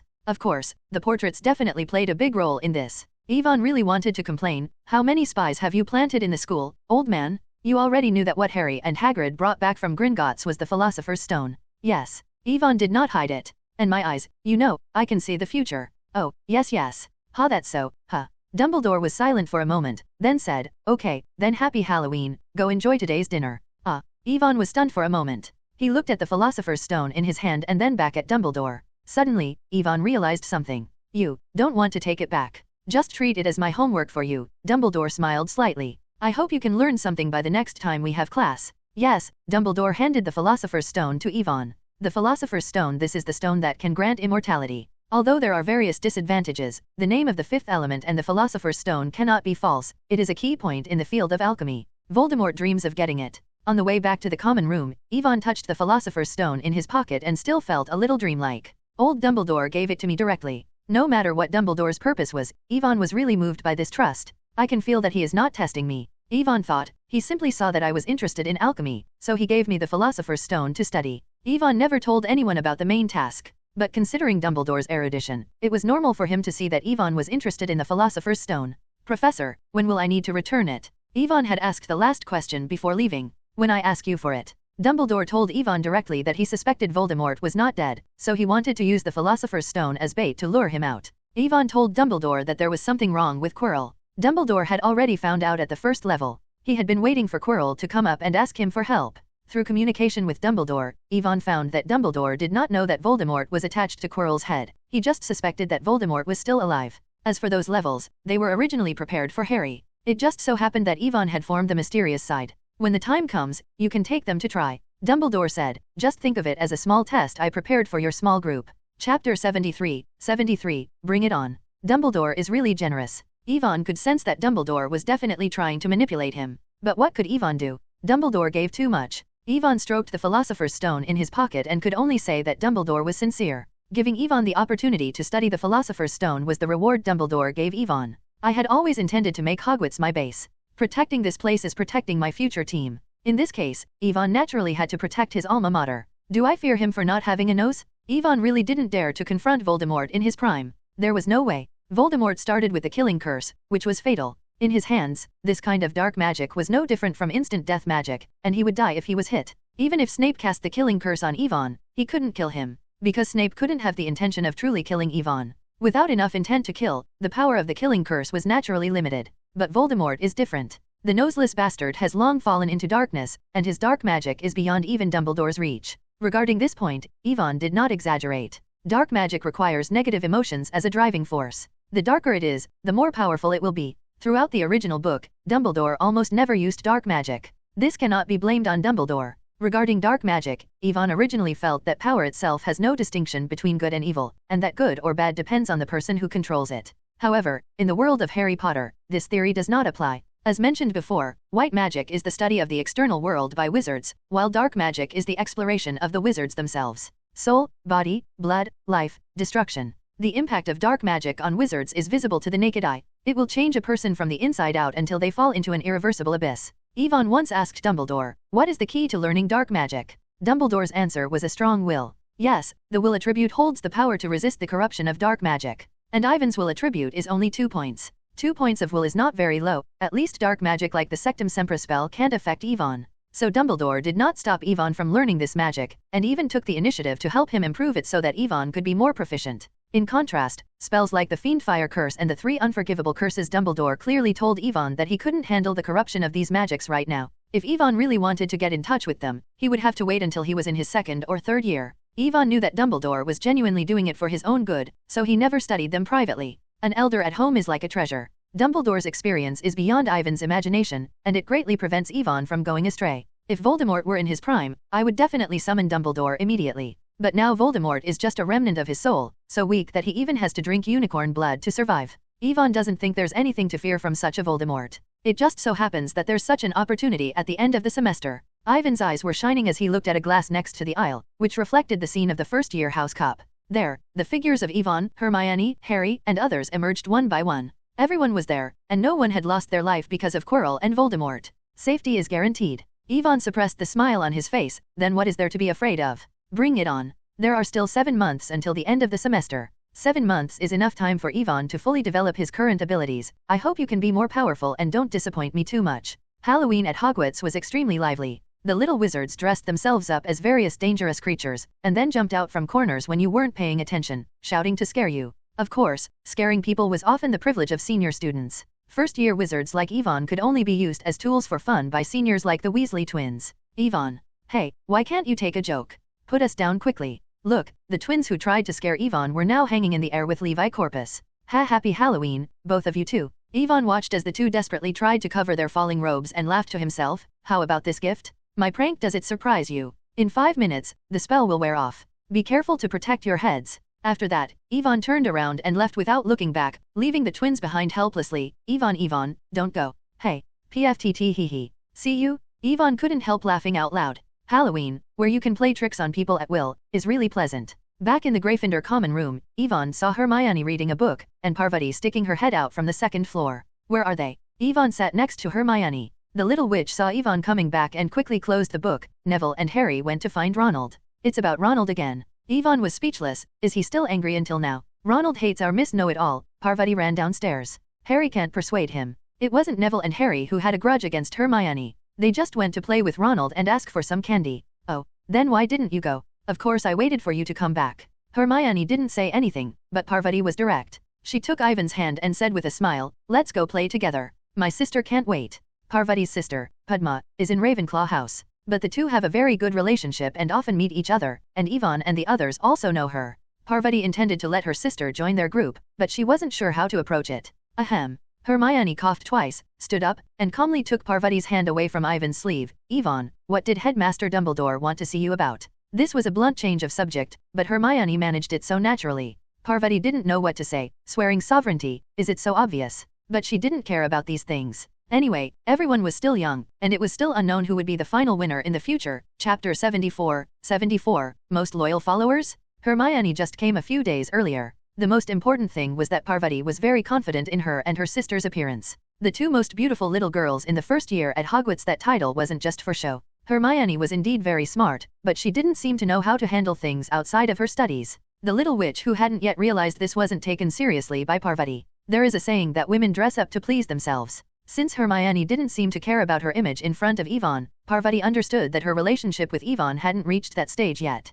It is clear that this is just the possessiveness of a sister toward her brother. Parvati showed a shrewd look. You're still very weak, sister-in-law Hermione Granger. The atmosphere abroad is indeed much more open than in Ivan's previous life. But thinking about it, when Yvonne was this age in his previous life, many 4th and 5th grade students were already talking about liking someone. Dumbledore has something to do recently, so he gave me a holiday. Yvonne didn't tell them about the Philosopher's Stone, but vaguely revealed, the headmaster already knows about our small group. He thinks it's very good and has sponsored a trial as our semester assessment this year. Really? Hearing that Dumbledore recognized them, Hermione and Parvati were immediately overjoyed. This was recognition from the headmaster. Their mysterious side was now an official group, like the professors' clubs. Yvonne, can I invite Padma to join? Of course. Yvonne said that any young wizard who wanted to improve could join, and it wasn't limited to first years. Senior grades can also join. Parvati was a little worried. After all, the mysterious side revolved around Yvonne. Yvonne taught them magic on weekdays. But if older students joined, would Ivan's position be shaken? Ivan's magic skills are no worse than those of the 5th and 6th years. Hermione had seen Ivan's battles with her own eyes and had no doubt about his strength. This is what Professor Flitwick said himself. I know, I never doubt Ivan's strength, Parvati said. I'm just worried. Hermione didn't need Parvati to say it explicitly. She understood what Parvati meant. The mysterious side was formed by Yvonne with them. The core and leader of the team, they only recognized Yvonne, and it could only be Yvonne. Have some confidence in me, Parvati. Yvonne smiled and raised his hand, gently tapping the girl's head. And it's just about sharing magic knowledge. Who's in charge isn't important. Obviously, it is important, Parvati thought to herself. She glanced at Hermione, and the little witch nodded in tacit understanding. Yvonne might not care, but we can't let our guard down. They were Ivan's most loyal supporters, and they would defend his reputation and status fiercely. What are you two doing? Flirting with each other? Nothing. The two girls were startled and quickly changed the subject. I heard from Professor Flitwick that senior students usually perform on Halloween Eve. Hermione asked, what kind of performance is it? A talent show. That's a good suggestion, but Hogwarts doesn't have anything like that arranged for now. Yvonne shook his head and said, the performance Professor Flitwick is referring to is when senior students use magic to decorate the Great Hall to enhance the festive atmosphere. In addition, there's also a Halloween choir. Every year, Professor Flitwick writes a song to start the dinner. Okay, let's go. The Halloween dinner was still a while away, but the Great Hall could still be used for mingling and learning. Yvonne had already noticed many students heading to the Great Hall. Wow, the Great Hall was beautifully decorated, and the colorful Halloween decorations instantly captured the attention of the two young witches. The simulated dark night sky created by magic had occasional flashes of lightning, accompanied by bursts of thunder. 1,000 bats fluttered on the walls and ceiling, while another 1,000 flew like low dark clouds, circling and dancing above the dining tables, making the candles inside the pumpkins flicker and glow. This way, Yvonne, Hermione. Harry saw the three of them enter and hurriedly called them over. Ron sat on the other side of Harry, silently eating the bat-shaped candies that appeared on the dinner plate, looking quite uncomfortable. Humph. Hermione snorted coldly, not giving Ron any face, which made Harry feel very embarrassed. The little witch sat across from Yvonne and Neville with Parvati and Lavender. The three of them whispered, and it was unclear what they were talking about. Yvonne, what did Dumbledore want to talk to you about? Some study plans. Yvonne picked up a red apple, only to find that it wasn't an apple, but made of syrup. He took a bite, and the sweet cream burst out, filling him with a sense of happiness. Hogwarts house elves seem to have a special touch. Yvonne enjoyed the pre-dinner dessert, and Harry continued, yeah, you're much better than us, and the first-year courses are probably meaningless to you. Harry didn't envy Yvonne for receiving Dumbledore's guidance. It was like they were still learning addition and subtraction, while Yvonne was learning advanced calculus from the school professor. Of course, the most important thing was that Yvonne never kept his knowledge to himself. As long as it was magic knowledge suitable for them, Yvonne would teach them sooner or later. So, both Harry and even Ron, who was jealous of Yvonne, felt that it was reasonable for Dumbledore to give Yvonne special treatment. Otherwise, what would be the point? Wouldn't it be a waste of Ivan's time to have him learn the same things as them? In this way, everyone chatted while tasting the sweets that kept appearing on the table. During this time, Harry also handed a red candy to Yvonne. What is this? I don't know, Harry said. George and Fred asked us to pass it to you, saying it tastes good. But I think there must be something wrong with this candy, Harry added. So I think it's best not to eat it. Yvonne just took the candy and already knew its function. With the dual blessing of magic eyes and spiritual vision, all tricks were revealed. So what's the matter with this candy? Harry was very interested. The pranks of the Weasley twins were famous after all. It doesn't have any special effects. It just makes your nose bleed after you eat it, but it will go away after a while. This thing is called nosebleed nougat in the original book, and it's part of the skiving snack box. Others include fainting fancies, fever fudge, puking pastilles, etc. The Weasley twins were clearly trying to get back at Yvonne for the previous levitation prank. Chapter 75, A Troll in the Dungeons. But have these two guys developed this kind of prank prop so early? Yvonne was actually very interested in the Weasley family. The flying car that Mr. Weasley modified in the original book was personally done by him. And then there was the incredible creative talent of the Weasley twins. Two little wizards who could start developing various prank props in the second and third years. Didn't that prove their talent? Compared to Bill, who entered Gringotts, Charlie, who raised dragons, and Percy, who joined the Ministry of Magic, Yvonne felt that George and Fred were the true inheritors of the Weasley family's magic legacy. The sacred 28 families are really something. Take the candy in Ivan's hand, for example. The alchemical skills contained in it were no less than those of Snape's exclusive potion formulas. Yvonne. Soon after, the Weasley twins ran over. Looking at their expressions, they clearly expected Yvonne to have a nosebleed after eating the nosebleed nougat. You two are just in time. Yvonne smiled kindly at the two and snapped his fingers. Puff. The next moment, 2 streams of blood gushed out of the brothers' noses, scaring the surrounding wizards, who quickly backed away in horror. Oh, why is this happening? George and Fred covered their noses and spoke incoherently. A little trick, Yvonne said with a grin. Yvonne tossed the bloody nougat in his hand and spoke as if he had done something insignificant. I analyzed the magic you hid in the candy. How do you feel? Is it the same as eating it? We surrender. We surrender. The Weasley twins immediately begged Yvonne for mercy. Snap. With another snap of his fingers, Yvonne cast a counterspell for the nosebleed nougat. Buy one, get one free. This is the counterspell I designed for you. You're welcome. Oh, Yvonne, you.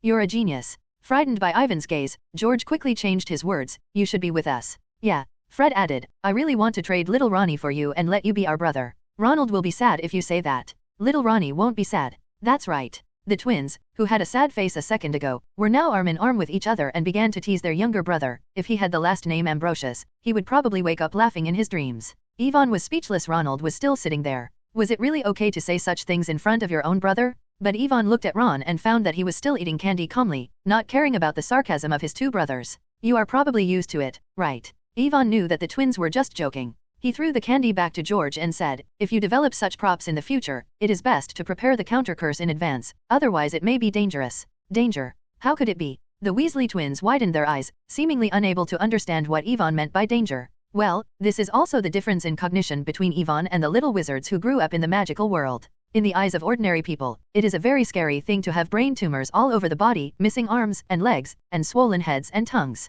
But the little wizards had long been accustomed to it. The twins' prank props were at best mischievous curses, far from the level of dangerous curses. And you think too highly of us, Yvonne? Yeah, Fred echoed, we are not as smart as you. It is not easy to create counter curses. After that, the two brothers looked at Yvonne with sincere eyes. The passion in their eyes was self-evident. Yvonne shook his head helplessly, and then agreed, okay, if you invent something new in the future, you can show it to me first. Yes. Hearing Yvonne say this, the two brothers immediately high-fived each other. I knew Yvonne would agree. Haha, just as we planned, a candy in exchange for a magic consultation. Yvonne ignored the cheers of the two pranksters, as he had already noticed their intentions. With the cunning of the Weasley twins, it was impossible for them to use such a simple trick as asking Harry to pass over the candy. Obviously, they took this opportunity to let Yvonne assess the quality of their prank props. As for Ivan's willingness to help, that was purely accidental. The Halloween Eve banquet officially began. Dumbledore and the professors took their seats one after another, and under the headmaster's announcement, they began to enjoy more delicious food. Boom, Just as Ivan was eating chocolate and sharing ghost stories with other young wizards, there was a loud bang, and the door of the Great Hall was pushed open from the outside. Yes, yes. Professor Quirrell suddenly rushed into the Great Hall, his large turban askew on his head, his face full of fear. There is a troll in the dungeons. I thought you should know, thud. After Quirrell's voice fell, he collapsed to the ground, the entire process smooth and devoid of any real acting. Wow. In the next moment, the entire audience was in turmoil. Especially the young wizards in the first and second years, their faces were pale with fear at the mention of the troll. Students in the third year and above were slightly better, but they could not hide their fear and uneasiness. No way. Ivan looked at the fallen Quirrell, then calmly threw a candy into his mouth. Voldemort's brain must have been eaten by dementors if he chose someone like Quirrell to possess, he thought. Releasing a giant troll in front of a crowd, including Dumbledore?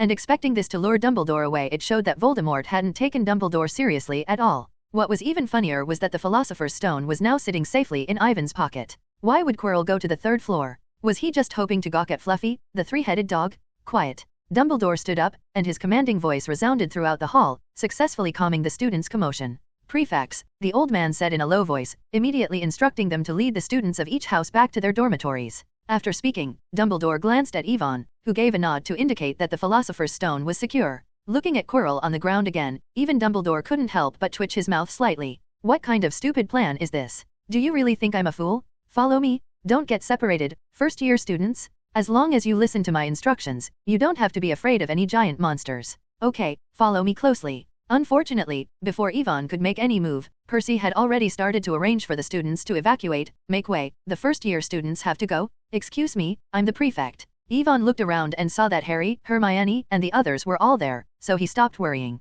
The plot had changed, and Ivan wasn't going to end up crying in the girls' bathroom. If there were no challenges at the end of the semester, Ivan might have actually taken his friends to find the troll to test their progress during this period. But now, there was no need for this. With Dumbledore here, wouldn't the troll be taken down in one move? Ahem. Just as Ivan was thinking this, an indescribable stench suddenly entered his nose. What's this smell? Why is it so smelly? At this time, the wizards from the four houses, led by their respective prefects, were heading back to their dormitories in two orderly groups. Among them, the common rooms for Slytherin and Hufflepuff were located underground, on the left side of the Great Hall. Gryffindor and Ravenclaw had to go through the entrance hall to reach their respective towers. Thud, thud, thud. Just as everyone walked into the courtyard, a sound like thunderous war drums echoed from far away, rushing towards them. The troll was incredibly tall, over 4 meters in height. Its skin was a dull gray-black, resembling granite. Its massive, clumsy body looked like a heap of giant rocks, topped by a small head resembling a cocoa bean. The troll had short legs as thick as tree trunks, and flat, rough, calloused feet connected below. At this moment, it was still some distance away from the group. But the foul stench still reached everyone, making their eyes sting. T-troll. It's a troll. Percy was extremely nervous. He drew his wand and stood in front of the younger students. There were nearly 150 students from the two houses, including many 5th and 6th year students, but only a few reacted to the sudden situation. Draw your wands. The professors will be here soon. The head girl of Ravenclaw was a beautiful girl with long brown hair. Her name was Penelope Clearwater, a 5th year student at Hogwarts. Don't be afraid, it's just a troll. The senior students were not weak, and they had mastered enough offensive spells. It might be difficult to defeat a troll one-on-one, but there were so many people here, and a mere troll could not withstand a barrage of spells anyway. Incendio. Penelope reacted quickly, and almost at the moment the troll appeared, she fired a flame spell at the creature. She didn't even get a good look at the troll, but her wand had already cast the spell. However, when the flame collided with the troll's body, there was a puff sound, and the flame created by the spell was instantly extinguished. Penelope clearly hadn't expected that outcome. Quickly stop it. Immobilis. Diffindo. Petrificus totalis. Freezing spells, severing charms, and stunning spells one after another. Offensive spells were released by the senior students, aimed at the charging troll. However, the troll's skin had extremely strong magic resistance. This caused the spells cast by the seniors to have minimal effect. Apart from hindering the troll's steps, they hardly caused any damage. Damn it. Seeing this, Percy didn't hesitate and immediately fired a blasting curse at the troll's chest. The huge explosion was accompanied by billowing smoke, and it managed to tear open the troll's chest muscles. For a moment, blood flowed, and bits of flesh splattered. Roar. Unfortunately, before Percy could celebrate, the enraged troll, now even more violent from the pain, hurled its massive wooden club. In front of it were Percy and the groups of junior students behind him. Tisk. Seeing the danger approaching, Ivan frowned in dissatisfaction. What are the professors doing? Bang! A transparent magical barrier blocked the wooden club thrown by the troll. Ivan waved his hand, and all the students in front of him, including Percy and Penelope, the prefects, were moved to either side uncontrollably. Ivan. Percy saw Ivan and was about to say something, but after seeing Ivan's serious expression, he immediately remained silent. Be careful, its magic resistance is very high. Penelope was also stunned by Ivan's actions. The barrier that blocked the wooden club just now was a high-level version of the shield charm, which protected everything. Don't worry, it's just a troll, right? Ivan stepped forward quickly, and without waiting for the troll to continue roaring and attacking, he raised his wand and cast a banishing charm. Instantly, a powerful airwave spread forward like an invisible force. Bang! With just one move, the troll that had been so menacing before was knocked onto its back. Clatter! The troll tried to get up, but dozens of vine-like tree roots had already emerged from the ground, binding it tightly. Be quiet! Ivan raised his wand, and the vines and tree roots immediately changed from their original brown to a shiny silver gray. This was a combination of spells. First, he used the Hermimagus charm to turn the grass in the yard into roots, and then he used a Transmigration spell to turn those roots into steel. A two-pronged approach. Roar! You're so noisy! Ivan shouted, and the steel-like chains tightened suddenly, causing the troll to let out a pained wail. Transfiguration is about using the opponent's force against them. Even if the opponent has high magic resistance, it is still powerless against physical attacks. Ivan pointed out the shortcomings of the senior students, including Percy and Penelope. However, if you have strong enough magic power, stupefy. It was the same stunning spell, but unlike the weaker spells from the other students. When Ivan's spell hit, everyone felt as if a giant hammer had struck the troll's head. Everyone watched as the troll's face, which was turned upwards, seemed to flatten like a squashed persimmon, and even the ground beneath its head caved in. Chapter 76, Quirrell is sus. Gasp. The first and second year students didn't understand why, they just thought Ivan was invincible. But the older students knew better. They understood exactly what Ivan meant by strong enough magic power. Is he really just a first-year wizard? That's too exaggerated. You'd die if you got hit by that kind of stunning spell. But Ivan looked so cool just now. Yes, even when he was angry, he was so elegant. Ivan ignored the exclamations of the younger students. He wanted to know where the professors were and where Dumbledore was. Merlin's beard. Professor McGonagall hurried over from behind the crowd and saw the troll lying on the ground. Thank goodness. After confirming that no one was injured, Professor McGonagall excitedly stepped forward to check on Ivan. It's good that you're okay. It's good that you're okay. What's going on, Professor? Ivan looked at Professor McGonagall, whose eyes were filled with tears, and his initial thoughts of blame and questioning softened considerably. There are 3 trolls. Professor McGonagall said in shock. Someone released 3 trolls into Hogwarts. 3. This number was clearly different from what Ivan remembered. According to the original book, Quirrell designed a level for Hogwarts with a troll, and on Halloween Eve, he released another troll. But now, the number of trolls had changed from 2 to 3. No, there might be more, Ivan thought. If the troll in the level hadn't escaped, then there were 4 trolls. Considering that Voldemort could get something as rare as a dragon egg, it wasn't difficult for him to find 3 trolls. Soon, Ivan learned what had happened from Professor McGonagall. Led by Dumbledore, the professors went to find the troll that had broken in. But halfway through, Snape, who left midway, encountered the second troll, blocking his way to the trapdoor room on the 3rd floor. After Snape defeated the troll, he thought there might be more, so he returned immediately. Professor McGonagall received Snape's notice, so she rushed to protect the Gryffindor and Ravenclaw students. What McGonagall didn't know was that Slytherin and Hufflepuff also encountered a troll. Is everyone here? Percy was the head of Gryffindor, but McGonagall was asking Ivan. Not one missing. Ivan had counted them, and there were no casualties. Percy, go comfort the children. I have something to say to Ivan. Okay, Professor. Percy not only did not feel humiliated, but he respected Ivan, who was 4 years younger than him. If Ivan hadn't acted in time, the stick thrown by the troll alone would have injured and killed many young wizards. Ivan. Isn't Ivan back? Where is Ivan? The Gryffindor students saw Percy going upstairs, but there was no sign of Ivan around, so they all started asking.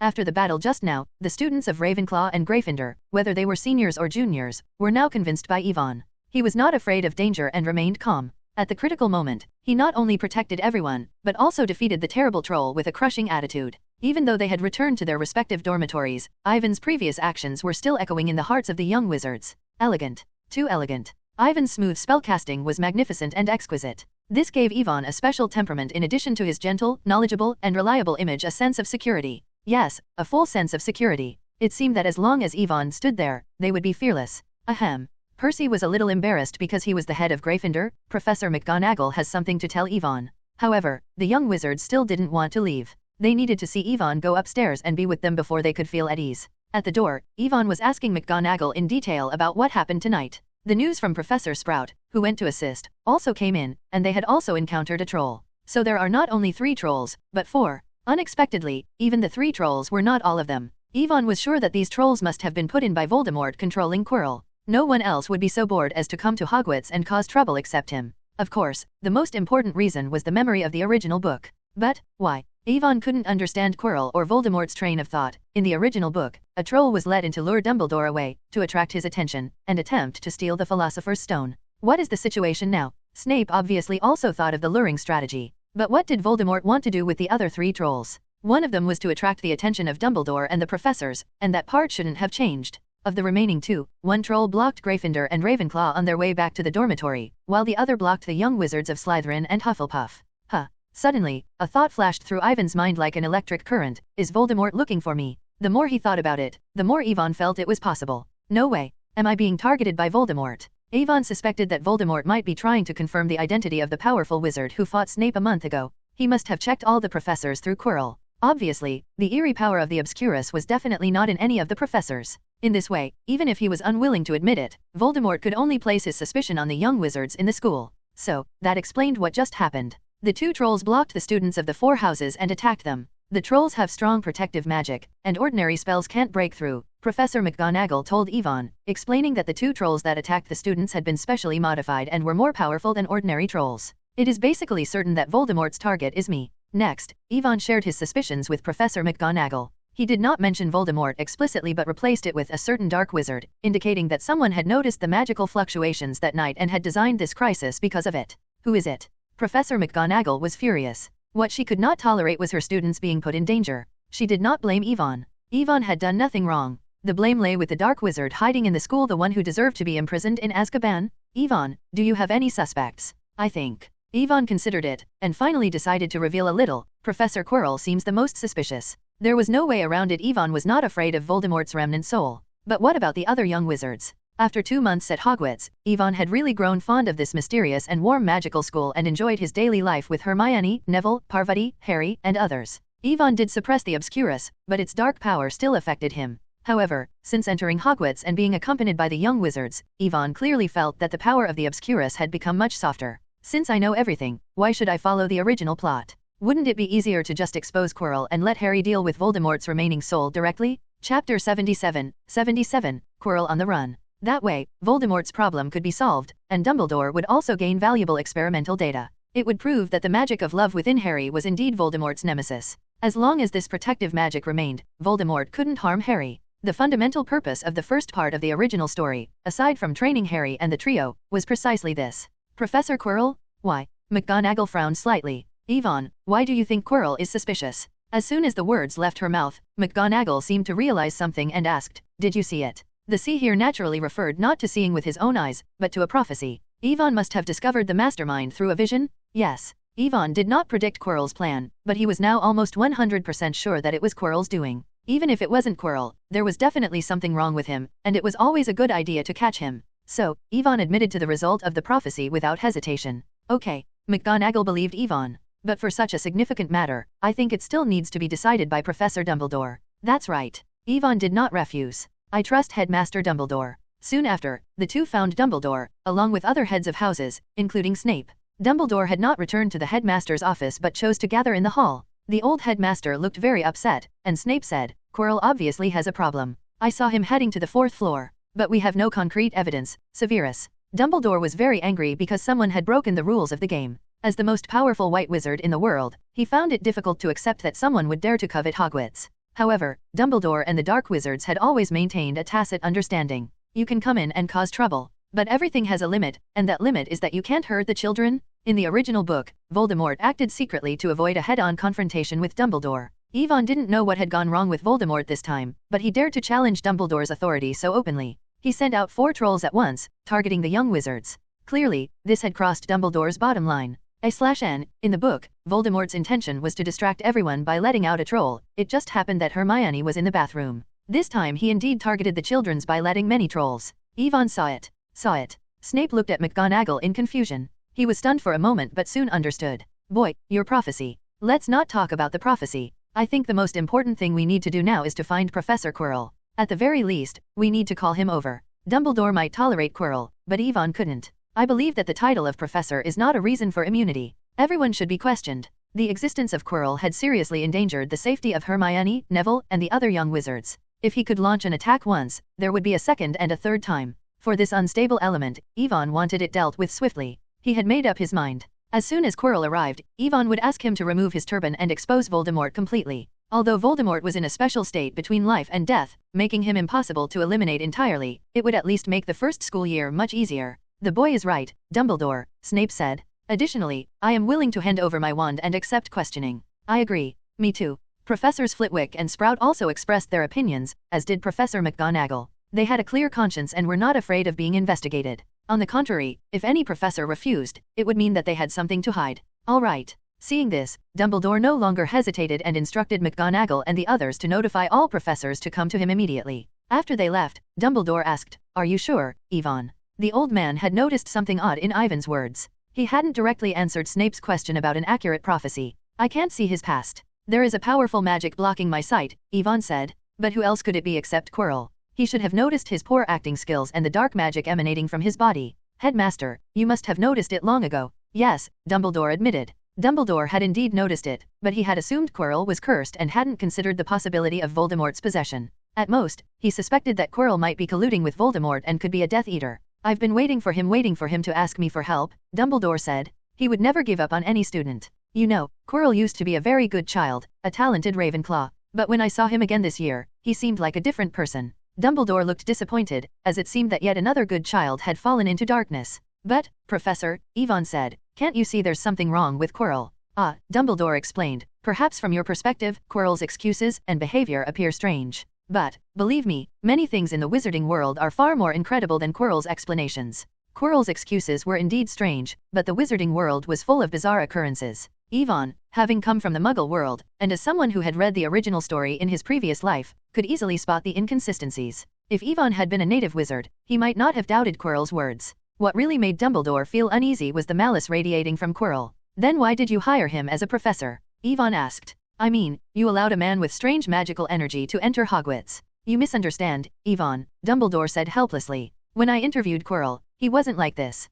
This. Yvonne didn't know what to say. The curse of the Defense Against the Dark Arts position was truly unsolvable. Quirrell had only just taken the job, traveled to Albania, and then became Voldemort's puppet. Albus. Soon, Professor McGonagall returned. "Oh no, Quirinus is missing." Quirinus Quirrell, or rather Voldemort, who was attached to him, had actually sensed the risk of exposure and fled. "Is your sense of danger really that sharp?" Yvonne thought, surprised by Voldemort's decisiveness. He had always thought that Voldemort was foolish. "It seems we missed the best chance to catch him," Snape said coldly, his tone full of criticism for Dumbledore's misjudgment. "Minerva, have the professors search the entire castle immediately. We can't let a dangerous dark wizard continue to lurk in the school," Dumbledore instructed. "Also, I hope the heads of houses can stay with the students until Quirrell is found." "Okay, I understand, Albus," Professor McGonagall responded. The 4 heads of houses already had rooms in their respective house dormitories. They were all powerful wizards, and any ordinary dark wizard would be no match for them. "Lastly," Dumbledore said, looking into the distance, "I will personally search the Forbidden Forest and the Black Lake." Chapter 78, Preparation before Confrontation. Yvonne did not participate in the following events. He returned to his dormitory to rest and wait for the results of the professor's search. However, things did not develop as Yvonne expected. Dumbledore and the other professors could not find any trace of Quirrell. They had searched almost everywhere, including the Forbidden Forest, the Black Lake, and the castle. Yvonne also reminded Dumbledore to check the Room of Requirement, but unfortunately, they still found nothing. What's going on? Yvonne thoroughly experienced the troubles brought by the butterfly effect. Did Quirrell really run away? No. As soon as this thought emerged, Yvonne immediately denied it. Voldemort's goal is the Philosopher's Stone. If he doesn't get the Philosopher's Stone, where can he go? Even if Voldemort's target had expanded to include Yvonne, staying in Hogwarts would be his best choice. Voldemort had no reason to leave. However, it is certainly not difficult for a great wizard, even one reduced to a lingering form like Voldemort, to evade others' searches if he is determined. If Voldemort wanted to hide, even Dumbledore himself would likely come back empty-handed. And now, there is something even more troublesome. The troll sneaked into the safest place in Britain, Hogwarts. A first-year student defeated the troll. Who will protect Hogwarts from the threat of dark wizards? The newspaper published a lot of news about the troll incident, most of which questioned whether Dumbledore was still capable of serving as the headmaster of Hogwarts. We all know that Dumbledore was the greatest white wizard of this century. But now, there are less than 10 years left before the end of this century. Hermione, read the negative news about Dumbledore in the newspaper. We can't entrust the safety of children to an old man over 100 years old. Ugh. After the voice fell, Hermione slammed the newspaper on the table heavily, and the young witch said angrily, "It's nonsense. It's been almost a week, and the comments in these newspapers are getting more and more excessive." Parvati agreed. "They only say sarcastic remarks, question this and that, but no one has ever proposed what to do." During this period, all the heads of houses lived with the students to ensure their safety. Hermione could see that Professor McGonagall was visibly losing weight because of her hard work day and night. Wizards are also human. After 7 or 8 days of exhausting work, their bodies will not be able to bear it. Why is it like this? Harry was very confused. He didn't understand why these news reports spoke so negatively about Dumbledore. Scoff, are they wrong? At this moment, Malfoy came over, the smile on his face impossible to hide. Dumbledore has been old for a long time. Who knows what the school will become in his hands? My father is discussing this matter with the school governors. Maybe in a few days, Hogwarts will have a new headmaster. Malfoy's words aroused the dissatisfaction of many students, especially the Gryffindor students, who were even more agitated. The Weasley brothers glared at him, and many people looked like they would rush forward and beat Malfoy to the ground as soon as someone spoke. Malfoy, let me guess why you came here at this time. Harry looked around pretentiously. Oh, by the way, it turns out that Yvonne is not here. Pfft. It seemed that Harry had learned to be more sharp-tongued, possibly influenced by Snape, and at this moment, he managed to hit Malfoy's sore spot, making Malfoy so angry that he wanted to strangle him. Malfoy subconsciously looked around and confirmed that Yvonne was indeed not present. Why, you won't be proud for long, Potter. Malfoy continued. Wait until Dumbledore is kicked out, and then it will be his turn. Whose turn? Ivan's voice interrupted Malfoy's pleasant fantasy. Malfoy trembled all over, and cold sweat broke out on his back. Yvonne. Damn it. Malfoy thought, realizing he had miscalculated. He had considered that Yvonne was away, but hadn't expected him to come back at this exact moment. Okay, go back. Yvonne didn't do anything to Malfoy. He merely patted his shoulder and gestured for him to return to the Slytherin table. Okay. Malfoy didn't hesitate and quickly ran away from Yvonne. Ha ha ha. Harry laughed. It's you, Yvonne. That guy Malfoy actually said that Dumbledore would resign as headmaster. Indeed, the current rumors were very unfavorable for Dumbledore. But how could the greatest white wizard be defeated by a few rumors? Only a spoiled kid like Malfoy, coddled by his family, would believe that Dumbledore could be replaced because of this.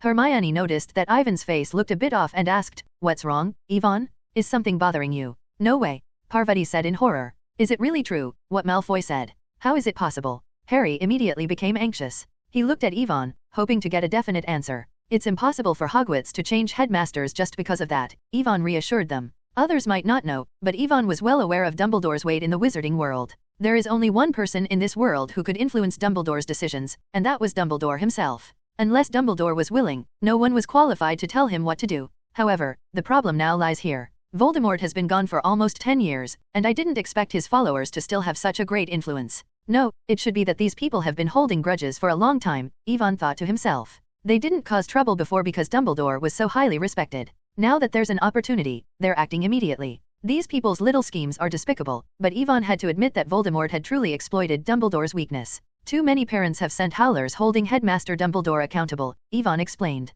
Just now, the Ministry of Magic notified the headmaster to come over, demanding that he explain the situation and give an account to the parents. In this situation, if it were Yvonne in Dumbledore's position, he would make those who complained understand the power of magic in no time. However, Dumbledore was a saint, unwilling to use force to coerce others. Tisk.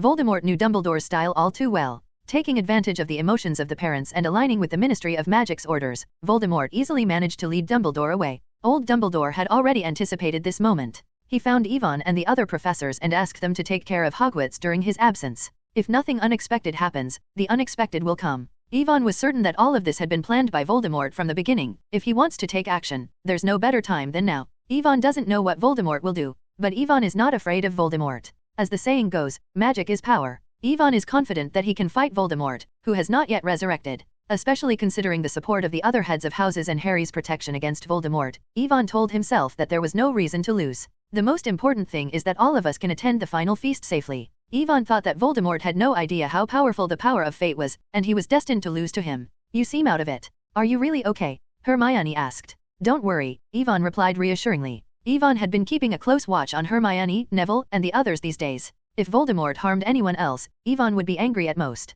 But if Hermione were hurt, Yvonne feared he might truly lose control and unleash the Obscurus. So he had been extremely cautious recently, strictly forbidding them from going out at night and completely prohibiting magic practice in the room of requirement. "I don't understand why everyone is so dissatisfied with Dumbledore," Hermione said. "Who knows?" Yvonne did not answer Hermione's question directly. He simply said, "Just like people are afraid of Voldemort, but not afraid of Dumbledore, who is more powerful than Voldemort." What? Ivan's words left Hermione, Harry, and the other young wizards dumbfounded. They had never thought of it that way. "Yeah," Hermione muttered. "Dumbledore is more powerful than Voldemort, but they never take Dumbledore seriously, right?" Yvonne added, finishing the little witch's sentence. He shook his head and said, "All right, everyone, go back to your dormitory early tonight. Don't wander around." "Yvonne, do you think something will happen tonight?" Harry asked. "If I were Quirrell, I would definitely take action at this time," Yvonne replied. "Because Dumbledore is not here?" Hermione questioned. "Yeah," Yvonne nodded. "After all, no one wants to face the greatest white wizard of the time."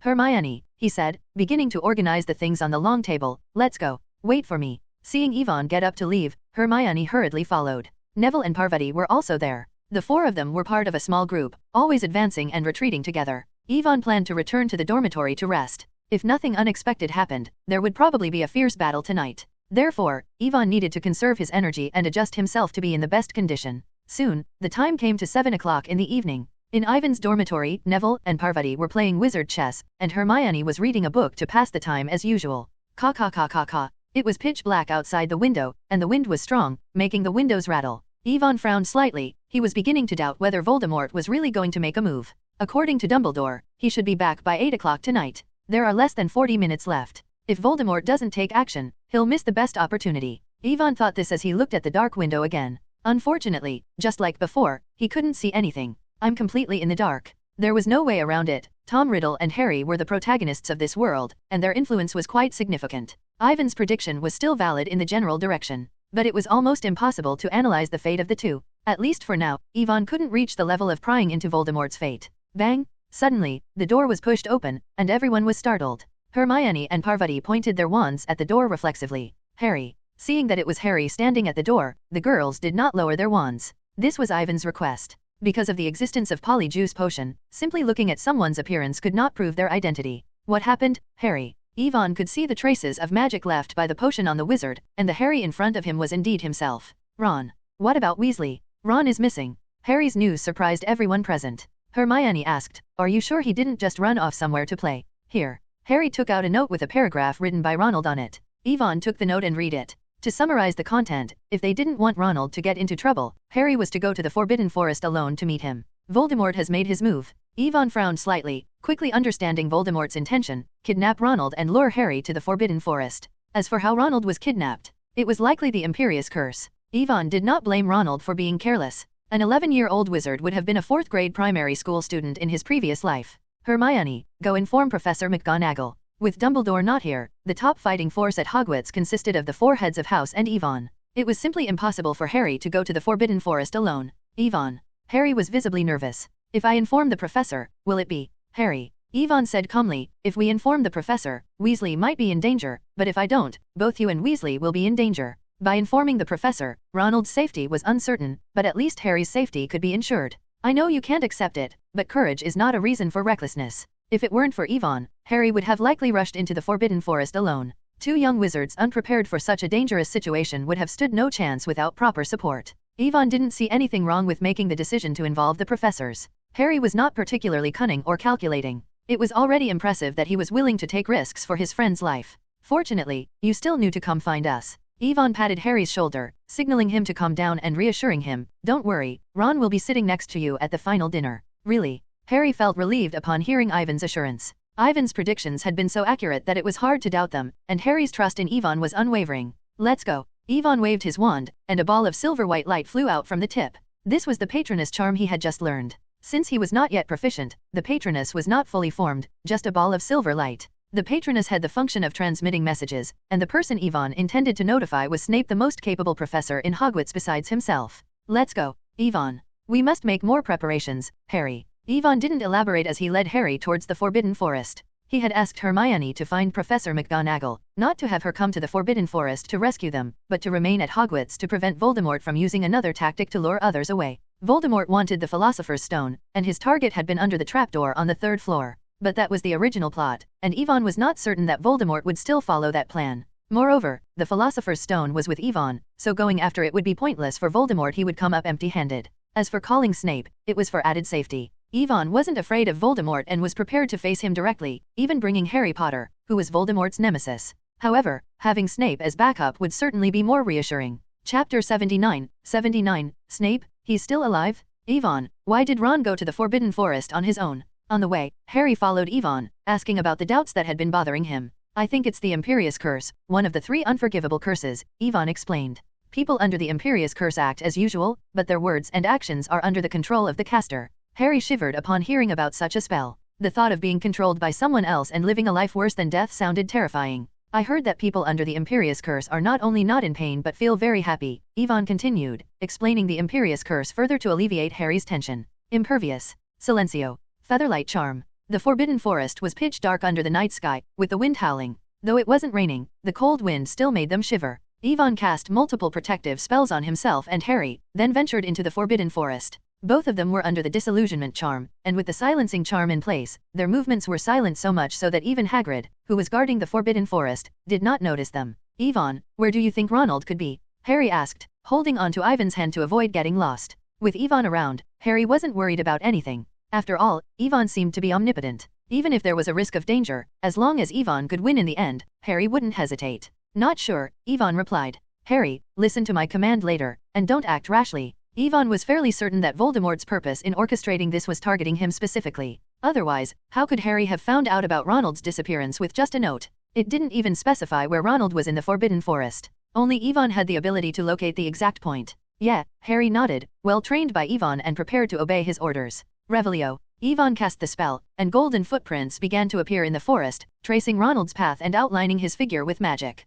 It's Ron. Harry clenched his fists. He was grateful that he had immediately informed Yvonne. Yeah, Yvonne responded, watching the outline carefully. Yvonne took a deep breath. The darkness ahead couldn't block his sight. What truly put pressure on Yvonne was the impending fierce battle. Face Voldemort. Then, Ivan's eyes grew more determined. Verify my progress during this period? Suddenly, Yvonne sensed a presence. He glanced back, and a familiar figure appeared in his magical vision. Snape. Snape is here. Ivan's message to Snape was to ask him to conceal his presence and follow behind him and Harry. With 3 heads of houses protecting the young wizards, Yvonne would face Voldemort directly. With Snape for backup, they had an additional layer of security. This 3-pronged approach was the best response Yvonne could devise. Yvonne Ambrosius. Suddenly, a hoarse whisper echoed in Yvonne and Harry's ears without warning. Harry, beside him, winced in pain, clutching the scar on his forehead. He clearly sensed Voldemort's presence. He's here, Yvonne, he's nearby. Stop playing these tricks, Professor Quirrell. Yvonne refrained from mentioning Voldemort's name. As far as he knew, Quirrell was the one behind this entire series of conspiracies. What impressive magic. Voldemort's voice emerged from the darkness. Indeed, it was you who fought with Severus that night. Yvonne looked over and saw a cloaked figure slowly approaching. It was Quirrell, possessed by Voldemort. Where is Ron? Harry asked, suppressing the pain. Harry Potter. Seeing Harry, Voldemort's tone shifted noticeably. After all, this was the child of destiny who had ruined his former glory. Voldemort always wanted to understand what made Harry unique. He had used Legilimency on Ronald and learned everything about Harry since his arrival at Hogwarts. However, how could he describe it? Utter disappointment? Harry did have some talent, but compared to himself, Voldemort found it lacking. In Voldemort's view, Harry's future achievements would be no more than Snape's. Yet it was such an ordinary little wizard who had defeated the mighty Dark Lord? It was incomprehensible, not to mention unacceptable. Don't worry, Harry, Voldemort's voice sounded like countless snakes slithering across the ground. I'll deal with you after I finish handling the matter at hand. Don't be impulsive. Yvonne stopped in front of Harry, signaling him not to act recklessly. Harry forced himself to calm down, staring at Voldemort, his eyes full of anger and unwillingness. What do you want to do? Yvonne asked. You brought Ronald Weasley here, now I'm here. What's your purpose? Smart little wizard. Voldemort was not at all surprised that Yvonne had guessed this was a trap for him. Harry was merely the bait. Yvonne was Voldemort's true target. You are extremely talented, Ambrosius, Voldemort said. Staying at Hogwarts is just a waste of your potential. Join me, and I will show you the true meaning of dark magic. Yvonne tilted his head, finding it hard to believe. So all of this was just to recruit him? Did the troll eat your brain? Yvonne sneered. What? Voldemort hadn't expected Yvonne to mock him, and Quirrell's face twitched slightly, anger simmering beneath the surface. You want to recruit me? Just a dark wizard? Yvonne asked, his tone filled with disbelief. Hearing Ivan's words, Voldemort's anger gradually subsided. I don't blame you, Ambrosius, because you don't know who is standing in front of you. Voldemort believed that Yvonne had refused because he thought Professor Quirrell's status was too low. I would like to hear more about it. I am Voldemort. Voldemort did not hide his identity, revealing it directly. What? The next moment, Snape, who was hiding in the shadows, showed an incredulous expression, and even Harry was stunned. The two of them had always thought that the person behind the troll incident was Quirrell himself. But who would have thought that the mastermind was actually Voldemort? Are you serious? Yvonne said deliberately, pretending to be a dead person. I'm not dead yet. Voldemort's voice rose sharply for a moment, then returned to its original hoarseness. You don't understand, Ambrosius. I have gone further on the path of dark magic than anyone else. It's really him. He's still alive. Snape was very familiar with Voldemort. The way of speaking felt familiar just now, but he didn't expect it to be the Dark Lord himself. No, Yvonne and Harry can't face Voldemort directly. He wanted to rush out and stand in front of Harry and Yvonne. But the problem was that if he did so, he would likely expose his undercover identity completely and would never be able to gain Voldemort's trust again. Targeting Quirrell and targeting Voldemort were two entirely different matters. Yvonne, that kid. Snape noticed the hint Yvonne gave him, telling him not to act rashly. Helplessly, Snape had to remain calm and wait for the right opportunity to make a move. In order to protect Harry, whether he was undercover or not was no longer important. You are him. Hearing Voldemort's name, Harry was filled with shock and anger. The man in front of him was the murderer of his parents, and Harry wanted to tear him to pieces. Fortunately, Harry still had some reason. He knew his own strength, and rash action would only disrupt Ivan's plan. Oh, Yvonne was very satisfied with Harry's reaction. This was the right-hand man he wanted. Then, Mr. Voldemort, you seem very confident.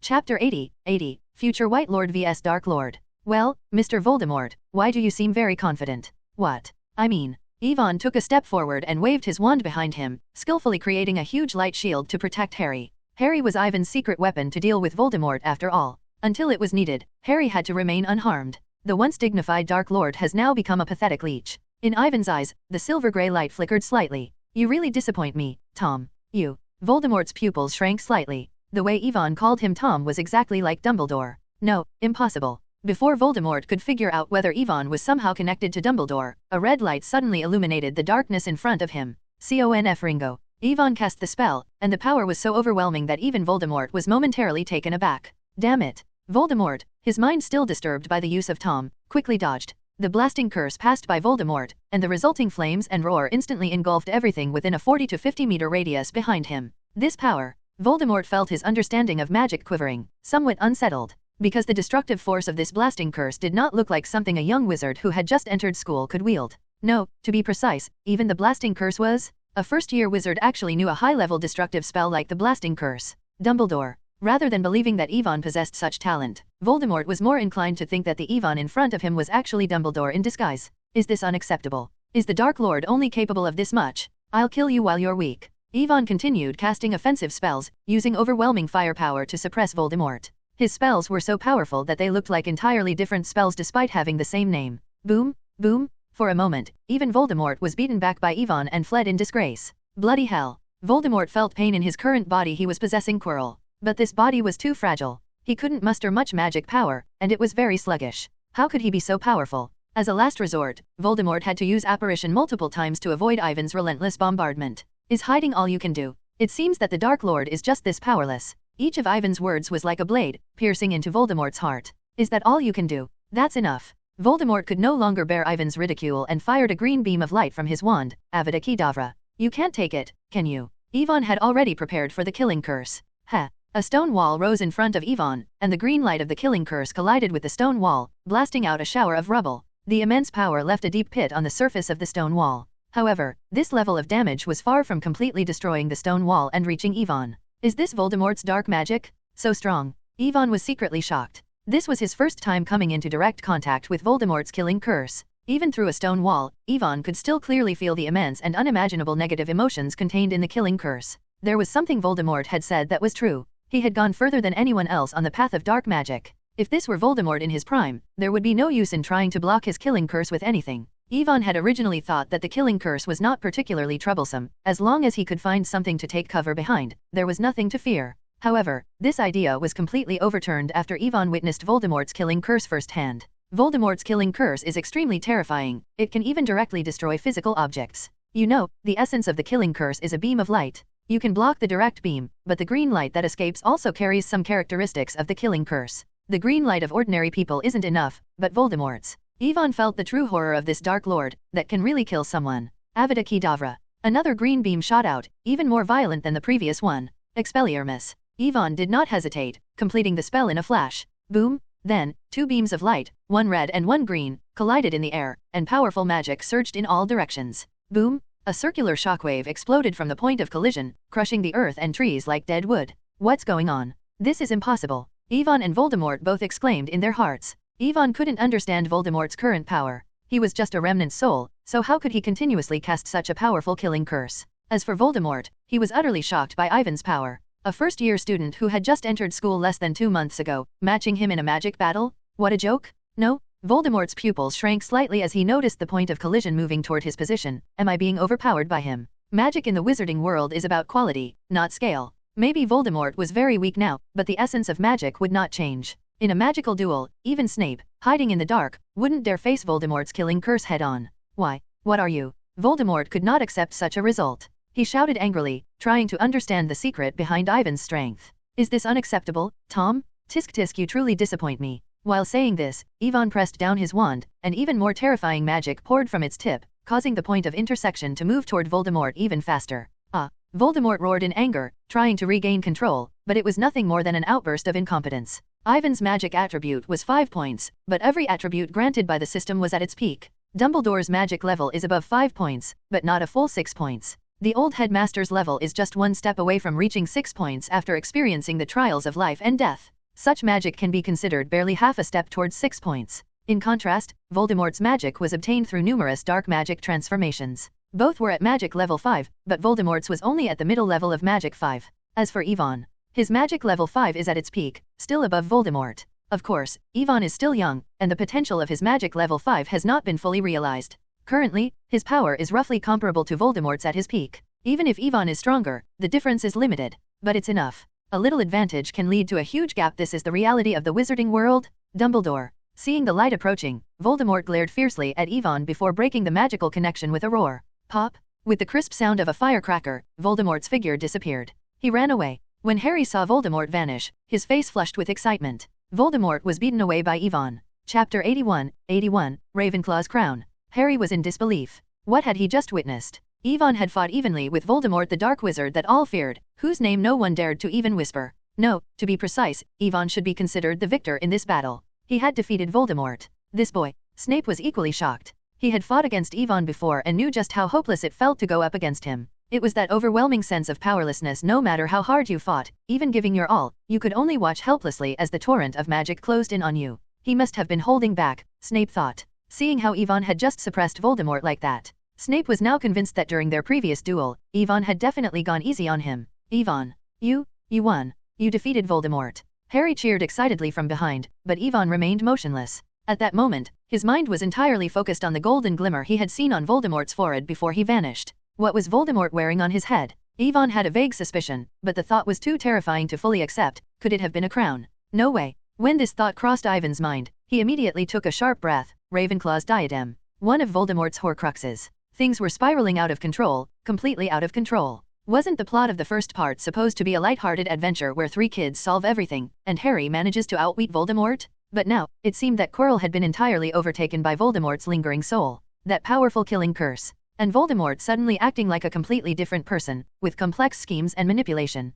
Piecing all these changes together, Ivan came to a chilling realization: Voldemort has regained control over Quirrell and recovered one of his Horcruxes. Damn, things have just gotten a lot more complicated. Ivan hadn't anticipated that Voldemort would focus on reclaiming his own Horcruxes this early on. After all, in the original story, during both the first and second parts, Voldemort had entered Hogwarts twice but never sought to retrieve Ravenclaw's diadem. Is it the inertia of thinking? Ivan muttered. In the same way, Ivan suddenly realized where Voldemort might have been hiding all this time. The Chamber of Secrets. Due to his reliance on the original plotline, Ivan had only been thinking within the framework of the first book, assuming Voldemort would only act within that scope. But now, the reality was clear. This wasn't a simple story of the first volume, it was the real world. The original behavior of Voldemort in the story was simply a product of Rowling's design. After all, when Rowling wrote the Philosopher's Stone, the concept of the Chamber of Secrets was likely still just an idea she hadn't fully developed or written out. But the Voldemort Ivan was dealing with wasn't a character penned by an author. He wasn't confined to the narrative constraints of a novel. This realization hit Ivan hard and reminded him of the limitations of relying too much on the plot.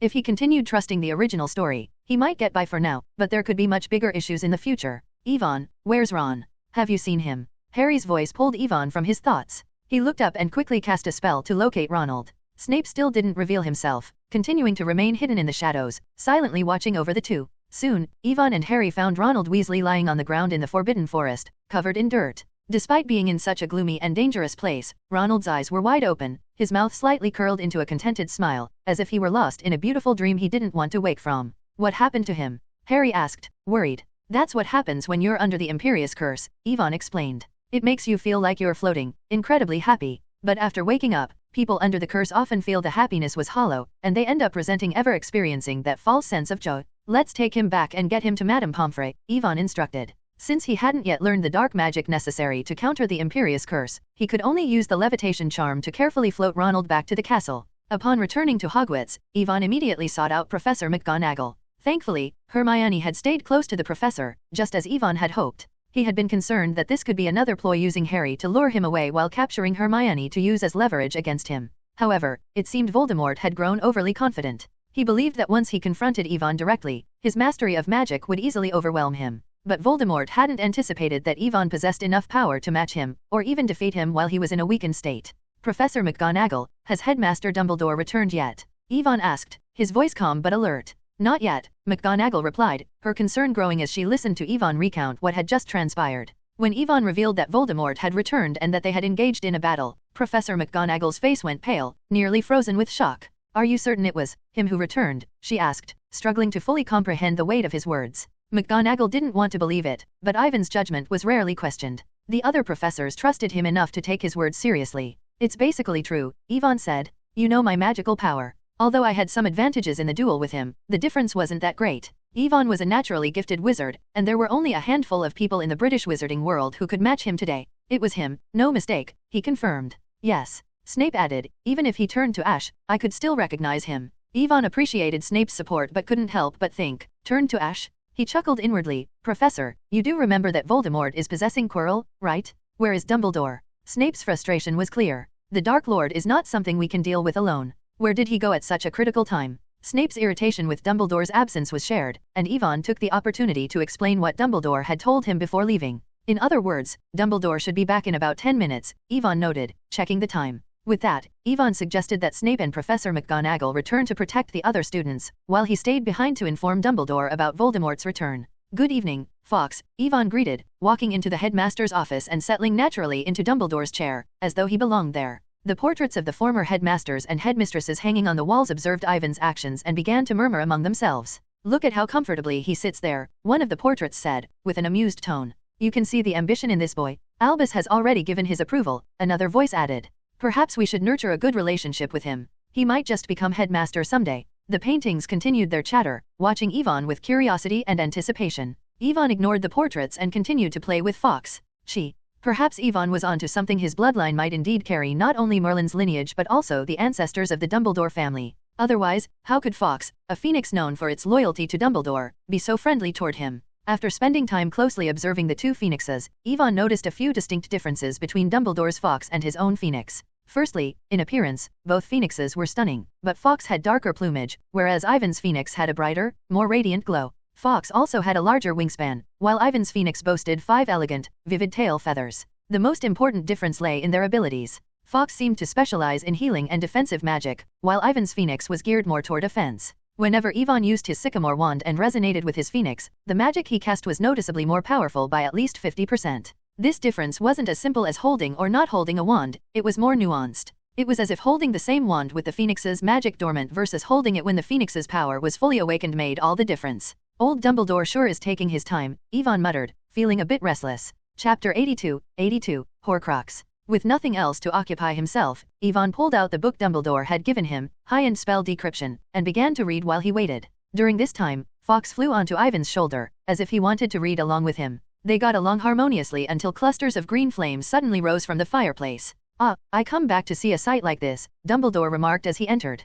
Quite touching, Fawkes. Despite his light-hearted comment, Dumbledore quickly grew serious. What happened? He asked. He knew that if Yvonne was waiting for him in his office, something significant must have occurred. It's Voldemort, Yvonne responded. Dumbledore froze for a moment. He had long suspected that Voldemort was not truly gone, but had he already returned in full force? Yvonne proceeded to recount the entire encounter, explaining everything that had just transpired. When he told Dumbledore that he had managed to defeat Voldemort, Dumbledore did not appear particularly surprised. He knew better than anyone the extent of Ivan's talent and strength. For a great wizard like Yvonne, defeating a weakened and lingering Voldemort wasn't beyond expectations. Let me assess his current condition, Dumbledore said. With that, he walked over to a hidden chamber on the side of his office and revealed a silver basin. It was the Pensieve, the very one from the original story. Okay, Yvonne responded, placing his wand gently against his temple before slowly raising it. The next moment, he carefully pulled out a strand of silvery white thread. His memory. For the past 2 months, Dumbledore had not taught Ivan any black magic, but he never withheld knowledge of white magic.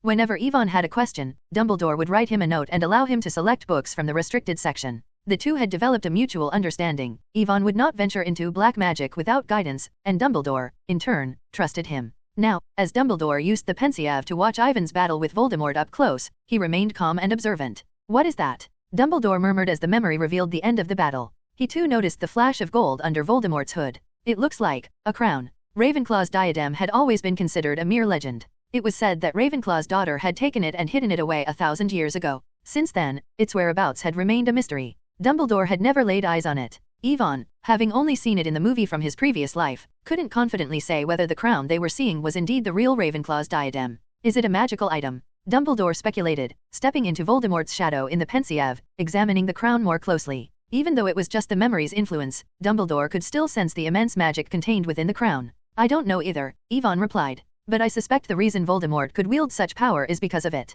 "No, it shouldn't be that simple," Dumbledore said, his gaze fixed on Ivan. The old headmaster continued, "Tom's current state is akin to that of a wandering ghost. With only a soul, even the most powerful wizard cannot cast magic on their own." Dumbledore stared at the crown more intently, as though a realization was forming, though he couldn't yet fully confirm his suspicion. "Professor," Ivan asked, "could it be Quirrell who's providing him with power?" "That's different," Dumbledore explained. In terms of experience and accumulated knowledge, 100 Ivans couldn't match Dumbledore's expertise. Quirrell can only provide Tom with vitality, but the magic power still belongs to Quirrell. In other words, the Quirrell who had fought against Ivan could only perform at his own level. Yet, the spells Voldemort had cast were on a different scale, far beyond Quirrell's capabilities. "Such power is certainly not something Quirrell could possess," Dumbledore said, searching his memory for related information. Gradually, the old headmaster's eyes began to brighten as understanding dawned on him. It seemed Dumbledore had uncovered the secret behind Voldemort's recovery of power. "Professor," Ivan asked, "do you know what's happening?" Dumbledore remained silent for a moment before finally speaking. Since his days as a student, Tom has been obsessed with the idea of immortality.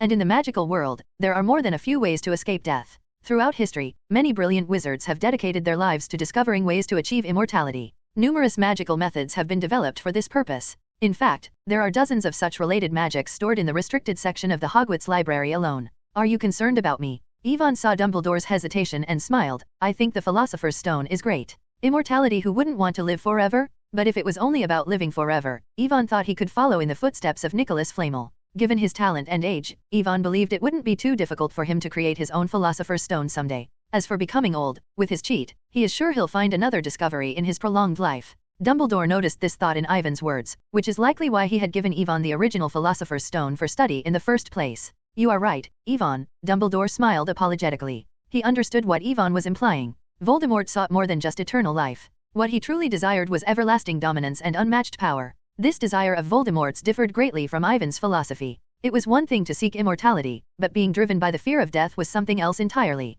If one's quest for immortality was born out of fear, it felt as if they were being chased by the ever-present slave master called death. True immortality, Ivan believed, was not about running from death but choosing life on one's own terms. For Ivan, real immortality would mean having the freedom to live as long as he desired. And if there came a day when he tired of living, he wanted to be able to choose when to meet death, embarking on yet another great adventure, as Dumbledore might say. Compared to immortality, Ivan valued freedom more. "That is a very dark and terrible kind of black magic," Dumbledore said, after the two had stared at each other for a long moment, considering Ivan's thoughts. In the end, Dumbledore decided to tell Ivan about the Horcrux. "Horcrux, huh? Please elaborate," Ivan asked, genuinely curious. He had seen it today that this isn't just a story written by someone but a whole functioning world with its own history and future. He was eager to learn the wisdom of the old bee on this subject. And showing ignorance was necessary to learn everything from Dumbledore about it. The Horcrux was a concept that didn't exist in any Muggle language. In fact, the term itself was an invention of magical linguistics. The word Horcrux was derived from foreign roots horcer, meaning outside in French, and cruxer, Latin for cross or crucial things. Together, they meant a piece of the soul that existed outside the body, referring to a particularly evil and forbidden form of magic. However, just knowing the name of this dark magic wasn't enough for Ivan to fully understand the process behind it. Anyone who had read the original story would know that making a Horcrux involved taking a life, but Ivan had always wondered, what came after that? How exactly did the soul fragment get anchored to an object, and what kind of suffering and destruction did it bring to its creator? What happens after taking a life? What kind of ritual is required to make a Horcrux? What spell is needed to tear apart the soul? These were questions Ivan asked himself.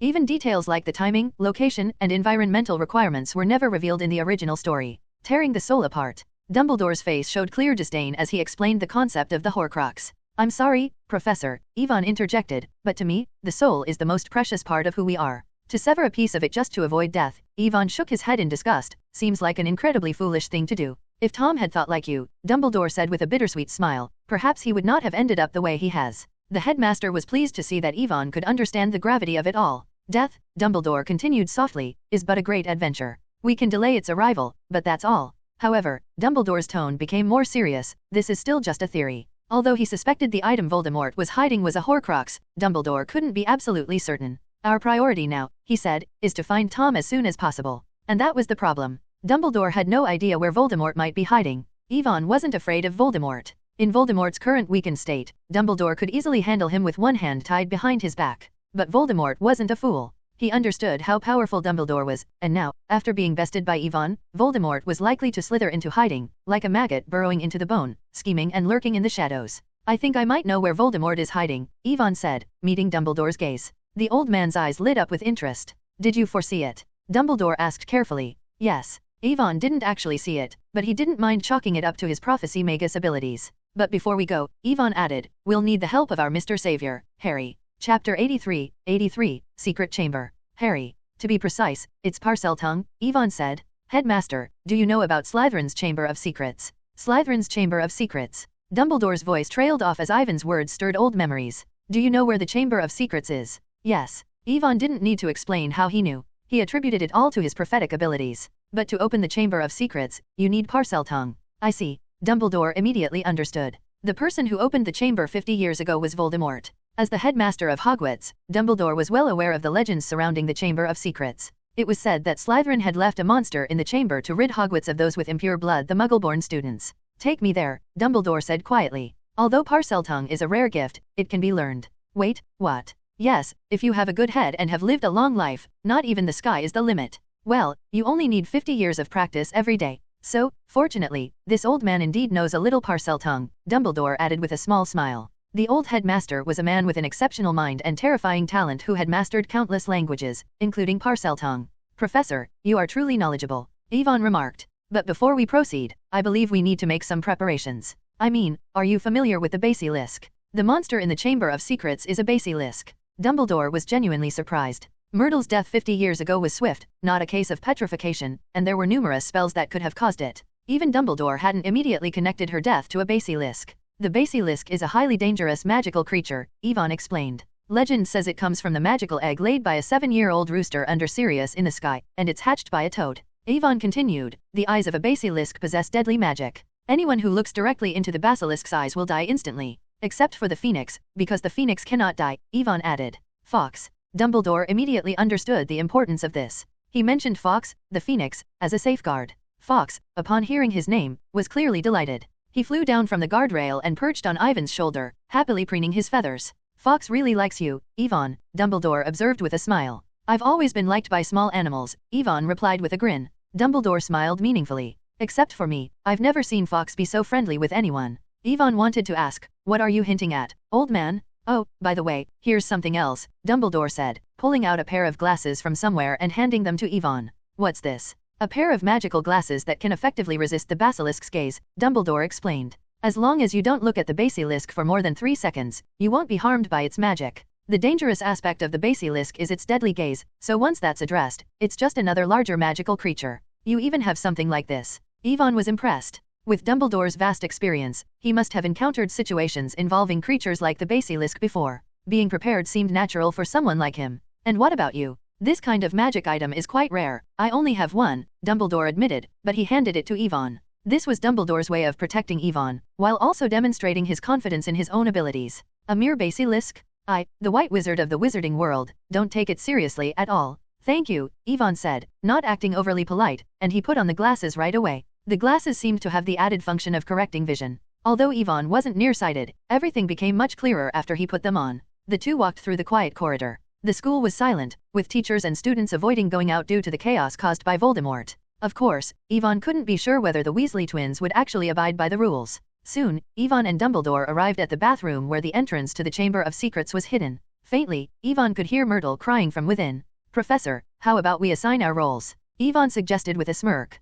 I'll deal with Voldemort, and you help me take care of the basilisk. Facing a powerful dark wizard was an excellent training opportunity, and Ivan didn't want to pass it up. Besides, with Dumbledore backing him, Ivan had no reason to worry. The old headmaster's presence provided a sense of full security. All right, but be careful, Dumbledore advised. Don't worry, Ivan replied with a grin. If I really can't handle him, I'll call for help immediately. Dumbledore shook his head. The old headmaster really couldn't understand why Ivan was so thick-skinned. He cast a disillusionment charm on himself, and then, following Ivan's guidance, he spoke to the faucet with a snake carving in Parseltongue, open. Buzz. The faucet emitted a dazzling white light and began rotating rapidly. Then, the sink moved aside. Slowly, it revealed a thick water pipe, wide enough for a person to fit through. Good design, Dumbledore remarked in the empty chamber. Wasting no time, the two cast the levitation charm and descended into the pipe, one after the other. The pipe twisted and turned, winding downward with a steep slope. It led into a dark stone tunnel, large enough for a person to stand inside. Ivan cast a variant of the Lumos spell called Firefly Glimmer, which caused glowing fireflies to attach themselves to nearby surfaces, lighting up the otherwise dark path.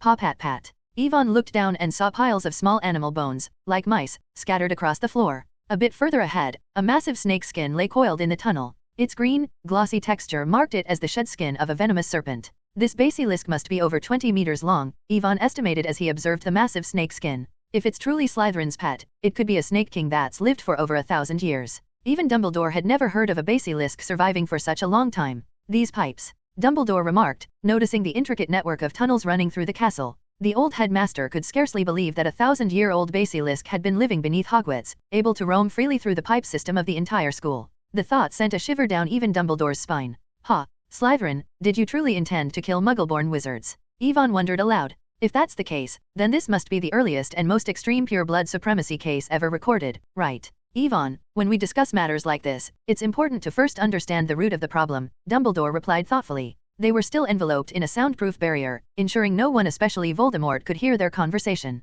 And with two great wizards standing guard over a mere remnant of Voldemort's soul, there was little need for excessive caution. No intricate plan was required here. It was simply time to act. What do you mean? Chapter 84, Unstoppable Force. The wizarding world 1,000 years ago was vastly different from what it is now, Dumbledore explained. Back then, the persecution of wizards by Muggles was severe. Slytherin might have feared that wizards of Muggle origin would eventually side with Muggles and turn against their own kind. By recruiting only purebloods, Slytherin believed he could prevent internal strife within the wizarding community and ensure that wizards wouldn't be used against each other by Muggles. This drastic approach to protecting wizardkind fit well with Slytherin's known temperament. Ivan could almost picture the scene from those times. Gryffindor, you're too extreme, Salazar. Slytherin, Godric, you'll regret this. Gryffindor, I'm the headmaster of Hogwarts. Of course, Ivan knew from his studies that the first headmaster of Hogwarts was Rowena Ravenclaw, who had originally proposed the idea of founding a school for magic, not Gryffindor, though this was more of a niche book-setting detail, and not something to get too serious about.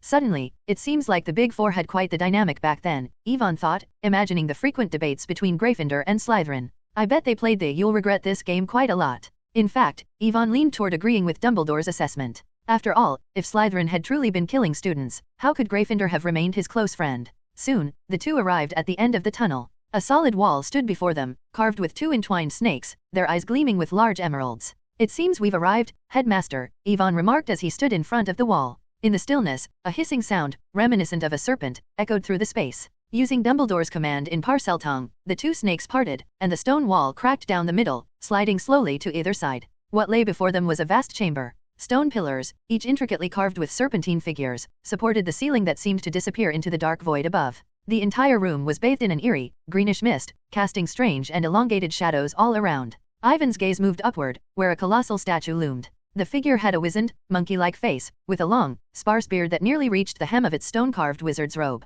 Its feet, massive and grey, stood solidly on the polished floor. Slytherin, Ivan whispered, identifying the statue's owner. Ivan Ambrosius. Startled, Ivan looked down. Beneath the imposing statue stood a figure, its back turned to him at first. Slowly, it turned, revealing blood-red eyes that gleamed with malice. Should I call you brave or simply foolish for coming here? Tom, Ivan said, a mixture of surprise and defiance in his voice. Don't call me that. Voldemort snapped, clearly agitated. His appearance was ghastly pale, with his skin marred by red veins and cracks that seemed to split his very body. It was clear that Voldemort was in an extremely weakened state. Why? Ivan showed no respect for Voldemort, striding confidently forward. I call you Tom because that's your name, just like Ivan, or Albus. Or would you prefer Riddle? With Dumbledore standing behind him as support, Ivan exuded a boldness that infuriated Voldemort. If the situation hadn't been so tense, Yvonne might have been tempted to say, "Stop it, Tom. Dumbledore's just outside." Enough. Voldemort snapped, visibly angered. The name Riddle was a forbidden reminder of the identity he had long since rejected. "How do you know about this place?" Voldemort demanded, narrowing his eyes. He hadn't anticipated anyone, let alone Yvonne, discovering the Chamber of Secrets. It baffled him how had Yvonne found the location and gained entry? Parseltongue. Voldemort's suspicion grew as he looked at Yvonne. "Are you also a Parselmouth?" Who knows? Yvonne didn't give him a direct answer. Instead, he advanced further, closing the gap to just under 20 meters. His calm and self-assured demeanor was almost enough to drive Voldemort over the edge. "Enough talk," Yvonne continued, now drawing his wand. "I think it's time we finish our unfinished duel, don't you?" Though Ivan's manner appeared casual, his magic eye and spiritual vision were both active, alert for any signs of an attack, particularly from the basilisk, which could strike at any moment. But Yvonne was not afraid of Voldemort. In their previous battle, Yvonne had already gauged Voldemort's strength and capabilities. If Voldemort hadn't been so quick with his apparition, Yvonne would have shifted into his Obscurus form and finished him off right then. Of course, it wasn't too late now. "Do you think you're going to win?" Voldemort snarled, completely enraged. With a swift movement, he raised his wand and cast Avada Kedavra. Green light illuminated the entire chamber. "I've been waiting for this." Yvonne countered with a disarming charm, meeting Voldemort's spell and once again establishing a magic link. The air buzzed with power as the spells collided. Just as before, Yvonne quickly gained the upper hand, pushing the combined magic force towards Voldemort. No matter how much power Voldemort exerted, it wasn't enough to turn the tide. Then, a sneer flickered across Voldemort's face, full of malice. "Now," Voldemort hissed. Splash! Water erupted as a massive dark shadow lunged from the depths. The enormous yellow eyes of the basilisk gleamed, and its blood-stained fangs shot towards Yvonne with terrifying speed. This time, the basilisk hadn't revealed itself openly as in the original story. It had been lying in wait, hidden beneath the water. In the shadows, Dumbledore's eyes narrowed slightly, his protective spell already prepared, ready to intervene at any moment. "Get out." Before Dumbledore could intervene, a swirling mass of dark mist surged out from Ivan's body, crashing into the basilisk with an overwhelming force. Boom! The creature, easily over 20 meters long, was flung away as if it weighed nothing. "What?" Voldemort's eyes widened in shock, disbelief clouding his expression. "What is this?" The black mist that erupted from the boy standing before him defied everything he knew. An Obscurial. The realization struck Voldemort, and he exclaimed, "You're an Obscurial." In that instant, everything clicked into place for him. Why Yvonne possessed such raw, overwhelming magic, why his spells had such unimaginable strength, it was because this child was not an ordinary wizard.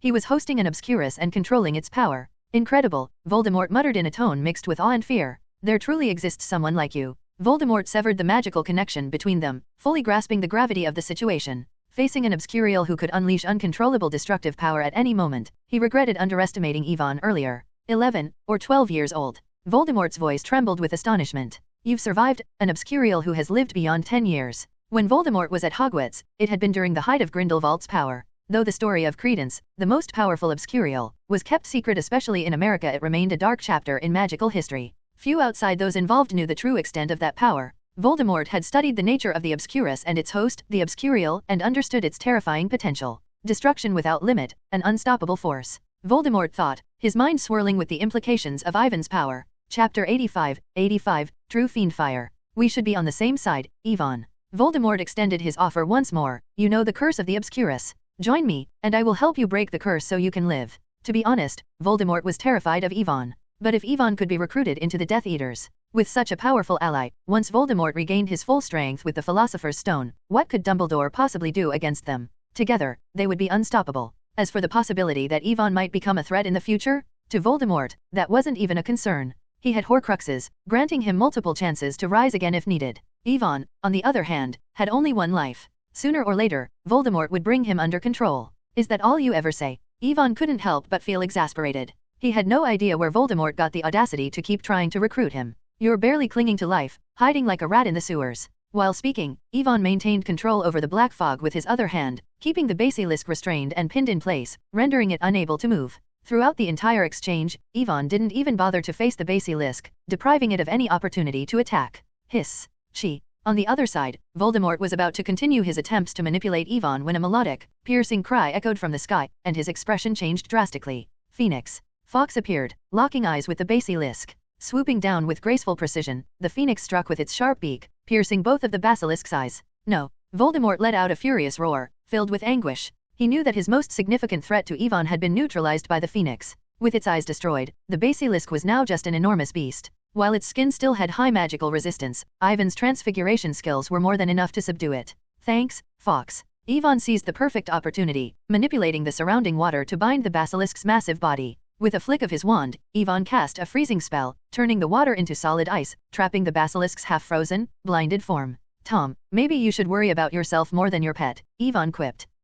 Voldemort's already fractured soul, stretched to its limit by Ivan's taunts, could no longer contain his fury. Enraged, he lashed out with magic once more. Do you have amnesia? Ivan sneered, sidestepping the attack with ease. You know you can't win a duel against me, yet you still try. It seems you've lost more than just your nose. Tom, your brain went missing too. While maintaining the magical connection with Voldemort, Ivan kept spewing all kinds of trash talk as if it was second nature. Behind the scenes, Dumbledore, observing silently, couldn't help but twitch the corners of his mouth. He had witnessed this particular style of Ivan's many times before. Whenever Ivan fought, he never failed to run his mouth so much so that even the most composed opponents would lose their temper. Even Severus Snape, known as the most sarcastic and sharp-tongued person at Hogwarts, had once fallen victim to Ivan's relentless verbal jabs. When it came to scathing insults, Snape had never backed down from anyone, until he met Ivan. Ivan, armed with knowledge of Snape's past, would deliver ruthless remarks, each piercing Snape like a dagger. And, as if that wasn't enough, Ivan often sprinkled in comments about Lily Evans, and occasionally James Potter, Sirius Black, and Remus Lupin.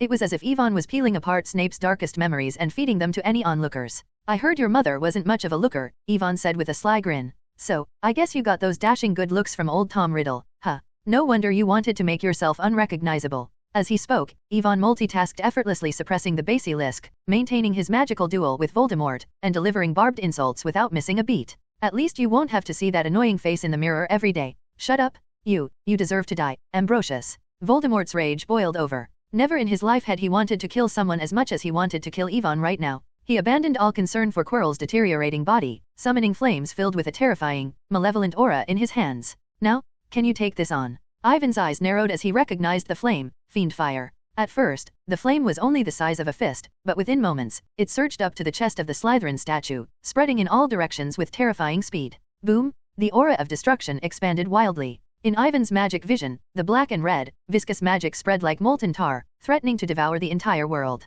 Ivan had never encountered a spell so fearsome and dangerous. It felt like the gates of hell had opened, pulling everything into endless chaos and ruin. Is this fiend fire? In front of this, my own adaptation of the fiend fire is, like a candle. In the original Harry Potter series, fiend fire first appeared in the hands of Crabbe, and it was also the last time it was used. In fan fiction, Ivan had often read about fiend fire being treated like a common black magic spell, as if anyone could wield it. However, the truth was far from that. Both fiend fire and Avada Kedavra were spells far beyond the reach of ordinary wizards. Crabbe's ability to summon the fire was not because of his skillful control over magic, but because he was evil enough, reckless enough, and mad enough. Many might dismiss Crabbe as a dull brute with limited magical ability. But the reality was that, in the original book, Crabbe was one of only 3 students in the history of Hogwarts to attempt to kill someone. No wonder Dumbledore warned me to be wary of such black magic. If there was no magic eye, Ivan probably wouldn't feel the horror of fiend fire. The more a wizard is exposed to fiend fire, the closer his will aligns with the chaotic essence of its power, seducing him into madness and pulling him deeper into the abyss.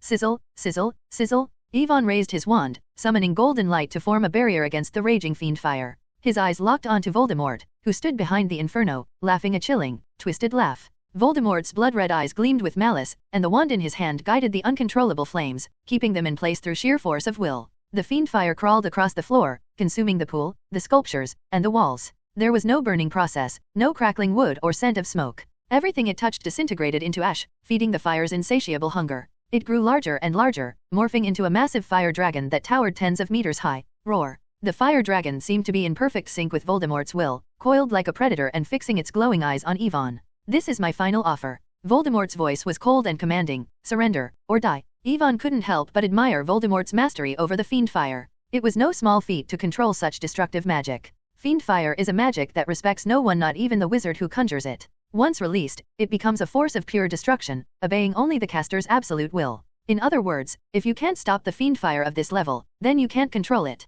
Just like Voldemort wielding fiend fire, creating a massive fire dragon with such precision was a terrifying display of control. This meant that even if someone cast fiend fire of equal strength against Voldemort, he would easily absorb it and use it to bolster his own flames, turning the magic against the caster. Fiend fire belongs to no one. Before it spirals out of control, a stronger wizard can seize it. After it escapes control, anyone can use it, if they dare. Fiend fire's only true enemy is the natural world itself. It is a destructive force like an apocalyptic dragon, and only those with the strength and will of a hero can suppress and command it. Ka ka ka. Even as the inferno raged around him, Ivan felt exhilarated, more alive than ever before. The thrill of wielding such immense power coursed through him. The wand in Ivan's hand emitted a faint hum, and fiery red gold runes appeared along its surface, glowing like ancient inscriptions, an enchantment, or perhaps a sacred mantra. Dex. At that moment, with a brilliant cry, a phoenix made of radiant red gold flames soared from Ivan's sycamore wand. Vulcan opens the way. Ivan swung his wand forcefully, unleashing his most refined and flawless Vulcan opens the way spell yet.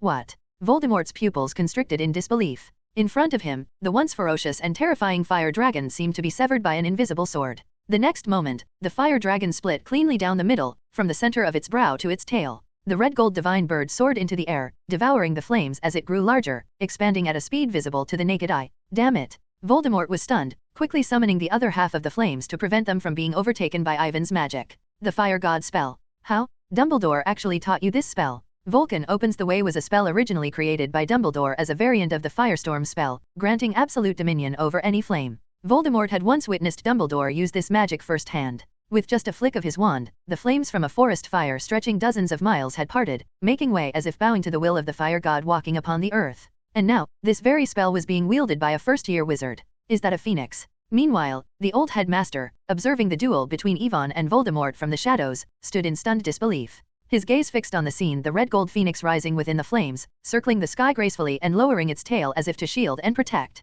Dumbledore murmured to himself, his expression dazed. Dumbledore. Dex. Fawkes chirped happily, fearlessly flying through the fiend fire, circling playfully around the phoenix. Dex, Ivan had summoned. If Dumbledore's earlier remarks about Ivan's bloodline had been made in jest, now he could no longer deny it. He believed it. He truly believed it. Perhaps Ivan's ancestors truly carried the bloodlines of both Merlin and the phoenix. And now, Ivan Ambrosius stood as the perfect fusion of those two legacies, a magical miracle. Ambrosius. Voldemort was overwhelmed with shock, seeing in Ivan the shadow of Dumbledore himself. It was as though the young wizard before him wasn't a mere student, but a version of Dumbledore in his prime, the very man whom Voldemort had both admired and resented his entire life, the one whose brilliance had overshadowed him for years. Ivan maintained his grip over the fiendfire phoenix, allowing it to consume Voldemort's flames bit by bit, then turning them against their caster. Suddenly, Ivan noticed that Voldemort's control over the fiendfire had weakened. Before he could fully understand why, a deadly green beam of light shot through the raging flames, hurtling directly toward him. Avada Kedavra. Shit. Ivan cursed inwardly. Voldemort was every bit as cunning as they said. Fortunately, Ivan's high-level thinking attribute allowed him to keep up. Multitasking came naturally to him, and in a fraction of a second, he made his move. You're really despicable, you noseless bastard. Raising his empty left hand slightly, Ivan summoned a chunk of rubble from nearby. The rock flew into place just in time, intercepting the killing curse. Boom! Before Ivan could react, another killing curse was unleashed. Ivan instinctively prepared to defend, but his heightened senses gave no warning this time. What's going on? He scanned the situation and quickly realized that Voldemort's aim was off. The curse wasn't directed at him at all. Hiss! A piercing shriek echoed behind him. Ivan turned abruptly and saw the basilisk, which had been frozen solid, now engulfed in eerie green flames. These flames were not ordinary. They clung to the basilisk like the scythe of death, relentlessly draining its life force. What are you doing? Ivan's eyes narrowed in confusion. Why was Voldemort killing his own creature? Then he noticed the invisible strands of life energy seeping out from the dying basilisk. The energy drifted toward the crown perched atop Voldemort's head, feeding both his body and soul. Boom! The crown glowed faintly, radiating an ominous energy. Ivan suddenly understood. Ravenclaw's diadem was not just a horcrux, it was a conduit. If Voldemort wanted to reclaim his full strength, he needed to devour enough vitality to restore himself. This wasn't just about survival. This was an attempt at rebirth. The basilisk had lived for 1,000 years, and the immense vitality it held was beyond imagination. Without hesitation, Ivan commanded the fiery phoenix to unleash a torrent of blazing flames, interrupting Voldemort's absorption of the creature's life force. Damn it! Voldemort gritted his teeth in frustration. He hadn't expected Ivan to see through his plan so quickly. If only he had a little more time, Voldemort could have drained the basilisk's vitality and temporarily restored himself to his prime. Even if the transformation couldn't last long, it would have been more than enough to crush Ivan. But Ivan's magic eye had seen through everything, and Voldemort's opportunity slipped away. Ho ho ho ho. Voldemort raised his wand and conjured a protective barrier, shielding himself from the raging flames. He made no attempt to wrestle control of the fiendfire from Ivan. He knew better. With the mastery of Vulcan opens the way and the phoenix bloodline of the Dumbledore family, there was no wizard alive capable of challenging Ivan's control over fire. Finite incantatum. Voldemort hissed in frustration. The fiendfire he had summoned was now being used against him, a fitting irony. His bloodshot eyes burned with rage. You've lost, Tom. Ivan's voice was steady, calm. He kept one hand controlling the phoenix, which soared above, pouring flames downward. With his other hand, he made a subtle motion, releasing a shadowless blade into the air. Ugh! Voldemort's eyes widened as sharp, invisible pain seared through his chest. His body shuddered slightly, and he immediately realized what had happened. He had been struck. He had lost. The Sectum Sempra, a spell crafted by Snape, his once most close subordinate, had cut through space and found its target without warning. ________________________________________________________________________________________________________________ Overcome with rage at his defeat by a mere student, Voldemort let out a heart-wrenching scream. I will give a painful death, Ambrosius. Crash! In Ivan's astonished gaze, Voldemort's physical form crumbled into ashes, scattering into the air. In its place, a dark, ethereal shadow flickered, neither solid nor entirely incorporeal. What is this? Ivan activated both his magic eyes and spiritual vision, scanning the entity. All he could see were countless tiny, swirling black particles. The feeling was eerily familiar, reminding Ivan of only one thing: a soul. Alarmed, Ivan quickly commanded the Fiendfire to form a defensive barrier around himself. But to his shock, Voldemort's fragmented soul paid no heed to the flames. It surged forward, passing through the inferno as if it didn't exist. What's going on? Ivan's heart raced. He had never anticipated Voldemort having a contingency like this. His mind raced to figure out how to stop the incoming threat. Ambrosius! The shadowy remnant of Voldemort shrieked, its voice piercing and filled with rage.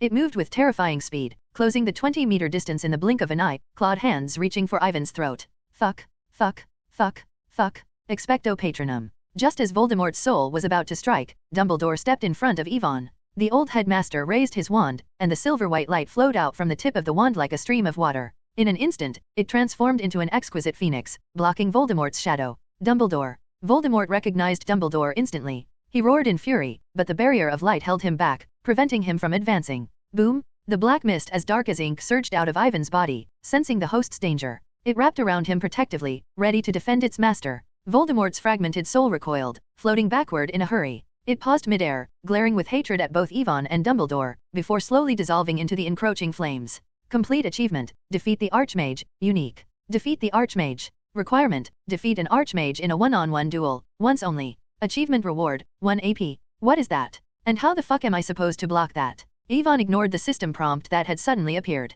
He focused on calming his turbulent magic, suppressing the obscurus, and pulling it back into his body. An extremely evil black magic, Dumbledore explained as he cast counterspells to extinguish the Fiendfire. Tom's remaining soul was anchored to Quirrell, relying on stolen life energy to cling to existence. Tom knew he couldn't survive much longer, so he burned through all his vitality. A pure soul cannot cast magic, but the vitality stolen by the Horcrux gave Voldemort the ability to attack in his residual soul state. In this state, most magic is ineffective against him. Only magic containing strong positive emotions can fight against him. Then why can't Fiendfire harm him? Because of the Horcrux. Voldemort's ghost is immune to Fiendfire, not because Fiendfire shares his origin, but because he is supported by the Horcrux. If it were an ordinary soul, it would be burned to ashes within minutes upon encountering Fiendfire. Burned to ashes, does that mean the soul is scattered? Not exactly. Dumbledore shook his head hurriedly and explained, Fiendfire merely forces the soul to another plane, preventing it from lingering in this world. The Horcrux acts as an anchor, tethering Voldemort's soul and stopping it from passing into death.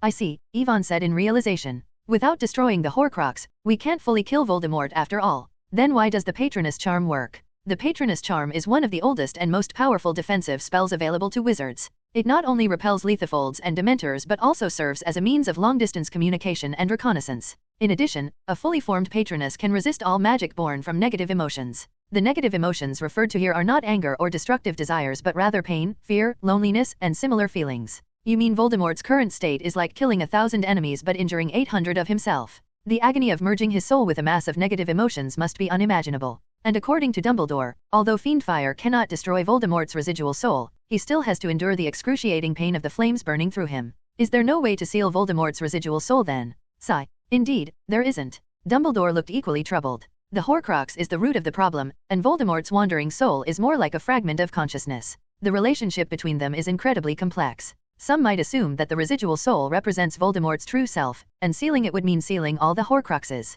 But this is comparable to thinking that the shortest distance between 2 points is always a straight line. That rule only applies on a 2-dimensional plane. In 3 or 4 dimensions, it no longer holds true. Similarly, the relationship between Voldemort's primary soul and his Horcruxes is far more intricate. So, Professor, are you certain that the secret of Voldemort's immortality lies in the Horcruxes? If I am not mistaken. Dumbledore stepped forward, raising the fallen diadem of Ravenclaw into the air. Yes, this is a Horcrux. It wasn't destroyed by Fiendfire. Ivan blurted in confusion. Fiend fire can destroy Horcruxes. Dumbledore was momentarily stunned, but soon, he grasped Voldemort's cunning trick. Throughout history, few wizards had successfully created Horcruxes, and those who did hid them so securely that there were almost no records of anyone's Horcrux being destroyed. Even Grindelwald didn't know how to destroy a Horcrux. Cunning Tom. Before his departure, Voldemort had thrown Ravenclaw's diadem into the fiend fire. However, the truth was, no fiend fire had ever been present in that area. He intended to deceive them, leading them to believe that a diadem retrieved from fiend fire could not possibly be vulnerable to its flames. Unfortunately for him, Ivan had read the original book and knew that even an ordinary magical fire could destroy a Horcrux. What is this? Ivan examined the diadem closely, though he already knew the answer. Don't you already know? Dumbledore asked knowingly with a twinkle in his eyes. Ivan smiled, unbothered by being caught, and replied openly, yes, this is Ravenclaw's diadem. It was stolen by Rowena Ravenclaw's daughter and ultimately left in the forests of Albania. My guess is that Professor Quirrell went there because he had uncovered a clue about the diadem. Unfortunately, he encountered Voldemort. Alas, Dumbledore truly felt sorry for Quirrell's unfortunate fate. Meanwhile, Ivan found himself speechless at Voldemort's wastefulness. Ravenclaw's diadem, one of the treasures of the four founders. This should have been part of Hogwarts' legacy. Ivan sighed, it's such a shame to destroy it outright. Considering how Voldemort had worn the diadem to enhance his strategic thinking, it was clear that the artifact did provide a noticeable boost to one's intellect. You could try, Ivan, Dumbledore suggested. What? Ivan hadn't expected Dumbledore to say that. Waving his hands in refusal, he exclaimed, no, no, no, I wouldn't dare put it on my head. Oh, sorry, that's not what I meant. Dumbledore chuckled. I meant that perhaps you could purify the malevolent soul within the diadem without destroying it. Purify it. Ivan was confused. How would I do that? There's a legend in the Dumbledore family, Dumbledore explained with a smile. Whenever a family member is in need, the Phoenix will appear to assist. Ivan could only stare at him, speechless. Sorry, Professor. Ivan interrupted, I think you should be saying me, not us. Dumbledore and Ivan exchanged a silent look before the old headmaster continued. My nephew, Aurelius, was once blessed by a phoenix. Selective hearing? Willful ignorance? Ivan had no idea how to respond to that. In Dumbledore's mind, it seemed a settled fact that Ivan carried the bloodline of the Phoenix family whether or not his surname was Dumbledore. The Phoenix bloodline was ancient, and no one now could say exactly what its purpose or significance was. Perhaps Ivan's ancestors shared a common lineage with Dumbledore's own forebears. Now, I believe it is time. Time for what? Ivan noticed Dumbledore's gaze fall on his sycamore wand. He knew that the essence of a phoenix slumbered within the wood, but awakening it would not be easy and required time. Fawkes. Dumbledore smiled slightly as he summoned his phoenix companion. Fawkes, ever in tune with Dumbledore's thoughts, immediately soared toward Ivan. The majestic bird hovered around him, and a wave of golden red magic resembling flames poured from Fawkes' body. Boom! In the next moment, Ivan's sycamore wand ignited with radiant streaks of red-gold light. But unlike before, the glowing lines did not fade quickly. Instead, they grew brighter and brighter until the entire wand was ablaze. This is... Ivan held tightly onto the wand. It burned with intensity, yet he felt no pain. On the contrary, Ivan felt a comforting warmth. The magic within him resonated with the magic of the sycamore wand, until a brand new heartbeat stirred within his chest. Bang, bang, bang. The rhythm of the heartbeat echoed, and the wand in Ivan's hand seemed to attract something unseen, slowly rising amidst the flickering flames. Then, the fire transformed into a brilliant sun, and a new life began to take shape, growing and expanding before his very eyes. But it still wasn't enough. Ivan could feel the phoenix spirit's yearning for more vitality. But where would he find the vitality she craved? Ivan, the time has come. Dumbledore, sensing Ivan's urgency, gave him a knowing look. Now is the time to use it. Ivan's mind immediately turned to the Philosopher's Stone, entrusted to him by Dumbledore for safekeeping. As soon as Ivan withdrew the Philosopher's Stone from his pocket, the red crystal radiated a dazzling crimson light. The stone began to fracture, and molten fragments flowed into the sycamore wand as though liquefied. Dex. Sheen. The phoenix's melodious cry, like celestial music, resonated through the room, banishing the cold from the basement. Dex, you are no longer a phantom. Kai. The vibrant bird descended gracefully, grasping the sycamore wand in its talons, and landed before Ivan, glowing with a spectrum of radiant colors. Chapter 87, The Resurrection of the Phoenix. What a beautiful creature, Dumbledore sighed. He compared Ivan's phoenix with his own phoenix, Fawkes. The difference between the two was apparent to the naked eye. Though Fawkes was equally magnificent, his brilliance was subdued, giving him a more muted appearance overall. In contrast, Ivan's phoenix seemed radiant, as if illuminated by a filter of pure light. Not only that, Dumbledore also observed the intricate patterns adorning the phoenix. Its head bore the mark of virtue, the wings displayed righteousness, the back carried courtesy, the chest embodied benevolence, and the belly reflected faith. Benevolence, righteousness, courtesy, wisdom, and faith, the 5 virtues of the bird. Ivan didn't recognize these patterns. They differed greatly from the Eastern characters he remembered. Rather than interpreting them as the 5 virtues, it seemed more fitting to describe them as 5 distinct magical runes originating from the east. The runes radiated pure, unmatched magic, as though they could dispel darkness and ease all pain and sorrow. Ivan caught the falling Philosopher's Stone, noticing that nearly a quarter of it had been consumed during the resurrection ceremony. He tried to return the Philosopher's Stone to Dumbledore, but the headmaster showed no intention of accepting it. Left with no other option, Ivan slipped the Philosopher's Stone back into his pocket. Since Dumbledore himself didn't want it, Ivan had no choice but to accept it with a tearful smile, right? There was no way around it. The Philosopher's Stone was simply too enticing. Initially, Ivan hadn't fully understood the potential of the Philosopher's Stone, but the events just now made him grasp its immense power. Perhaps, as Voldemort believed, it truly held the power to resurrect the dead. Of course, the premise is that the person isn't truly dead. The Phoenix could rise again because of her inherent immortality. As for Voldemort, his survival was safeguarded by his Horcruxes. What do these patterns mean? Ivan asked. They look like ancient Chinese. These are runes of virtue, Dumbledore explained. I was once invited to the Gillen branch of the Chinese Ministry of Magic, where I studied these ancient symbols. Oriental wizards refer to them as virtue. There are 5 virtues: benevolence, righteousness, courtesy, wisdom, and trustworthiness, each representing a profound spiritual power. In the East, wizards believe that virtue symbolizes beauty, and they use these runes to ward off evil forces. This concept was not so different from the magic Ivan had learned at Hogwarts. The old headmaster told Ivan that the mind is the most powerful weapon a wizard possesses, and that willpower serves as the solid barrier wizards use to protect themselves. These two, mind and will, are like attack and defense, inseparable from one another. So, Ivan stroked his 5-colored divine phoenix, and through their spiritual connection, he discovered her gender. This phoenix was, in fact, female. Moreover, the divine phoenix was not connected to the sycamore wand. The relationship between the two was more akin to that of mother and daughter. Fawkes's heartfire must have drawn out the soul of the divine phoenix. Then her body was reshaped by the Philosopher's Stone. Ivan held the divine phoenix in his arms, intending to stroke her gently, but before he could, she transformed into a ball of fire and entered his body. Ivan looked up in surprise. What just happened? It's a magical ability, Dumbledore explained. It seems she can exist within your body in the form of magic, just like an obscurus. Ivan sensed the changes occurring within himself, and a flicker of concern crossed his mind. What if the phoenix clashed with the obscurus inside him? Fortunately, Ivan's worries were unnecessary. The phoenix resided within his flesh and blood, while the obscurus was confined to his magic. The two were clearly separated, and neither interfered with the other. It's okay, Ivan murmured. Just don't fight each other. He was genuinely afraid the two forces might turn his body into a battlefield and accidentally blow him to pieces. Don't worry. She won't harm you, Dumbledore assured him with a calm smile. He wasn't surprised by how radiant Ivan's phoenix was. In fact, the phoenix from the Phoenix family was supposed to be this magnificent by nature. Due to cultural integration, however, it had eventually taken the form of Fawkes. In theory, if Dumbledore's phoenix bloodline could reconnect with its origins, Fawkes would evolve further, becoming the true phoenix of legend. There was no real difference between the 7-colored phoenix and the phoenix. They both existed on the same level of being. Ivan noticed the increasingly peculiar way Dumbledore was looking at him. Hesitant, he asked, "So, should I change my name?"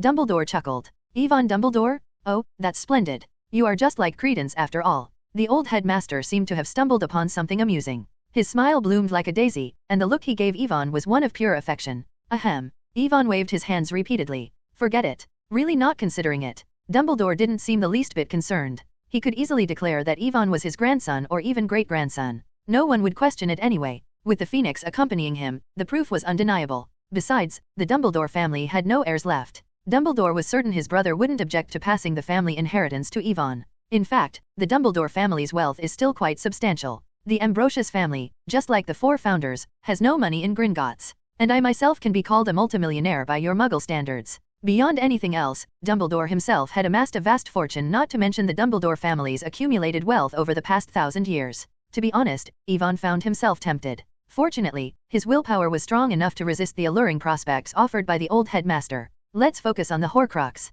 Ivan summoned Phoenix once more. The beautiful creature let out a melodious cry, and even Ravenclaw's diadem, which was floating in the air, trembled faintly in response.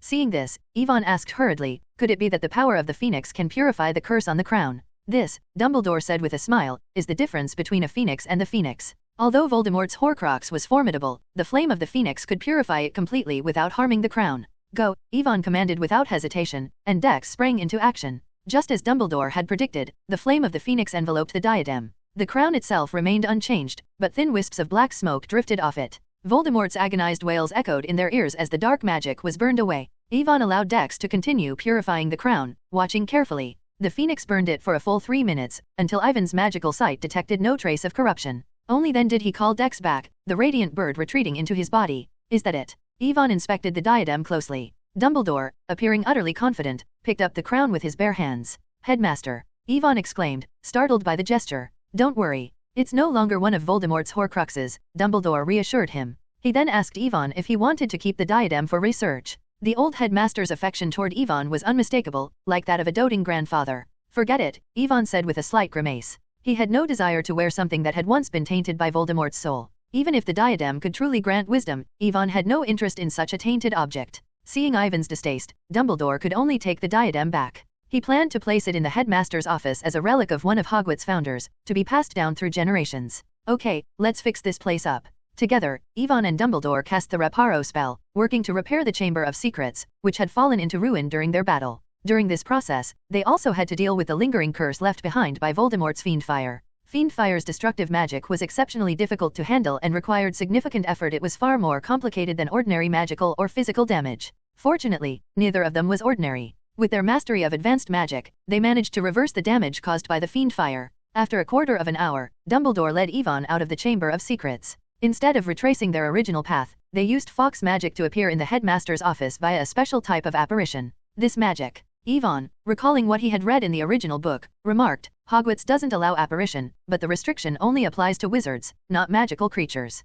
Exactly. Dumbledore didn't withhold the information and directly taught Ivan how to perform apparition with the Phoenix Flame. This type of apparition is initiated by Fox itself, and Dumbledore only needs to follow along. As a result, it avoids the risks associated with regular wizard apparition, such as physical dislocation, making it very safe. It's kind of like Fleur powder, right? Ivan mused, analyzing the process carefully. He soon discovered the advantages of this form of apparition. First, apparition is a general term for teleportation, using different spatial anchor points. However, the underlying mechanics of apparition differ across species. Take the Zoo from Fantastic Beasts. For example, it creates a spiral storm-like space wormhole while running, enabling it to travel across millions of miles in an instant. Thus, if you want to restrict apparition, you must cast different types of anti-apparition spells tailored to specific methods. Can only one anti-apparition spell be cast in a single area? Ivan asked. Stacking multiple anti-apparition spells requires a high level of magical proficiency, Dumbledore explained, and you also need to be well-versed in the specific magic you're trying to block.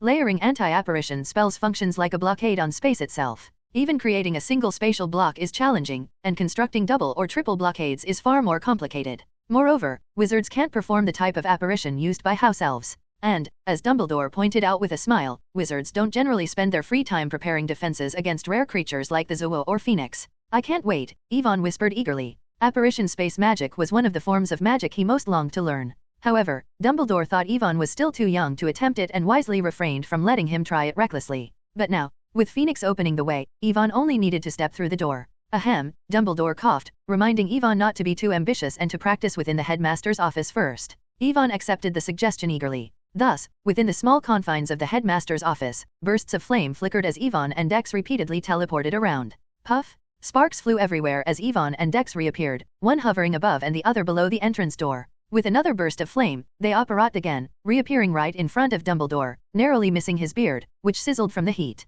Ha ha ha. Ivan couldn't help but laugh at the sight of Dumbledore adjusting his singed beard with a slightly exasperated expression. Ivan named this new form of apparition Flash Flame. Although Flash Flame wasn't necessarily more convenient than standard apparition, it was unparalleled in versatility. No one in the world, except perhaps Dumbledore, could devise a counterspell for it. This is my ace in the hole. Ivan decided he wouldn't use Flash Flame lightly, reserving it as a last resort escape tool just as Dumbledore had done in the past to break free from constraints at critical moments. Dumbledore's suggestion had been excellent, and Ivan felt it had been well worth trying. Chapter 88, Attribute Enhancement. After leaving the headmaster's office, Ivan went straight back to the Gryffindor common room. Voldemort was dead, and the professors could finally relax a little. Dumbledore would use his patroness to notify the other three houses, and Ivan would explain the situation to Professor McGonagall. Ivan. As soon as he entered the Gryffindor common room, Ivan saw a group of young wizards gathered around. The moment they saw him, they surrounded him, eager for answers. Harry said you fought with you-know-who and defeated him. You-know-who has been dead for a long time.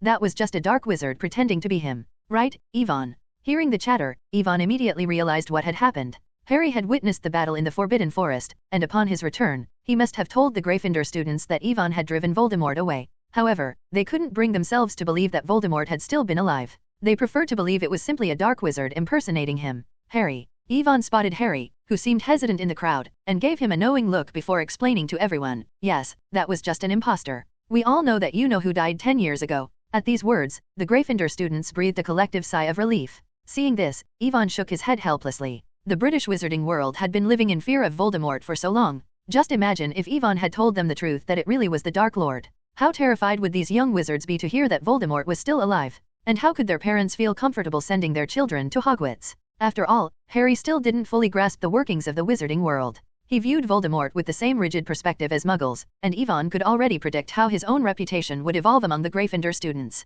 Yvonne. Don't worry, Professor. Yvonne gave Professor McGonagall a reassuring look, then announced to the room, there's no need to be afraid. Just a moment ago, Headmaster Dumbledore found the Dark Wizard in hiding. I saw it with my own eyes. The headmaster caught him. Really? That's great. As expected. This was exactly what the young wizards wanted to hear. All right, everyone back to bed, Professor McGonagall instructed, ushering them back to their respective dormitories. She didn't ask any further questions. After all, Dumbledore was still at the school, and Professor McGonagall could always consult with him if needed. Back in Ivan's dormitory, Neville, Hermione, Harry, and Parvati gathered together. Neville served tea and snacks to everyone, while Hermione and Parvati sat quietly, secretly clenching their fists, eager to hear the truth from Yvonne. Harry, Yvonne said, how's Ronald? They took Ron to Madame Pomfrey, and he's had a dose of calming draft. He's asleep now. Too much had happened that night, and Harry had been worried about his friend. Yvonne, reassured that Ron was all right, didn't press further. So, was he really an imposter? Harry asked quietly, realizing how rash his earlier assumptions had been. I think it was really him. It was him, Yvonne confirmed. The teacup in Neville's hand slipped, but Yvonne, anticipating the reaction, caught it midair with a quick levitation charm and gently returned it, waving off Neville's embarrassed apology. Don't worry too much, Yvonne said, noticing the pale faces of Hermione and Parvati. Voldemort's name alone had the same effect as a ghost story in the wizarding world. Just like how Westerners couldn't quite grasp Eastern horror elements like red wedding dresses and candles, Yvonne himself couldn't fully understand why Voldemort was so terrifying to everyone here. There's one thing Harry got right, Yvonne continued, his eyes sweeping over the four of them with a reassuring smile. I did defeat him. At that moment, Dax, the phoenix, flew out from Ivan's body. The red-gold flames cascaded down, but nothing in the room was burned. Instead, the flames dispelled the fear lingering in the hearts of the four, replacing it with a comforting warmth. What is this? The young wizards had never seen anything like Dax. Hermione was particularly entranced by her graceful form. Phoenix? She can come out. Yes, Yvonne replied calmly. He directed Dex to settle nearby, and Yumi jumped up, meowing as she tried to make friends with the phoenix. Thanks to the headmaster's help, she awoke from her deep slumber. Yvonne briefly explained the origins of the phoenix. By now, the young wizards had grown used to Ivan's extraordinary nature, so they weren't too shocked. Yvonne, did you really defeat you-know-who? Neville asked, his voice full of hope. He was badly injured Voldemort. Yvonne understood what his victory meant to Neville. If he had been in his prime, I might not have stood a chance. But we're still young, right? Trust me, Yvonne said with determination. Sooner or later, I'll face him again for real and send him straight to hell. So you don't need to worry. Thank you, Yvonne, thank you, Neville said gratefully. His parents had been driven mad by the Death Eaters' torture and were still lying in St. Mungo's hospital. When it came to hatred for the Death Eaters and Voldemort, no one felt it more deeply than Neville. He was the one who most wanted to see them defeated. Yvonne, you're amazing, Parvati exclaimed, looking at Yvonne with admiration, as if he were a hero straight out of a storybook. Huh. Hermione scoffed, did you only just realize Yvonne was awesome? For some reason, the two witches began their usual bickering. Yvonne and the others had no choice but to step aside, avoiding getting caught in the crossfire. Not long after, Yvonne sent the three of them away, and Neville headed to bed. Dax, the phoenix, returned to Ivan's body, and Yumi, his cat, retreated to her little cat house resembling a miniature ramen shop, curling up and yawning. Finally, Yvonne had a moment to check on his new abilities. System, open the attribute panel, he commanded. Yvonne Ambrosius. Age, 11 years old. Race, wizard. Gender, male. Bloodline, eternal descendant, Phoenix family. Talent, Transfiguration Magus, Prophecy Magus / Seer, Obscurial / Obscurialist, holder of Phoenix Spirit. Attributes. 1 ordinary, 2 excellent, 3 outstanding, 4 rare, 5 legendary, 6 apocalypse, 7 miracle. Soul, 5, legendary. Magic, 5, legendary. Physique, 1, ordinary. Thinking, 3, outstanding. Mind, 2+1, outstanding. Will, 2+1, outstanding. Current potential points, 1. There's an additional bloodline, and now the Ambrosius line has also become the eternal descendant.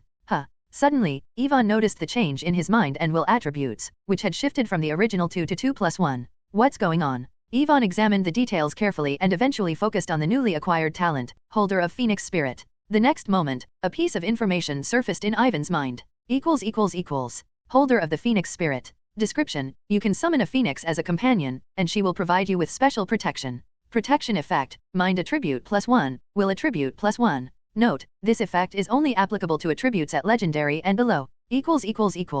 In other words, if Ivan's mind attribute were to reach 5 points, the phoenix's blessing wouldn't push it beyond that to 6. This is already quite good, Ivan thought. It's like saving 2 points. Although he didn't fully know what other uses potential points might have beyond increasing attributes, so far, Ivan had only earned 2 potential points. Chapter 89, Psychic Master. He decided it was best to save them whenever possible. Additionally, Ivan had already come to understand the importance of his mind and will during his recent battle with Voldemort. With 3 points of will, Ivan found controlling fiend fire to be much easier. As for the mind attribute, it had significantly increased the potency of Ivan's spells. He had a strong feeling that if he could fully integrate his 3 points of mind power into his magic, the power of his spells could be amplified several times over. For instance, Ivan's original blasting curse, when cast at full strength, could blow the top off a hill. Now, with his mind attribute increased from 2 points to 3, it was possible that his magic could flatten the entire hill with a single blast. This was the strength of the mind attribute. It enhanced the spell's overall effectiveness and range. Of course, spell power and magical energy used in direct magical confrontations were 2 different concepts. The former primarily increased the spell's range and effect.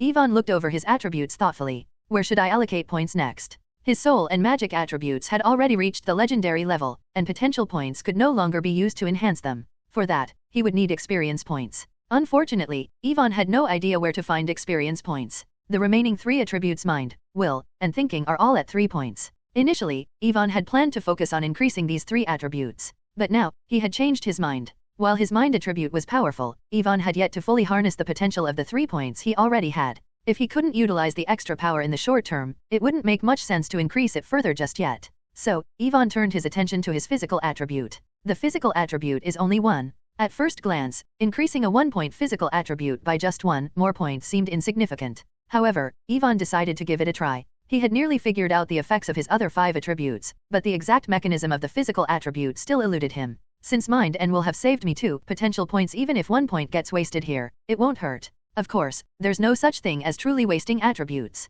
Eventually, all attributes will be improved. It's just a matter of time. System, add a point. With this thought, Ivan clicked on his physique attribute.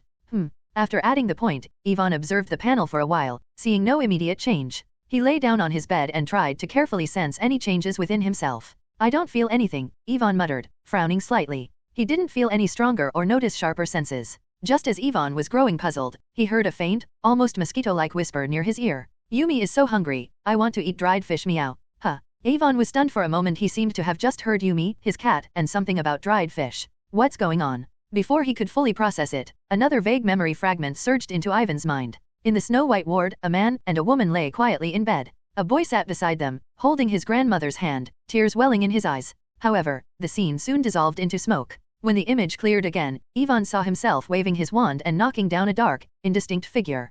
Ivan turned his head to glance at Neville, who was fast asleep. Is Neville's sleep quality really that good? It had only been 5 or 6 minutes since the lights were turned off, and he had already fallen asleep. And Yumi. Sure enough, Ivan saw Yumi crawling out of her cat house, her steps light and quiet, as she carefully dug out her hidden stash of dried fish. Is this Legilimency? Legilimency is a magic similar to mind reading, but what Ivan had just experienced felt far more intricate and magical than standard Legilimency. If hearing Yumi's voice was mind reading, then what about Neville? Neville was dreaming. Ivan could actually see his dream, and in remarkable clarity. Ivan Ambrosius. Age, 11 years old. Race, wizard. Gender, male. Bloodline, eternal descendant, Phoenix family. Talents, Transfiguration Magus, Prophecy Magus, Silent One, Holder of Phoenix Spirit, Psychic Master. Psychic Master. As Ivan opened the panel, a new prompt gradually appeared in the talent column where there had once been empty space. Psychic Master, also known as the Master of Psychic Abilities. This talent could typically be acquired through learning, but in Ivan's case, it had clearly awakened naturally.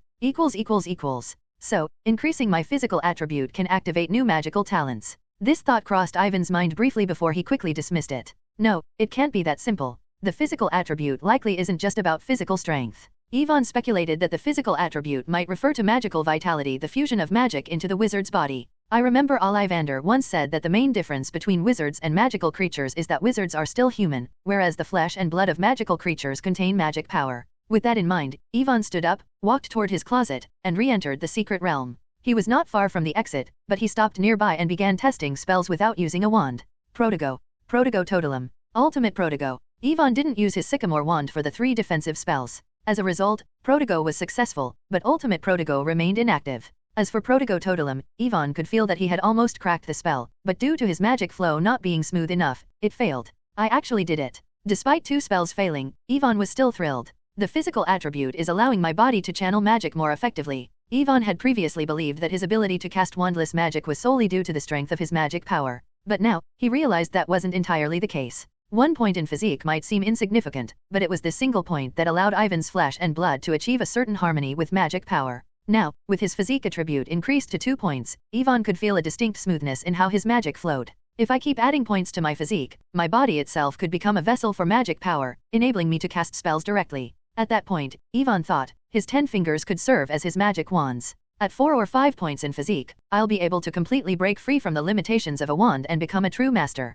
Ivan had always seen the reliance on a wand as a weakness. Without a wand, his ability to cast spells was significantly diminished. Though my Sycamore wand is excellent, no magical medium in the world can match the compatibility of one's own flesh and blood. However, Ivan had no plans to abandon his Sycamore wand in the future. In Ivan's view, a wand shouldn't just be a medium for channeling magic but rather a tool for amplifying it. Thus, his goal was to transform his wand from being purely a magical medium into a magic amplifier with medium capabilities, perhaps even making it as discreet and powerful as the legendary Elder Wand. Chapter 90, the beginning of the ascension to godhood. Are there any other changes? Wandless spellcasting is indeed important, but for Ivan, it was more of a precaution. The real reason he added to his physical attribute was to deal with the looming threat of the Obscurus within him. With that in mind, Ivan began to manipulate the Obscurus. Suddenly, Ivan noticed something different from before. He halted the transformation and frowned. Something's changed. This new feeling was hard to put into words. Previously, when Ivan sensed the Obscurus inside him, it felt like a violent force surging through his body, as if he were submerged in an icy lake. But now, amidst that coldness, Ivan could feel a small bit of warmth. Yes, warmth. It was like a lighthouse shining in the darkness, a bonfire at night providing the only light in the world. What's happening? Ivan was confused, but more than anything, he was filled with excitement. Because he had discovered a way to manage the Obscurus by improving his physical attribute? Ivan had thought about this before. Why would the Obscurus, a parasitic entity, harm the wizard who was hosting it? Now, Ivan understood. The wizard's body was like an ecosystem for the Obscurus. The Obscurus could only survive if the environment within the wizard's body was suitable. If not, the Obscurus would leave the host. And once the Obscurus completely left a wizard, it would take the host's vitality along with it. The improvement of my physical attributes allows the magic to transform my body into a more suitable environment for the Obscurus to exist. Not only that, it seems I can control the degree of the Obscurus transformation now. Ivan set aside this newfound excitement, raising his hand and attempting to reduce the absorption of the Obscurus power. Less. His palm turned into black particles, but Ivan knew there was no limit. Previously, he wouldn't have been able to manage such fine control over the Obscurus. This newfound control was thanks to the improvement in willpower brought about by the revival of the Phoenix. The role of will is twofold: first, to better control magic power, and second, to resist the side effects of magic. This resistance not only helps prevent a wizard's own magic from spiraling out of control but also provides protection against external curses, such as the Imperious Curse or the Cruciatus Curse. Of course, the Killing Curse is an exception. Avada Kedavra is a rule-based spell, it either succeeds or fails, with no in-between. Thinking about this, Ivan felt a cold sweat form on his forehead as he continued to control the Obscurus. Thankfully, Ivan had managed to find the single thread of warmth in the cold lake within him. At that moment, his palm returned to its original state. Instead, wisps of white mist began to rise from it. Damn, what's with this feeling? Ivan was stunned for a moment. He focused on the white mist, sensing that it was incredibly light. It seemed invisible and intangible, yet it undeniably existed. Most importantly, Ivan could feel an unprecedented sense of peaceful magic emanating from the mist. Unlike the dark power of the Obscurus, this mist radiated a positive energy that Ivan had complete control over. Ivan stared at the floating white mist and felt its dependency on him, almost like a child seeking affection from a parent, longing for care. This white mist, it's connected to the Obscurus, but it seems to be much more compatible with me. From the perspective of his magical sight, Ivan observed his hands transform into white smoke and black mist, respectively. The magic in the white smoke feels like clean water, while the black mist is murky and full of negative emotions. The most intriguing part was that Ivan had never seen such a primitive form of magic as the white smoke. Yes, primitive. No, it should be called pure. Ivan felt that the composition of the white smoke was incredibly close to what could be called magic in its purest form. By magic, Ivan didn't mean the power wizards wield but rather a concept akin to the Tao of this world, the very source of all magic, the most fundamental essence. White smoke seems to be the product of raw magic, manifesting in the material world for the first time. To use an analogy, magic, before entering the material world, could be considered nothingness, the zero. And white smoke represents the one that emerges when this zero enters the material world. Tao gives birth to 1, 1 gives birth to 2, 2 gives birth to 3, and 3 gives birth to all things.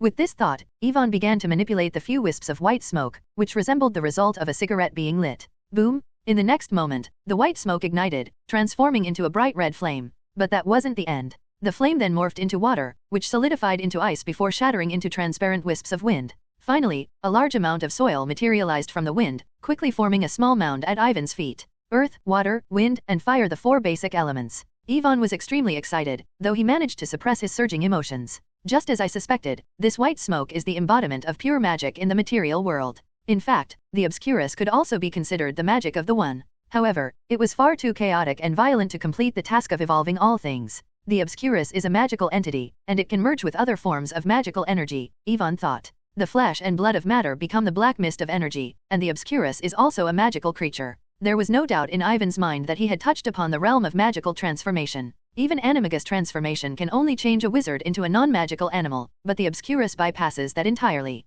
As for the white mist, it wasn't exactly a separate entity, but more the result of the Obscurus reaching a state of peace. Unfortunately, the small mound of earth Ivan had formed only lasted for a brief moment before vanishing. It became clear that this wasn't a permanent transformation, merely a temporary shift still at the level of general transfiguration. But Ivan had a hunch. The reason he couldn't achieve permanent transformation was because he didn't yet have sufficient control over the white smoke. Perhaps with further mastery, he would eventually be able to use this white smoke to create real, lasting matter. The amount of white smoke is probably only about 1/1000th of the total Obscurus, Ivan estimated, noting the significant difference between the two. But that wasn't a bad thing. 1/1000th that should also indicate that the potential of the Obscurus is enormous. No, Ivan suddenly realized he might have been thinking in the wrong direction. I could merge with the Obscurus before and transform into a black storm. What about now? With that thought, Ivan immediately shifted his focus. He concentrated much of his energy on suppressing the Obscurus, while using the extra energy to control the white smoke, preparing to merge with it. Then, something magical happened. The white smoke spread from Ivan's palm, soon enveloping the surface of his skin. At that moment, white mist floated around Ivan's body, and even his hair changed from its original golden color to silver. Wisps of white mist rose from his shoulders, waist, abdomen, and knees. Most importantly, Ivan realized that the white mist wasn't emanating from inside his body but was instead completely transforming from his skin. My skin, turning into pure magic. Ivan was momentarily stunned, then he pressed on the skin beside him, creating a small cut. Blood dripped from his arm. However, with just a thought, the misty white gas appeared over the wound, and in the blink of an eye, the cut healed without even a trace of a scar left. What the? Ivan's eyes widened in shock, and a memory from a comic he had read in his previous life surfaced in his mind. Isn't this like the chi transformation technique from the Xiangxia cultivation stories? Researching the Obscurus, but ended up discovering a fucking cultivation technique? Ivan's shock at this revelation was overwhelming. My skin has turned into pure magic, and that's why the wound was able to repair itself. But then, something felt off. Ivan looked down at the blood that had dripped onto the flowers at his feet. There was no doubt it was the same blood that had just fallen from his arm. Is this real?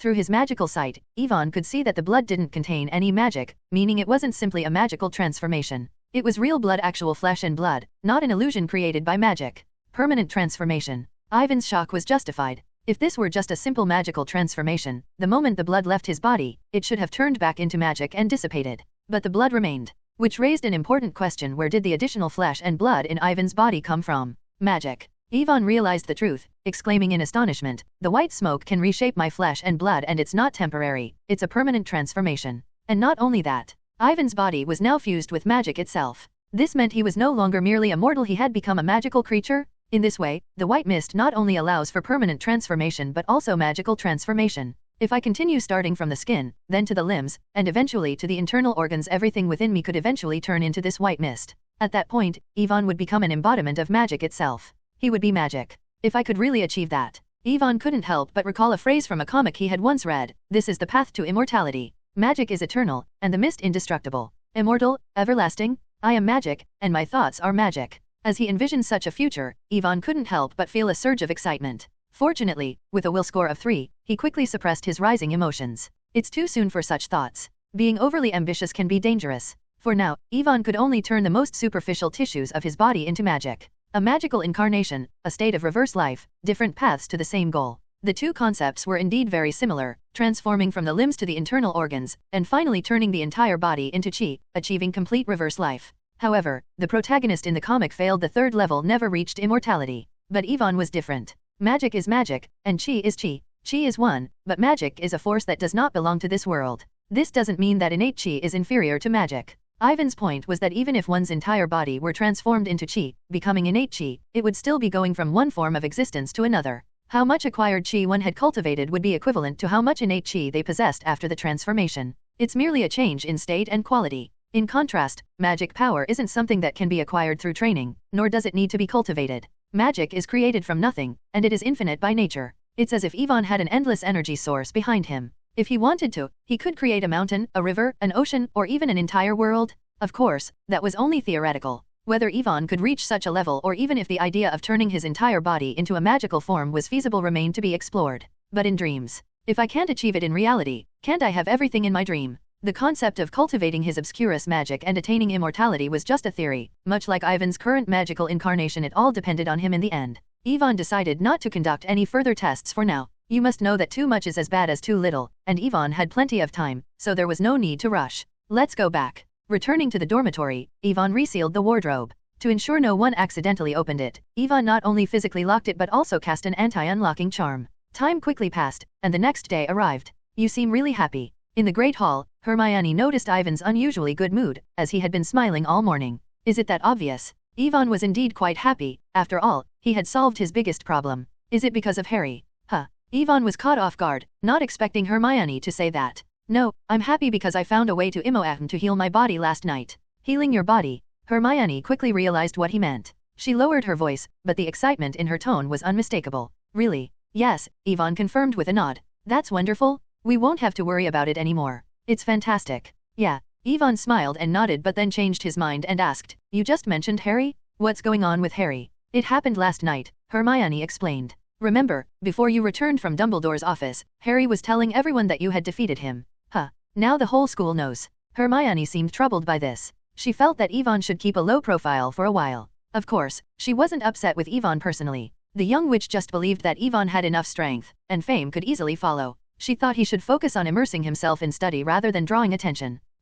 This is definitely a problem. Ivan could accept being seen as a leader at Hogwarts, but he wasn't eager to start battling dark forces outside of school just yet. It was one thing to face Voldemort. After all, Voldemort was currently weakened, without a physical form, and less of a threat. The real challenge lay with the pure blood families, the Ministry of Magic, and the entire British wizarding world. I'll clear things up. True to his word, Ivan found Harry and had a quick conversation with him. Harry wasn't foolish, just a bit too excited the night before. He hadn't realized the kind of chaos that could follow from mentioning something like Voldemort's resurrection. They were still young, and having a stable environment for their development was particularly important. To be honest, Ivan even hoped that Voldemort would stay alive a bit longer. Ideally, Voldemort could continue drawing the attention of the entire British wizarding world, allowing Ivan and his group the chance to quietly grow and strengthen their own team under the radar, while the Chapter 91, Snape, the old coot got me again? The troll incident came suddenly and was resolved just as quickly. After Dumbledore, in his capacity as headmaster, assured everyone that he had dealt with both the troll and the dark wizard who had summoned it, life at Hogwarts returned to normal. As for Voldemort's supposed resurrection, which Harry had claimed happened that night, most people believed it was simply a misunderstanding and that Ivan had dealt with the dark wizard. Though there was some initial concern, the general consensus was that Harry had just been mistaken. It was only a dark wizard, there's no need to overreact. Yes, Voldemort's been dead for a long time. Potter must have been frightened. Because of this, Harry endured a period of teasing and disbelief. But Harry wasn't bothered. He knew the truth of what had happened that night, and so did Ivan. Hermione, Neville, and Parvati also believed them. With his best friends standing by his side, Harry didn't care about the sneers from others. However, Malfoy was a different matter. He was particularly obnoxious. Most of the unpleasant rumors were spread by him. As a reward for Harry's patience, Ivan decided to teach him a new spell, guiding him through the process step by step. You have done great so far, just do the correct wand movement and chant Magnus Caput Quasi Tolit. Remember to constantly think, big head, no need for an umbrella when it rains. Others use umbrellas, you have a big head, in your mind while doing the spell. It was a strange spell, but its effect was amusing, causing a person's head to swell several times larger, like a balloon. Malfoy was just a child, and Ivan couldn't bring himself to teach him a harsh lesson. But Harry didn't share that hesitation. It's only natural for kids to deal with kids. So, Harry took action, and on a dark and windy night, when Malfoy was alone, he cast the spell Yvonne had taught him. Coincidentally, the spell hit Malfoy's sharp tongue instead of his forehead. Harry wasn't being sarcastic, right? Yvonne still remembers the embarrassed look on Malfoy's face as his tongue swelled like a balloon, even lifting him in the air as he frantically sought help from anyone nearby. However, the curse that Yvonne had personally modified wasn't something the professors could easily undo, especially those not proficient in advanced spell work. Only heads of houses like McGonagall and Flitwick had the skill to reverse it. But once they noticed the unique style of the curse, the house heads immediately recognized its creator, Yvonne. Isn't this one of little Ivan's spells? Did Yvonne do this? The professors shared a tacit understanding, knowing this was likely a form of payback for Malfoy's constant needling of Harry. This is quite a rare curse, it might take us some time to find an antidote. Professor McGonagall could have undone the curse quickly, but why would she? She had sympathy for Harry and a soft spot for her favorite student, Yvonne. As for Malfoy, who had placed himself on the opposite side of them, what harm was there in letting him suffer a little? This would be different in any other school of the Muggle world, but in the Wizarding world, this was just treated like a harmless prank. Even Snape didn't intervene this time. The reason? Malfoy had dared to mock Harry's eyes. How could Snape tolerate this? There was no way he could stand by, so, as expected, Malfoy was sent to the school hospital, where Madame Pomfrey took charge of his treatment. She gave him a particularly unpleasant potion designed to break all curses, with the only difference being how long it would take to work. Yeah, it's a little messed up. But, without Malfoy stirring up trouble, Hogwarts finally enjoyed a period of peace. The incident of the Dark Wizard invading Hogwarts slowly faded from memory, thanks to the deliberate cover-up by the school's professors. A new topic took over and became the focus of the young wizard's attention. That's right, the upcoming Quidditch match in mid-November? Huff, huff. Lately, Harry had been extremely nervous because he was set to play as Gryffindor's Seeker for the first time. This was his first official game, and it was against Slytherin. The weight of the responsibility felt immense, and Harry could barely touch his favorite treacle tart, leaving it uneaten on his plate. Relax, Harry, Yvonne said calmly, sitting nearby with a novel about the wizarding world in his hands, reading with enjoyment. I'll try my best. Harry knew that his mindset wasn't quite right, but there wasn't much he could do about it. After all, it was his first time performing in front of so many people. Yvonne, of course, could sense Harry's inner turmoil clearly. The talent of a psychic master is both a blessing and a curse. In the first few days, Ivan's passive Legilimency ability kept growing stronger, with the range increasing every day. A flood of voices constantly buzzed in Ivan's ears like mosquitoes, making him miserable. Thankfully, Legilimency has a countermeasure, occlumency. To restore some peace and quiet, Yvonne asked Dumbledore to teach him occlumency, and the old headmaster passed him over to Snape. Snape initially wanted to refuse, but Dumbledore's words made him reconsider. This may be your only chance to teach that boy a lesson. I accept. Snape's response was well expected. Snape is not one to forget a grudge, and he certainly hadn't forgotten how Yvonne had bested him before. However, to protect his own mind and secrets, Yvonne had to focus all his energy on resisting Snape's mental invasion during their lessons.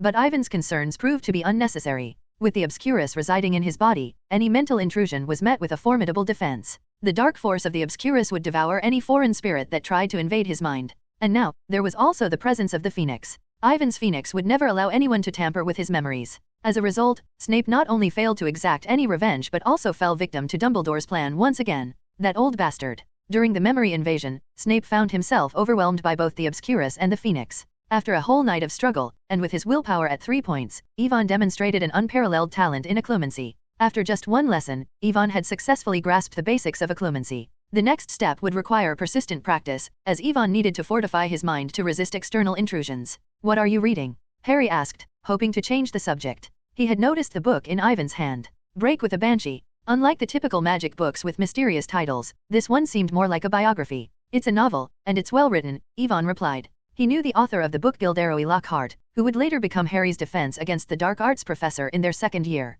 Of course, it remained to be seen if Lockhart would still be the same by then. Yvonne wasn't particularly concerned about the defense against the dark arts class anyway. He had Dumbledore personally tutoring him. What more could he need? As long as Lockhart didn't provoke him, Yvonne wasn't going to get involved. And, Yvonne had to admit, Lockhart was genuinely good at writing novels. Chapter 92, Penelope Clearwater. Even some dull moments were made interesting through his vivid descriptions. Talent? Yvonne sighed, glancing at Harry, who seemed intrigued by the book in his hand. Want to take a look? Oh, thank you, Harry replied, not refusing. He needed something to help him relax before the Quidditch match that afternoon. However, as he started reading, Harry couldn't shake a strange feeling. It was an interesting story, but something about it seemed off. What's wrong? Yvonne asked. Not enjoying it. No, Harry frowned slightly. I don't know what it is, but something about this book feels a little weird. What do you mean by weird? I can't quite explain it, Harry said, closing the book. It just feels like it's describing someone else's experience, not the author's. Much like how a police officer might have a heightened sense for criminals, Harry, with his natural talent as an auror, had an instinctive nose for things that didn't add up.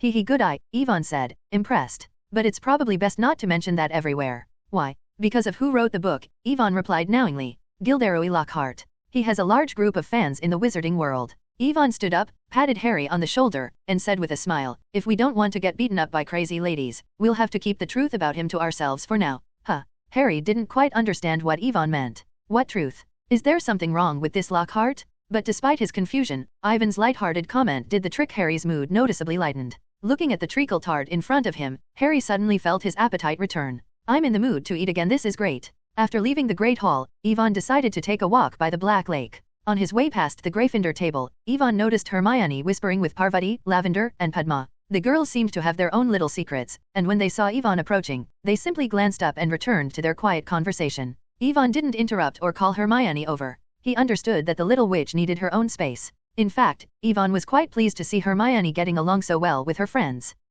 As Yvonne was walking, a figure appeared in front of him. It seemed the person had been waiting for him. She was a very beautiful girl. Although she looked a little nervous upon seeing Yvonne, she gathered her courage and greeted him. Hi, Ambrosius. The girl was Penelope Clearwater, a fifth-year student at Hogwarts and also the head girl of Ravenclaw, Senior Clearwater. Yvonne responded politely, then asked, what can I do for you? No, I just... Penelope hesitated before saying, I wanted to talk to you, if that's all right. Of course. Yvonne had a very good impression of Penelope. When the troll attacked, her magical talent was impressive, even in Ivan's opinion. The two left the castle together, walking along the slope toward the Black Lake. The early autumn breeze rustled the leaves on either side as Yvonne and Penelope strolled side by side. Penelope was a head taller than Yvonne, and when they walked together, they looked more like siblings than anything else. You're really amazing, Ambrosius. Just call me Yvonne, Senior. Okay, Yvonne. Penelope smiled and said, I've never seen a young wizard as talented as you. When I was your age, I had just mastered the knowledge in the textbooks.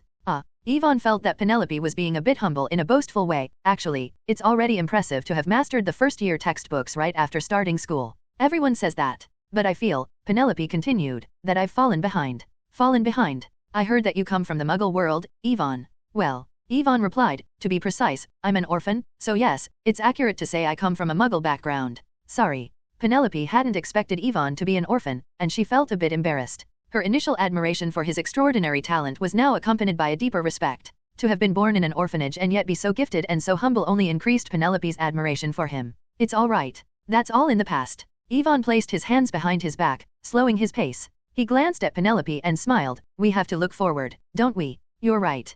Penelope brushed the stray hair from her face and gave a charming smile. Her voice was pleasant, and she gave Yvonne a gentle, comforting feeling, like a soft spring breeze. Yvonne had to admit that someone like Penelope made him feel at ease. Of course, it wasn't in that way. Yvonne was simply happy to find a peer with whom he could communicate more freely. Hermione was undoubtedly smart and mature beyond her years, but she was still just a young girl, not even a proper teenager yet. Many times, Yvonne felt like a brother taking care of her. But now, with Penelope, Yvonne could speak more openly. Is your last name, Ambrosius, really like what they say? Penelope continued, I mean, is it true that your ancestor was that Ambrosius? After spending time with Yvonne, Penelope's fondness for him had grown. He didn't have the arrogance or conceit of some extremely talented students from other houses. The more she got to know Yvonne, the more she could sense the kindness radiating from him. Gradually, the two of them became much closer. Now, Penelope felt comfortable asking Yvonne about his family and lineage without hesitation. Ambrosius. Yvonne nodded and said, if you're referring to the great wizard from British legend, yes, I did inherit his bloodline magic. Want to see it? Yvonne had always been open with his friends. It wasn't in his nature to hide things. What? Penelope was a bit confused. She didn't know about the two great abilities Yvonne had inherited from Merlin. Merlin was a famous prophet in history. He made many prophecies. You mean? Hearing this, Penelope exclaimed, you're a prophet. Sort of. Yvonne shrugged. I know a bit about prophecy. Want to try? You're offering to make a prophecy for me. Penelope was intrigued and felt honored at the same time, knowing this would be a prophecy from a descendant of Merlin. She didn't doubt the truth of Ivan's words for a second. This wasn't a young wizard who liked to show off. Yvonne had no interest in doing such things. Penelope could sense that much, even from their brief conversation. Can I choose the direction of the prophecy? She asked. Of course. Yvonne replied, curious about Penelope's future as well. Hogwarts was a hub of talent, and there was no better place for Yvonne to find like-minded people to recruit. Penelope was an exceptionally gifted witch, even by Hogwarts' high standards. In terms of raw talent, she was certainly not inferior to Hermione. She might even surpass her in some areas. The difference lay in their ambitions. Hermione had a strong drive, a clear ambition to prove herself. In contrast, Penelope seemed more like the kind of person who would quietly support and stand behind someone she believed in, a more nurturing presence. She needed a goal and someone to help guide her path. And once she had that, Penelope could achieve great things perfectly and efficiently. Chapter 93, White Lord needs a beautiful secretary. What a secretary-type talent. Yvonne thought, waiting patiently for Penelope to make her request. I want to know about my future life, like my career, she said.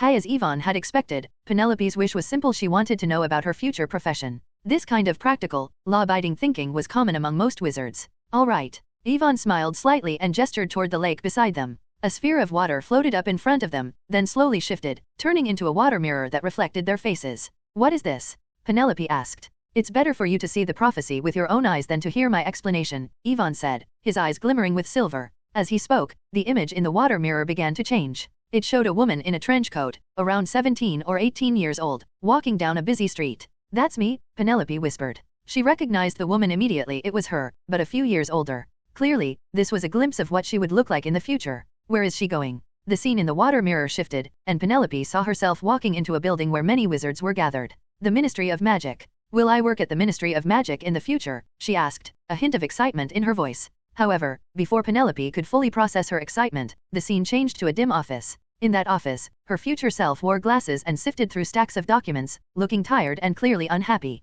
Penelope stood there, speechless for a long time. She knew exactly what this vision meant. After graduating from Hogwarts, she would end up working at the Ministry of Magic, but as an ordinary office worker. Penelope wasn't Newt Scamander. She didn't view office work as her greatest fear. But if this was her future, why had she studied so hard? Yvonne heard her internal monologue clearly. Ever since learning occlumency, Yvonne had become increasingly adept at controlling his legilimency. He had now set up multiple passive triggers for legilimency. For instance, when someone mentioned his name or formed an image of him in their mind, he could hear their thoughts within the range of his legilimency. With a thinking attribute of 3 points, Ivan's mind was more than capable of processing this information. In addition, Yvonne could set specific people in advance to feel their thoughts and emotions more easily. But Yvonne typically controlled this power. For friends like Harry and Hermione, Yvonne would block their thoughts in reverse to avoid invading their privacy. Senior, don't you want to work at the Ministry of Magic? Well, sigh. Penelope lowered her head slightly and said, I just feel like if my future job is going to be like that, what's the point of working so hard at Hogwarts? She was confident that she could graduate from Hogwarts with top marks. Yet, despite her abilities, she could only foresee herself ending up with a low-level job at the Ministry of Magic. Yvonne was a bit surprised. It wasn't Penelope's sentiment that caught him off guard, but rather the fact that she trusted him so much. What she said out loud aligned perfectly with her innermost thoughts. This meant that Penelope genuinely saw Yvonne as someone she could confide in, without pretense or reservation. I've actually thought about that same doubt, Senior. Yvonne didn't mind Penelope's complaints. She was clearly more capable than most people, yet she saw herself headed for a job that could easily be filled by anyone. Who wouldn't feel frustrated by that? However, that's the way society works. Penelope wasn't just complaining, her words were a disguised form of envy. She may have known it all along. The wizarding world and Hogwarts were two entirely different places. Everything learned or experienced here might feel meaningless once you leave school. You've had these doubts too? Penelope asked, surprised. After all, Yvonne always seemed so confident. Isn't it a little early for you to be thinking about this? She was already in her 5th year and would soon enter her 6th. Graduation and life in the real world were fast approaching, so it was normal for her to worry about the future and feel uncertain. But Yvonne. Penelope regretted bringing it up. She felt she shouldn't have said these things, fearing she had put unnecessary pressure on Yvonne. I'm sorry, Ivan's maturity and strength had made Penelope subconsciously view him as a peer. First-year wizards are usually still filled with dreams and fantasies, but she had projected her own concerns onto him, possibly shattering his idealism. There's no need to apologize, Senior Penelope. Yvonne smiled and said, and I'm not that fragile. Penelope was a kind and simple girl. Yvonne had heard that many wizards at Hogwarts regarded her as their white moonlight. Senior, have you ever considered a question? Yvonne gently comforted Penelope before continuing with his point. What is it? Muggles have a saying, apply what you have learned. Yvonne explained, but in today's magical world, many of our spells are actually useless. Penelope listened intently but didn't fully grasp what Yvonne was getting at. Are you confused, Senior? Yvonne smiled slightly. How does this relate to your future career? Yeah, Penelope responded, falling into deep thought.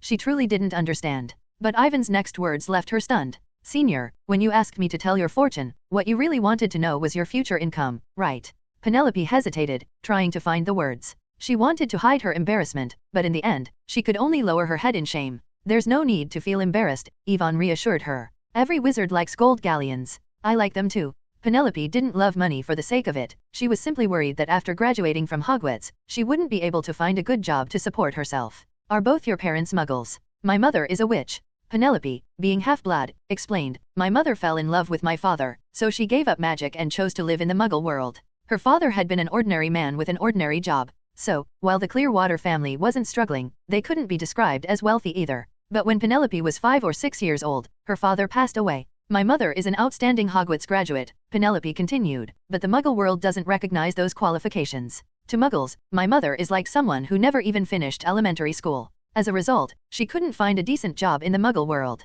Though Penelope's mother had lived in the muggle world for a while, she still struggled to integrate into muggle society. To make ends meet, her mother had to return to the magical world to earn gold galleons to support both her and Penelope. Hearing this, Yvonne understood Penelope's concerns. First, Penelope, like her mother, would have no qualifications or resume in the muggle world. This meant that if Penelope ever chose to leave the magical world and live among muggles, she would face significant challenges. Some might ask, how could wizards not survive in the muggle world? Any magic would be a huge advantage, right? But is that really the case? It's important to remember that the British Ministry of Magic has a department called the Department for the Regulation and Control of Magical Creatures that includes the Office for the Prohibition of Misuse of Muggle Artifacts. Casting spells on Muggle objects or transforming them is illegal in the British magical world. Not to mention that wizards casting spells on Muggles, harming them, or being seen by Muggles while using magic is strictly prohibited. Because of the statute of secrecy. Penelope muttered, a bit uneasy. She felt like she shouldn't have brought up the statute. Maintaining the secrecy of the wizarding world is the responsibility of the entire magical community.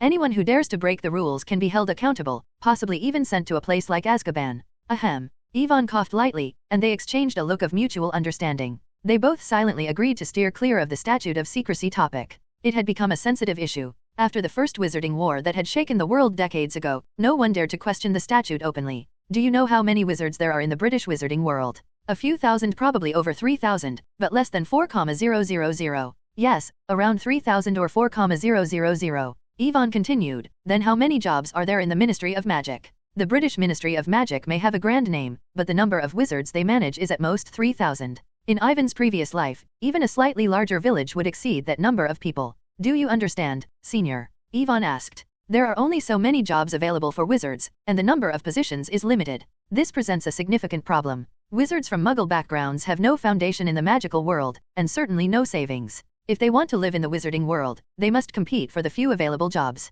They don't earn much from these positions, and it's already a struggle just to support themselves. Not to mention, doing magical research to further improve their skills is nearly impossible. The job market in the wizarding world has long been saturated, and there's little room for newcomers. Even if new positions were available, they certainly wouldn't go to wizards like us. Ivan's words carried a certain provocative tone. But Penelope had to admit that Yvonne was speaking to her concerns. This was exactly what troubled her most. The Ministry of Magic prohibits wizards from studying and modifying Muggle items. This has caused the magical world to stagnate. No new industries have been created for a long time. Without the development of newer industries, what can young wizards do after graduating from Hogwarts? Look at the Weasley brothers. Bill works at Gringotts, Charlie raises dragons, Percy joins the Ministry of Magic in future, and the twins plan to open a joke shop. It seems like everyone makes their own choices, but in reality, aside from the twins, the Weasley brothers are all just working for others, nothing new or innovative about it. Jobs aren't squeezed out, they're created. But the Ministry of Magic has long been corrupt. They don't want change, and they won't let others bring change either.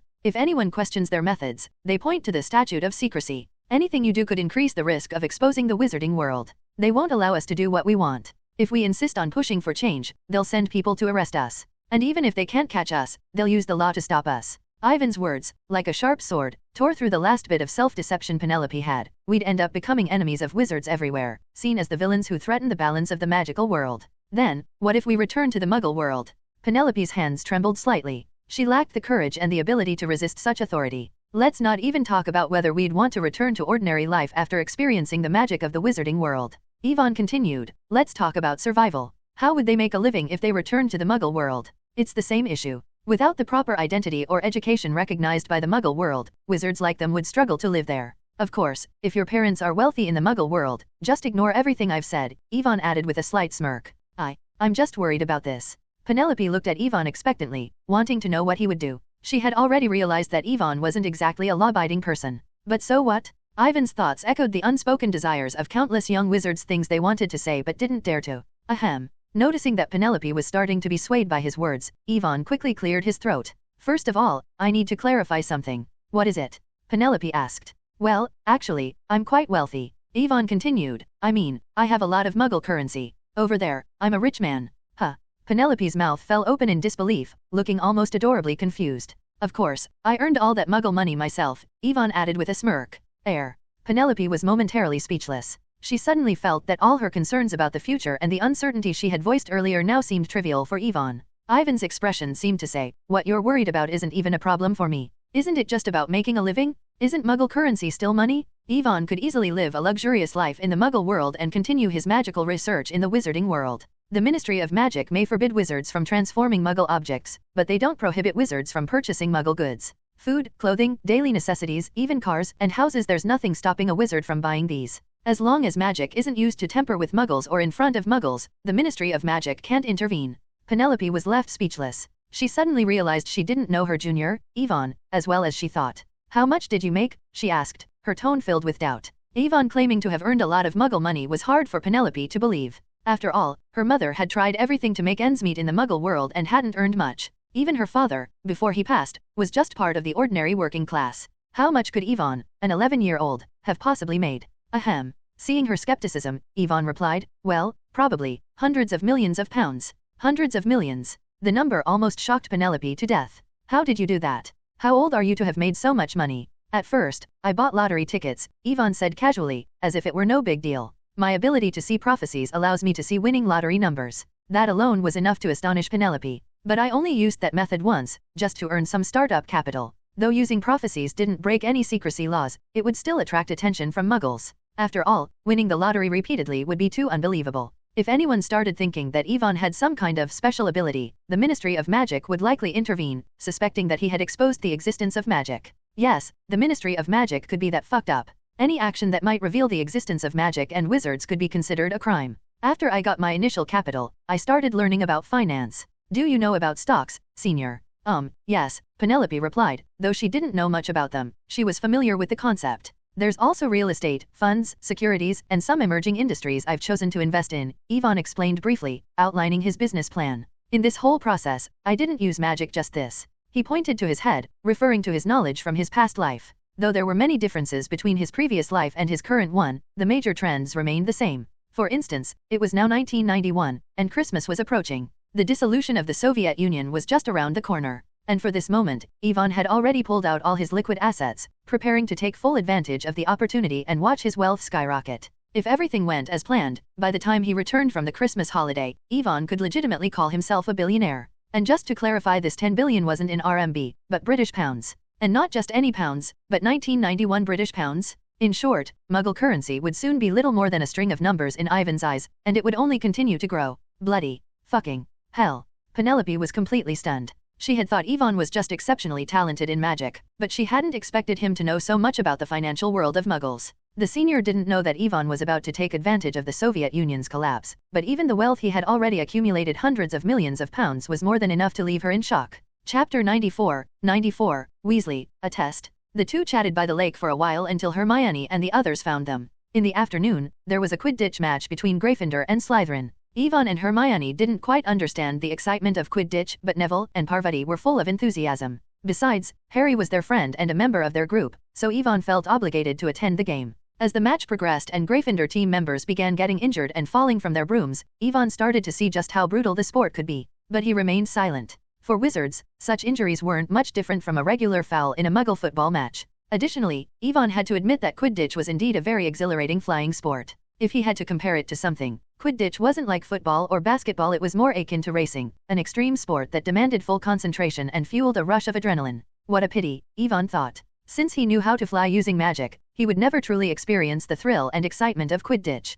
Come on. Hermione, who had previously been indifferent to the game, found herself caught up in the excitement, loudly cheering for Harry as she watched the Quidditch match up close. After about 20 minutes, Harry spotted the Golden Snitch and began a fierce collision with the Slytherin Seeker in a race to capture it. Both Harry and the Slytherin Seeker refused to give in, fighting with all their might for the Golden Snitch, the symbol of victory. He caught the Golden Snitch. Suddenly, the commentator, Lee Jordan, shouted excitedly from the stands, Harry Potter caught the Golden Snitch and won 150 points. Gryffindor wins. As Madam Hooch blew the whistle to end the match, the Gryffindor section erupted into thunderous cheers. Harry Potter. Potter won? We won. Yvonne slowly stood up, watching as Harry held the golden snitch high in the air. He smiled and clapped, proud of his friend's achievement. That night, Gryffindor students surrounded Harry, celebrating their victory. After defeating Slytherin, it wasn't just the students who were ecstatic, even Professor McGonagall joined in, happily sipping a glass of wine. Professor McGonagall was a Quidditch fan herself, but Slytherin had dominated the Quidditch Cup for 6 consecutive years, and she dreamed of bringing the championship back to Gryffindor.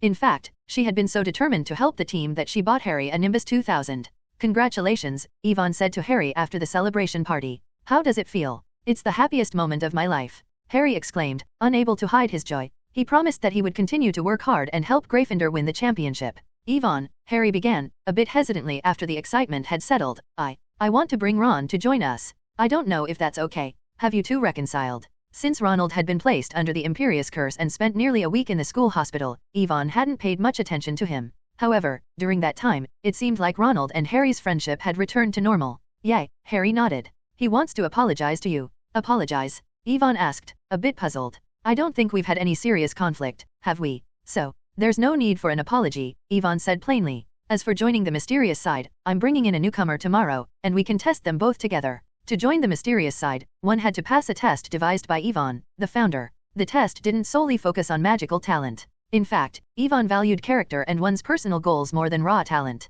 As a certain famous saying goes, "What is your dream, Harry?" After receiving Ivan's approval, Harry returned to the dormitory. Ronald was sitting there nervously. The moment he saw Harry walk in, he jumped up and anxiously asked, "Did Yvonne agree? Let's go together tomorrow night." Harry, being simple-minded, truly saw Ron as his best friend and was always willing to share things with him. Really? Ronald was overjoyed. He had a mix of respect and fear for Yvonne, but most of all, it was admiration and envy. He had started Hogwarts alongside Harry. In the beginning, their magical skills were at a similar, rather poor level. However, once Harry began receiving instruction from Yvonne, his spellcasting abilities had improved by leaps and bounds. Every time Ron asked Harry to teach him some of the magic, he found himself unable to grasp what Harry was explaining. Ron struggled to understand the concepts and the specialized spellcasting techniques that Yvonne had tailored specifically for Harry. Seeing the gap between Harry and himself grow wider and wider, Ron had become anxious. That was part of why Ron had distanced himself from Harry on Halloween and had ended up falling victim to Voldemort's Imperious Curse. They had argued, and Ron felt that Harry had begun to look down on him.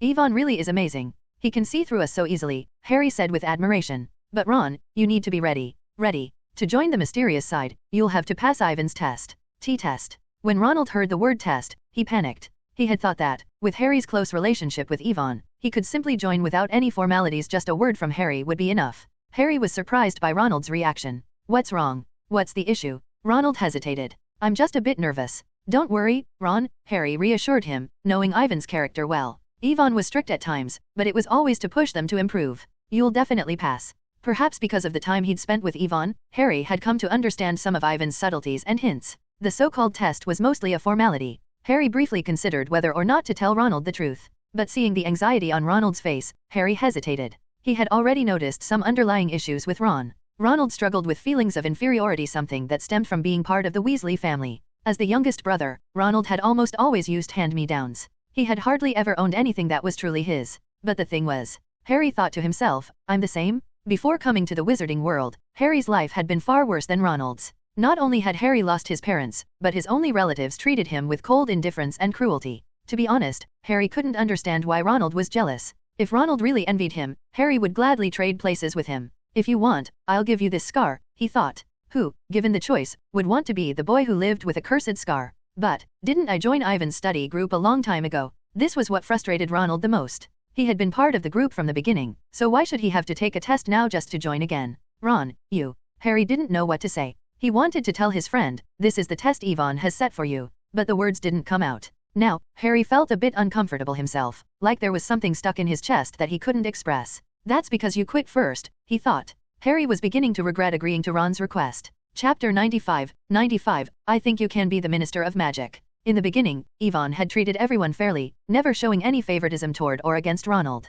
He taught and guided Ronald just like the others, without reservation. But Ronald had been lazy and distracted, choosing to leave the group to do his own thing. Yvonne hadn't been angry at Ronald's decision. After all, it was normal for children to be playful. So when Harry brought it up, Yvonne didn't hesitate to give Ronald a second chance. He figured that Ronald had finally come to his senses. What more could Yvonne ask for if Ronald was willing to recognize his mistakes? Yvonne always believed in tailoring his teaching to each student's needs. For Hermione, who saw learning as fun, Yvonne assigned her plenty of homework to keep her challenged. Neville was diligent but struggled to grasp things quickly, so Yvonne never gave Neville extra tasks. Instead, he patiently explained the simplest concepts to him over and over again. Harry, being more practical, didn't do well with theory alone. For him, Yvonne taught step by step, using hands-on practice and combat training to increase his proficiency in spells. Each student's workload wasn't too heavy. In addition to learning from Yvonne, Harry still had plenty of time to hang out with the other Gryffindor students and participate in Quidditch team training. Similarly, Yvonne had a unique approach for students like Ronald. Do you know what Ivan's test will be? Ronald asked, looking at Harry with hopeful anticipation. If it had been Hermione, she would have flatly refused to answer and told Ronald it was cheating. But Harry wasn't as rigid as Hermione. It's progress, Harry said, not elaborating much, but giving Ronald enough of a hint about the purpose of the test. What is progress? It's about understanding Ronald's ambition. What does he truly want? Becoming stronger is fine, or learning more advanced magic. Even if his goal is something as simple as wanting to beat up Malfoy, that's fine too. Do you really want that Weasley to come back? Hermione asked after overhearing the conversation between Harry and Yvonne. Do you care that much? I hate him. Hermione never hid her disdain for Ronald. Every time she saw him, the little witch felt an overwhelming sense of discomfort. Don't hold prejudices against anyone, Yvonne advised but then added, admittedly, Ronald's actions make him worthy of being disliked by you. Pfft. Hermione couldn't help but laugh. You're even worse than me. And what about the other person? She asked, her curiosity piqued. If Yvonne was bringing in someone new, he would always notify the original members. Hermione was eager to know. You know, that senior from Ravenclaw, Clearwater. Hermione was a bit surprised and hesitated. But, she's already in 5th year. A 5th-year senior, would she really accept guidance from a younger student? Won't she think we're childish? If it were just you, Yvonne replied with a teasing grin, then yes. Hey. Hermione playfully swatted Yvonne, dissatisfied. She was proud and competitive, and being compared to Penelope didn't sit well with her. All right, Senior Clearwater won't look down on you, Yvonne reassured her. You're still teasing me. Hermione huffed. Hehe. While joking around with Hermione, Yvonne told her about his earlier conversation with Penelope, leaving out any personal details. I never thought about things like that, Hermione admitted, lowering her head in thought. Sooner or later, she too would face the same concerns about employment and the future. At that point, what should she do? Yvonne, what do you think I could do in the future? You. Yvonne smiled and said, I think you'd make a great Minister of Magic. What? Hermione's eyes widened in disbelief. You mean, the Minister of Magic? In England? Does England have a second Ministry of Magic? Or are you aiming higher, Hermione? Planning to become the head of the world's Ministry of Magic? Let me think. It's called Supreme Mugwump, meaning the President of the International Confederation of Wizards, right? How can that be possible? Hermione exclaimed. She could see that Yvonne wasn't joking, at least. He was serious about the idea of her becoming Minister of Magic. Do you really think I could? Yes, I believe you can do it. With the knowledge of how things unfolded in the original timeline, Yvonne was certain of Hermione's abilities. In fact, in the original timeline, Hermione did become Minister of Magic, though much of her path to that position was facilitated by her connection to Harry, the savior who defeated Voldemort twice. Without such monumental achievements, it might have taken Hermione much longer to rise to that position. Remember the dream of our team? Yvonne asked. Yeah. Hermione knew Yvonne was ambitious, but she didn't dislike him for it. Unlike Voldemort, Yvonne wasn't a madman who would kill over a disagreement. He had once shared his perspective with Hermione. As long as others played fair, Yvonne would respect the rules of the game and not flip the table. Ivan's goal was to become what he called the White Lord. What is the White Lord?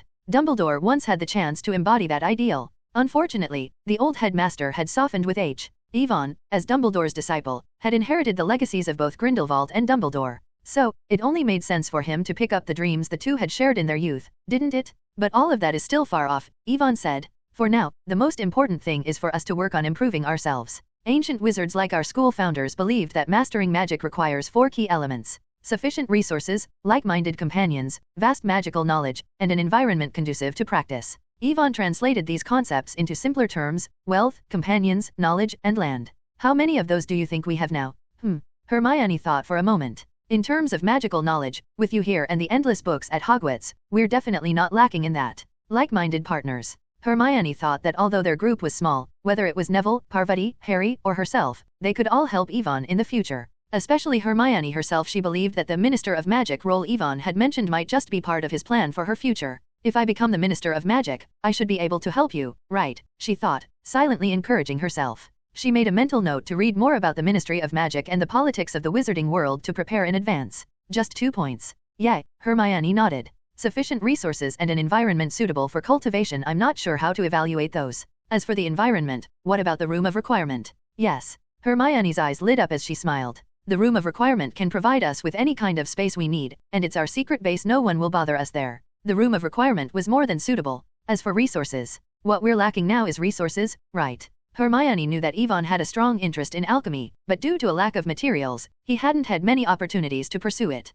Dumbledore was wealthy, but Yvonne wouldn't trouble him for something like this. He was mindful of boundaries. Yvonne already owed the old headmaster a great deal. Accepting further help might lead to inheriting not just Dumbledore's guidance, but his family legacy as well. This is exactly what I wanted to talk to you about today. Yvonne took Hermione's hand, led her into his dormitory, and stopped in front of a 2-meter-high wardrobe against the wall. Chapter 96, The Thunderbird Chief. A wardrobe. This wasn't the first time Hermione had been in Ivan's bedroom, so she was familiar with the room's furnishings. This is a magical item, Yvonne explained. In this world, Hermione was the person Yvonne trusted the most. No one else came close. Because of that trust, Yvonne had always made an effort to teach and guide her. Click. Yvonne stepped forward, twisted the handle on the wardrobe, and cast a special unlocking spell, Golden Jade Cave Opening. The counterpart to this spell, Golden Shackles and Jade Locks, was a type of magical combination lock that required specific magical energy to unlock. Otherwise, it had to be manually opened bit by bit using magic. Even a powerful wizard like Dumbledore would need some time to break through this spell.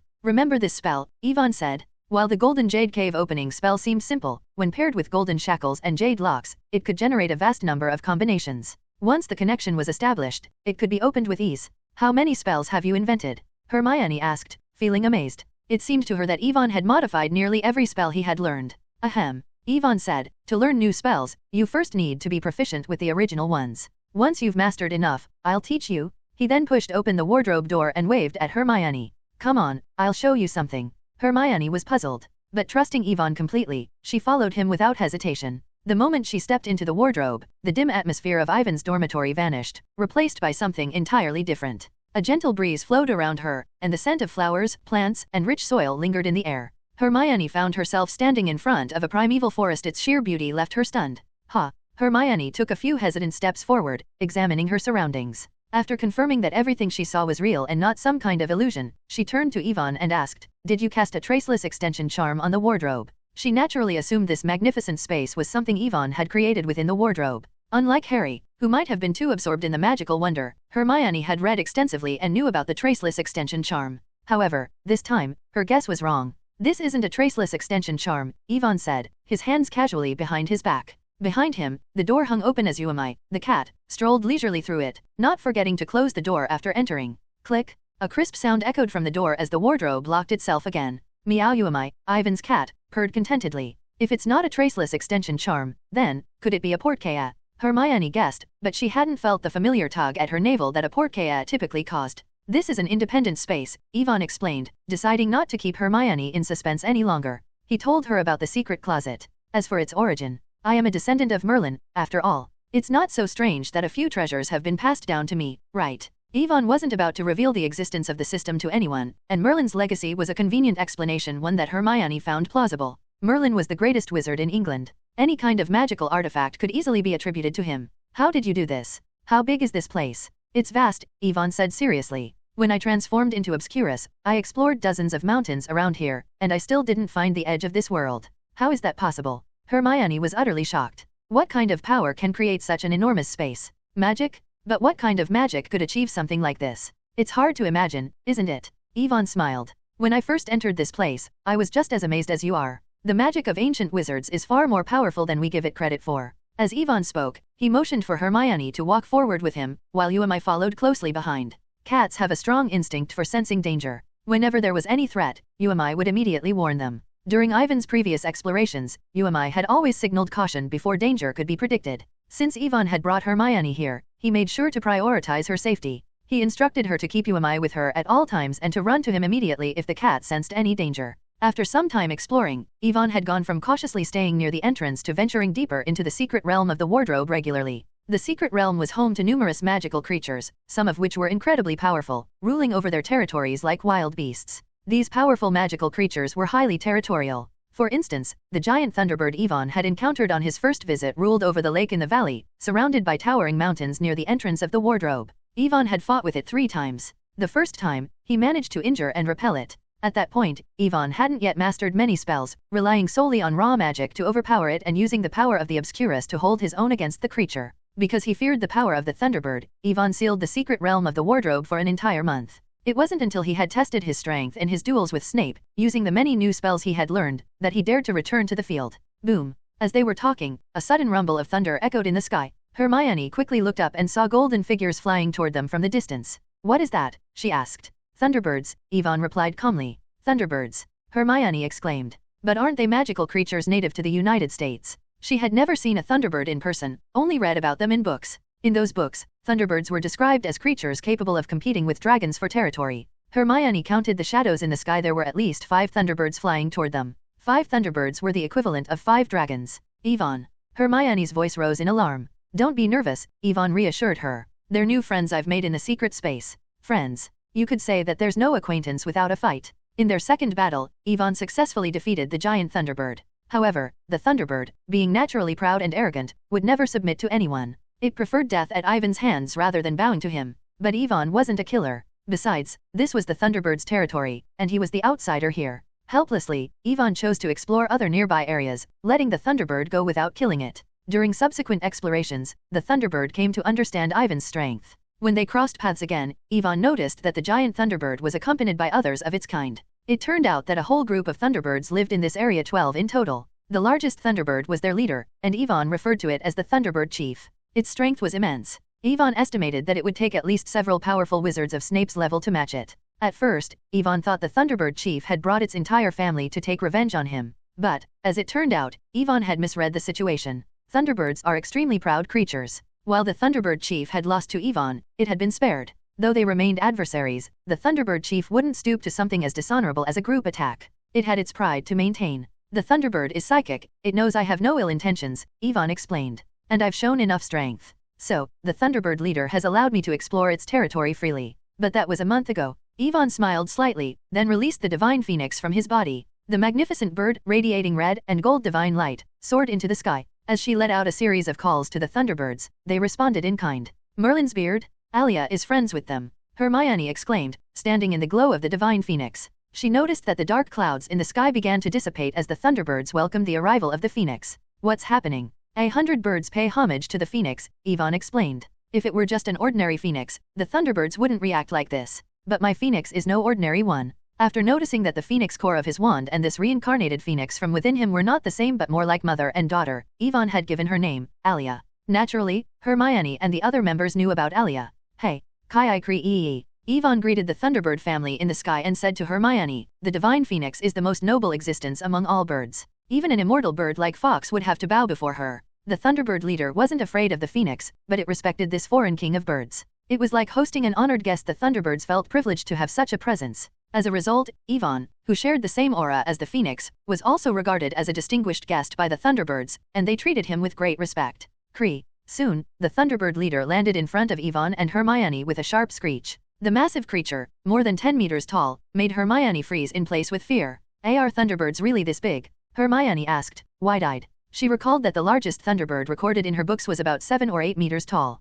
but the giant before her was nearly 20 meters in height. The height difference alone was staggering, and the size disparity was even more striking. The Thunderbirds standing next to their leader looked like mere pigeons standing beside a rooster. The leader was clearly several times larger. It almost seemed like an entirely different species. "So, a leader should naturally be this big, huh?" Yvonne. Hermione nodded to herself. "Yes, what am I thinking? Of course it would be more powerful than others." Fortunately, Hermione wasn't a magi-zoologist like Newt Scamander. She was surprised, but not confused. "You can go and interact with them. I need to have a little talk with the Thunderbird leader." "What?" Hermione tilted her head, clearly puzzled. Letting her go play with Thunderbirds alone was one thing, but talking to the Thunderbird leader? Ahem. Yvonne noticed her confusion and gestured with his thumb and index finger. "Ever since I awakened the phoenix, I've gained some understanding of bird language." "Well, just a little bit," he added, smiling. Yvonne called this ability voice imitator, a rare blood talent similar to Parseltongue. Chirp chirp chirp. Yvonne made a series of bird-like whistles and chirps, and to Hermione's surprise, the Thunderbird leader seemed to understand, responding with its own chirps.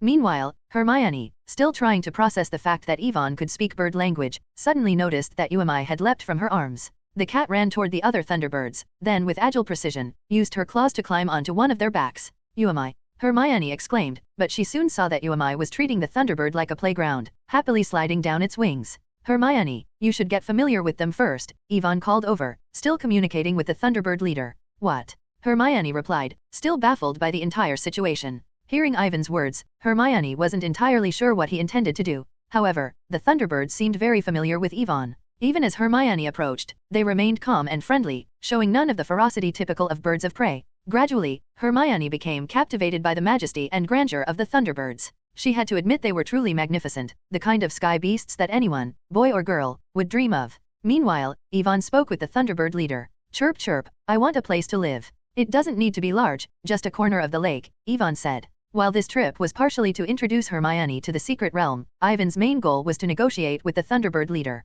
He planned to establish a secret base near the entrance to the realm, making it a true haven for him and his closest companions. No, more accurately, this would be their primary base of operations. At this point, Ivan fully trusted only Hermione, and bringing someone into the secret realm was his way of extending that trust completely. However, the Thunderbird leader wasn't too happy about his request. This request is too much, it responded. Animals have a strong sense of territory, and sometimes they would rather fight to the death than give up even a portion of their land. I know, Ivan said, trying to calm the Thunderbird leader. I'm not trying to take over your territory, I'm proposing a trade. Trade? Yes. Of course, Ivan could take the land by force, but he considered the Thunderbirds his friends. Magical creatures were living beings too. As long as they weren't excessively dangerous or impossible to communicate with, Ivan preferred to coexist peacefully. For this secret realm to thrive, there must be a balanced ecological cycle. Destroying any part of it could have unpredictable consequences. Protecting magical creatures, preserving the environment, and ensuring sustainable development, that's how we move for chapter 97, the ultimate guardian spell.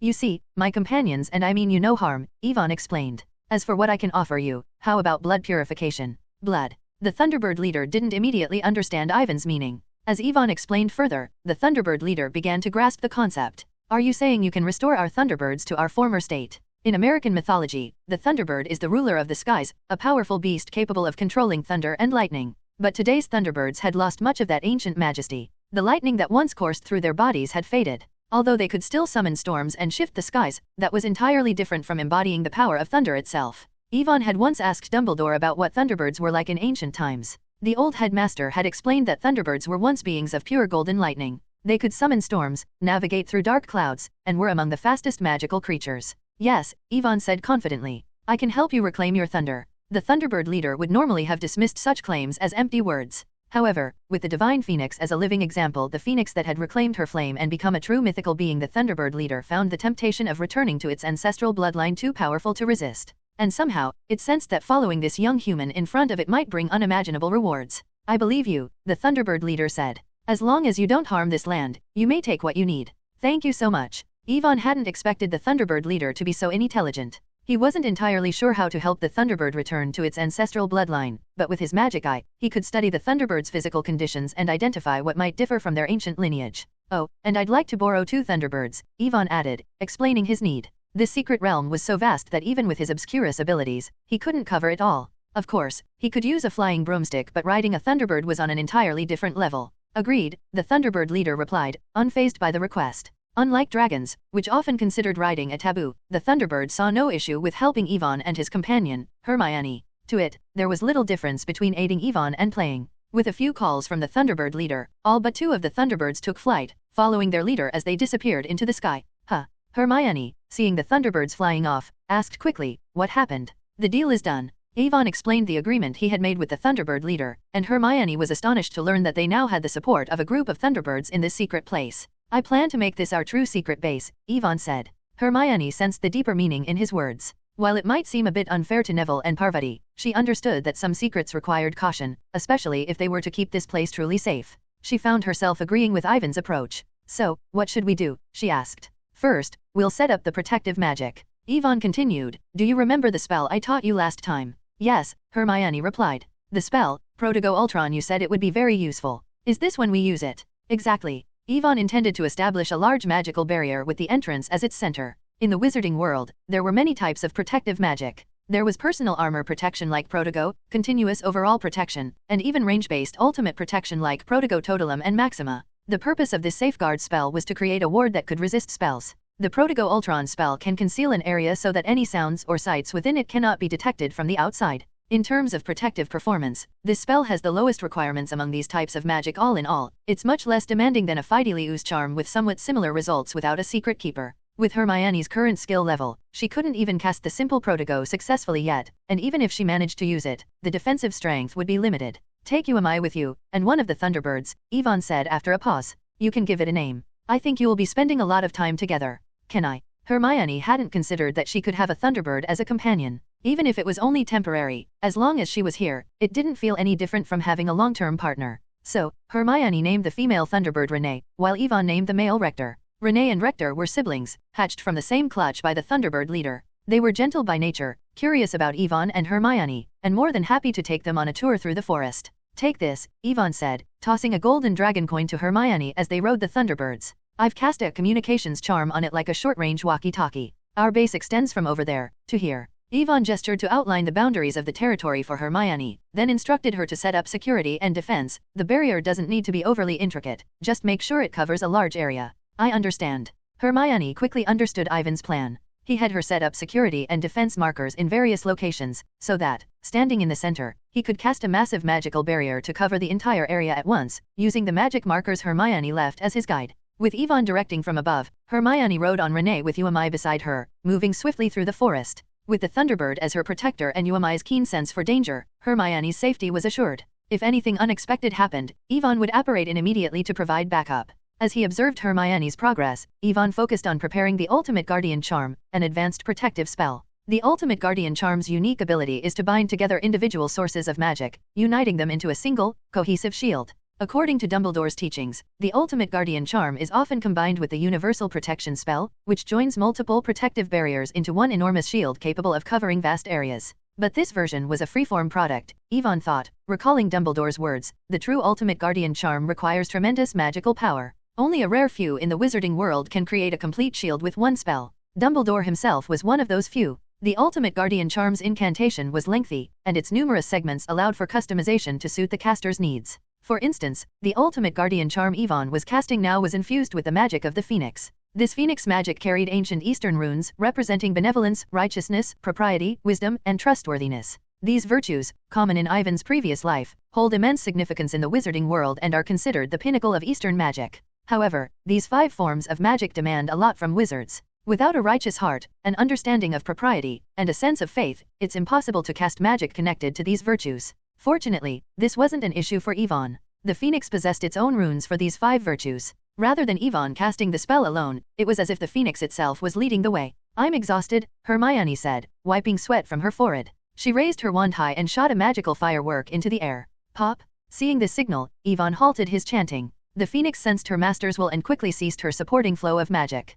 Exciterae the Ultimate Guardian? Protego Ultron. As Yvonne raised his wand, an immense surge of magic seemed to envelop the entire area. Boom! An earth-shaking roar filled the air, like a massive dome slamming down over the surrounding forests and lake. Buzz! Buzz! The shimmering light of the barrier rippled, then gradually dimmed and faded until it became invisible. Hermione, watching in awe, reached out toward the now invisible barrier. She attempted to step in, out, and even jump around within the boundary. Why didn't anything happen? Hermione couldn't feel the presence of the Ultimate Guardian at all. Did the spell fail? No, it worked, Yvonne replied, landing beside her on Rector and explaining, magic can hold a piece of the caster's mind, and many of our spells carry the personal will of the one who casts them. In other words, Yvonne hadn't just set up a simple magic barrier, he had created a protective system. This system was semi-sentient, like enchanted paintings, wizard chess pieces, or Mr. Weasley's car. However, compared to those often unpredictable enchantments, Ivan's barrier was much more refined. The 5 virtues imbued it with positive qualities, making the barrier both loyal and highly perceptive.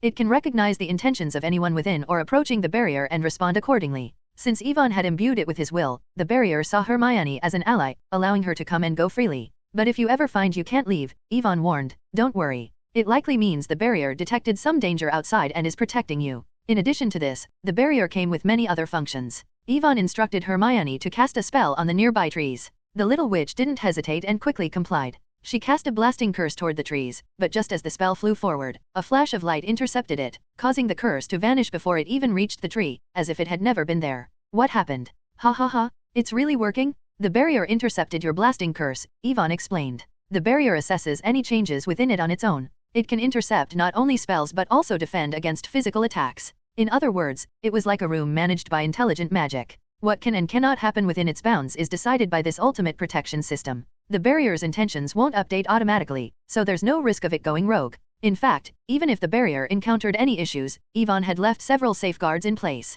Chapter 98, Magic Transformation Plan. After setting up the barrier, Yvonne began transforming the forest. He didn't cut down the surrounding trees directly but used magic to make them move back on their own, leaving ample space in the center for building a house. Now, it's time to build, Yvonne said. Using the cutting charm, he trimmed an old tree, then cast a spell with a low incantation, weave wood into a door. A variety of tools flew out from Ivan's bag. Saws, hammers, and nails started working as though they had lives of their own. Like Queenie's cooking magic in Fantastic Beasts, a wave of the wand allowed the construction to take place almost automatically. In less than 5 minutes, a unique wooden cottage stood completed before them. Wow, Hermione said admiringly, it feels perfect. With the right materials, this kind of life magic was incredibly convenient. If Muggles knew wizards had this magic, it would probably drive many construction companies to despair. It's not finished yet, Yvonne said, casting another spell, carved beams and painted walls. If weave wood into a door created the house's framework, then carved beams and painted walls added intricate details. This magic could adjust the interior structure of the house to match the owner's wishes. Alright, let's go inside and take a look. Yvonne took Hermione's hand, and together they pushed open the door of the cabin in the woods. The first thing they saw was a spacious hall, much larger than it appeared from the outside, clearly expanded with a traceless extension charm. The floor was smooth, without any of the roughness typical of freshly built wood. There was no furniture yet, so the space looked empty, but Hermione didn't mind at all. Instead, she felt warmth in the simplicity. It feels like a little two-person cabin for me and Yvonne, she mused aloud. Ahem. Yvonne coughed, mentally reminding himself that he was not interested in Hermione in that way. He then continued the tour, showing Hermione through the rest of the cabin. The cabin had 5 floors in total, 2 underground and 3 above ground. The first floor included the living room, kitchen, and bathroom, while the second floor had several rooms set aside for members of their group to stay. The third floor was temporarily designated as a storage area for important items. As for the basement levels, Yvonne planned to use them as a training ground and laboratory space, and he would also install the door to this secret realm there. In case of danger, everyone could use the door to escape quickly.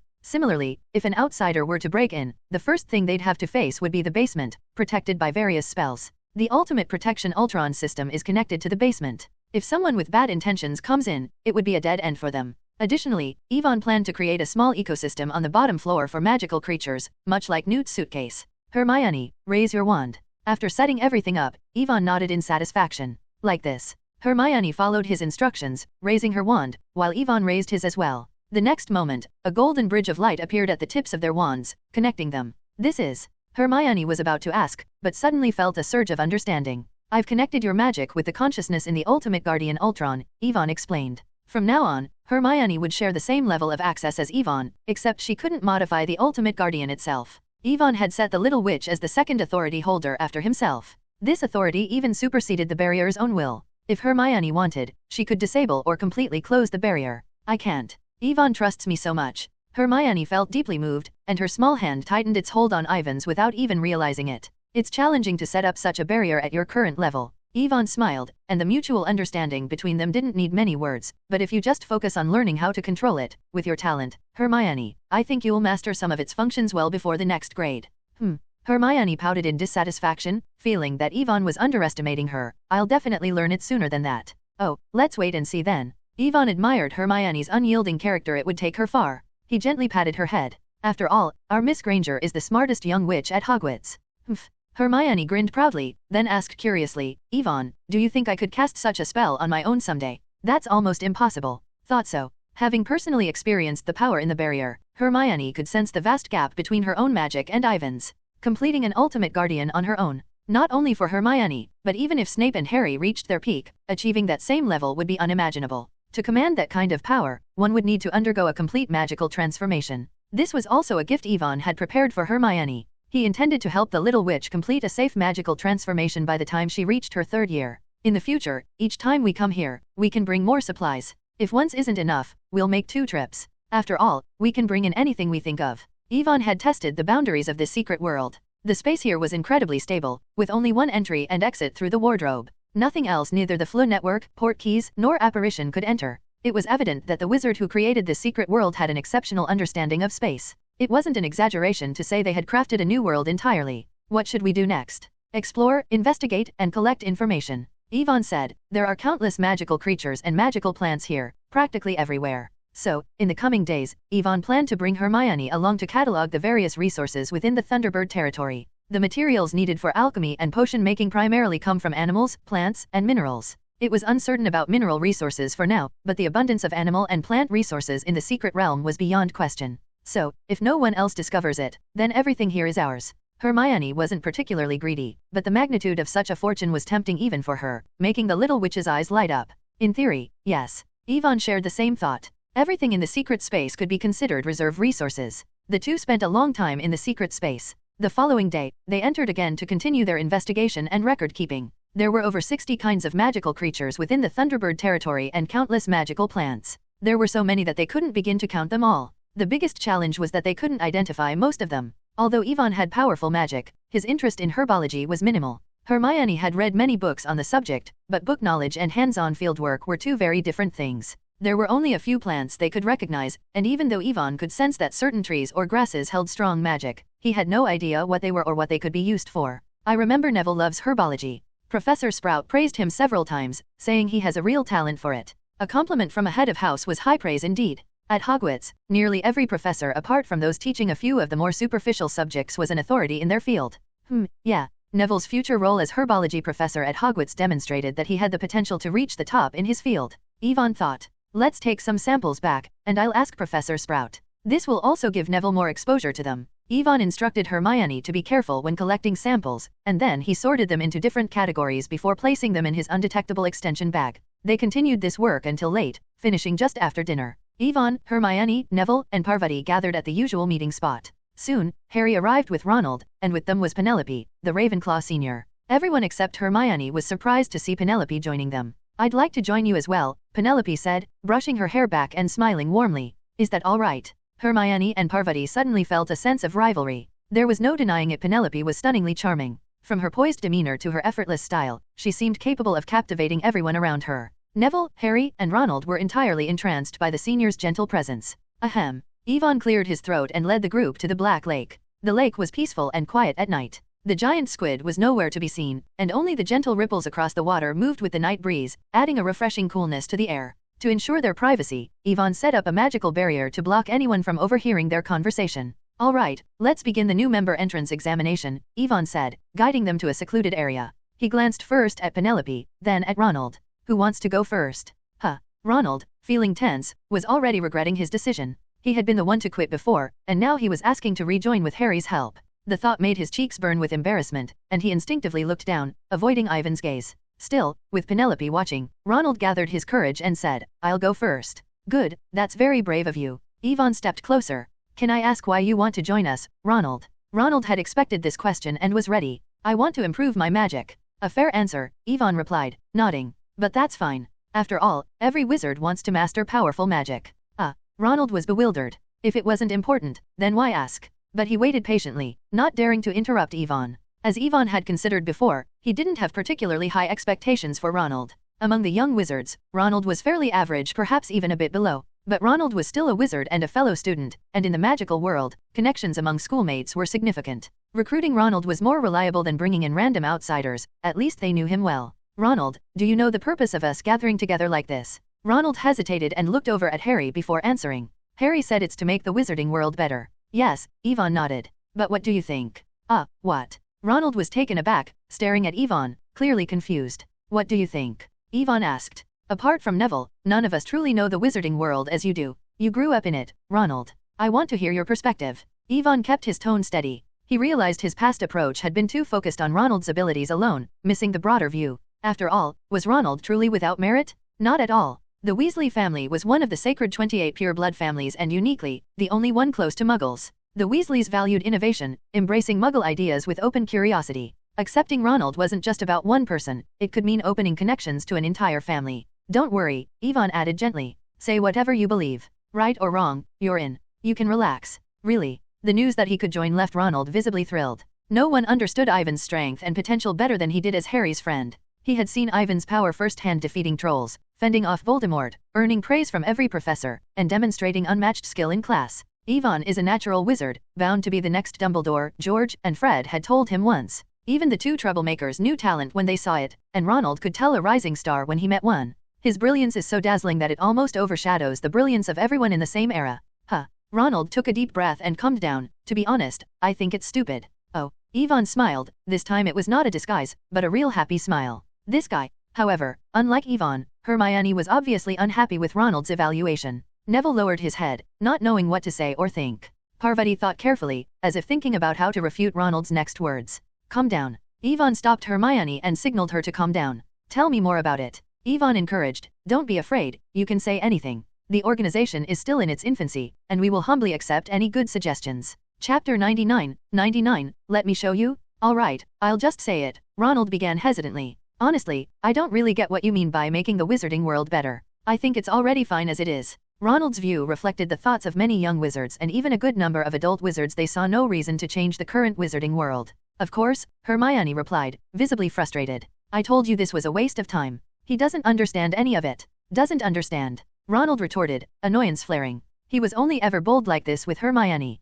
I don't know what you muggles are thinking, but this is our world. Muggle life seems just as strange to me. It was a clash of perspectives, different values, different worlds. Just as muggles are certain that a fall from a great height is fatal, wizards view it as merely a minor accident. With magic, many injuries that are fatal to muggles are just a slight inconvenience to wizards. The real dangers wizards fear are curses, not mere physical harm. Physical injuries are manageable with potions and spells. With timely treatment, there's hardly any risk to life. In their second year, Harry's entire arm turned to rubber, completely boneless. Yet, with a single dose of potion, Madame Pomfrey restored him back to normal. This kind of magical ability would be unimaginable to muggles. All right, let's not argue. Yvonne held back Hermione and then addressed Ronald. You too, Ronald. Sorry, Ronald mumbled. Despite his irritation with Hermione, he had no quarrel with Yvonne. It's fine, Yvonne replied. But if you had spoken your mind from the start instead of holding back, I'd have respected you more. Huh. Ronald couldn't believe it. Everyone is unique, Ronald. Yvonne patted Ronald on the shoulder, then walked to the edge of the Black Lake, turning his back to them all.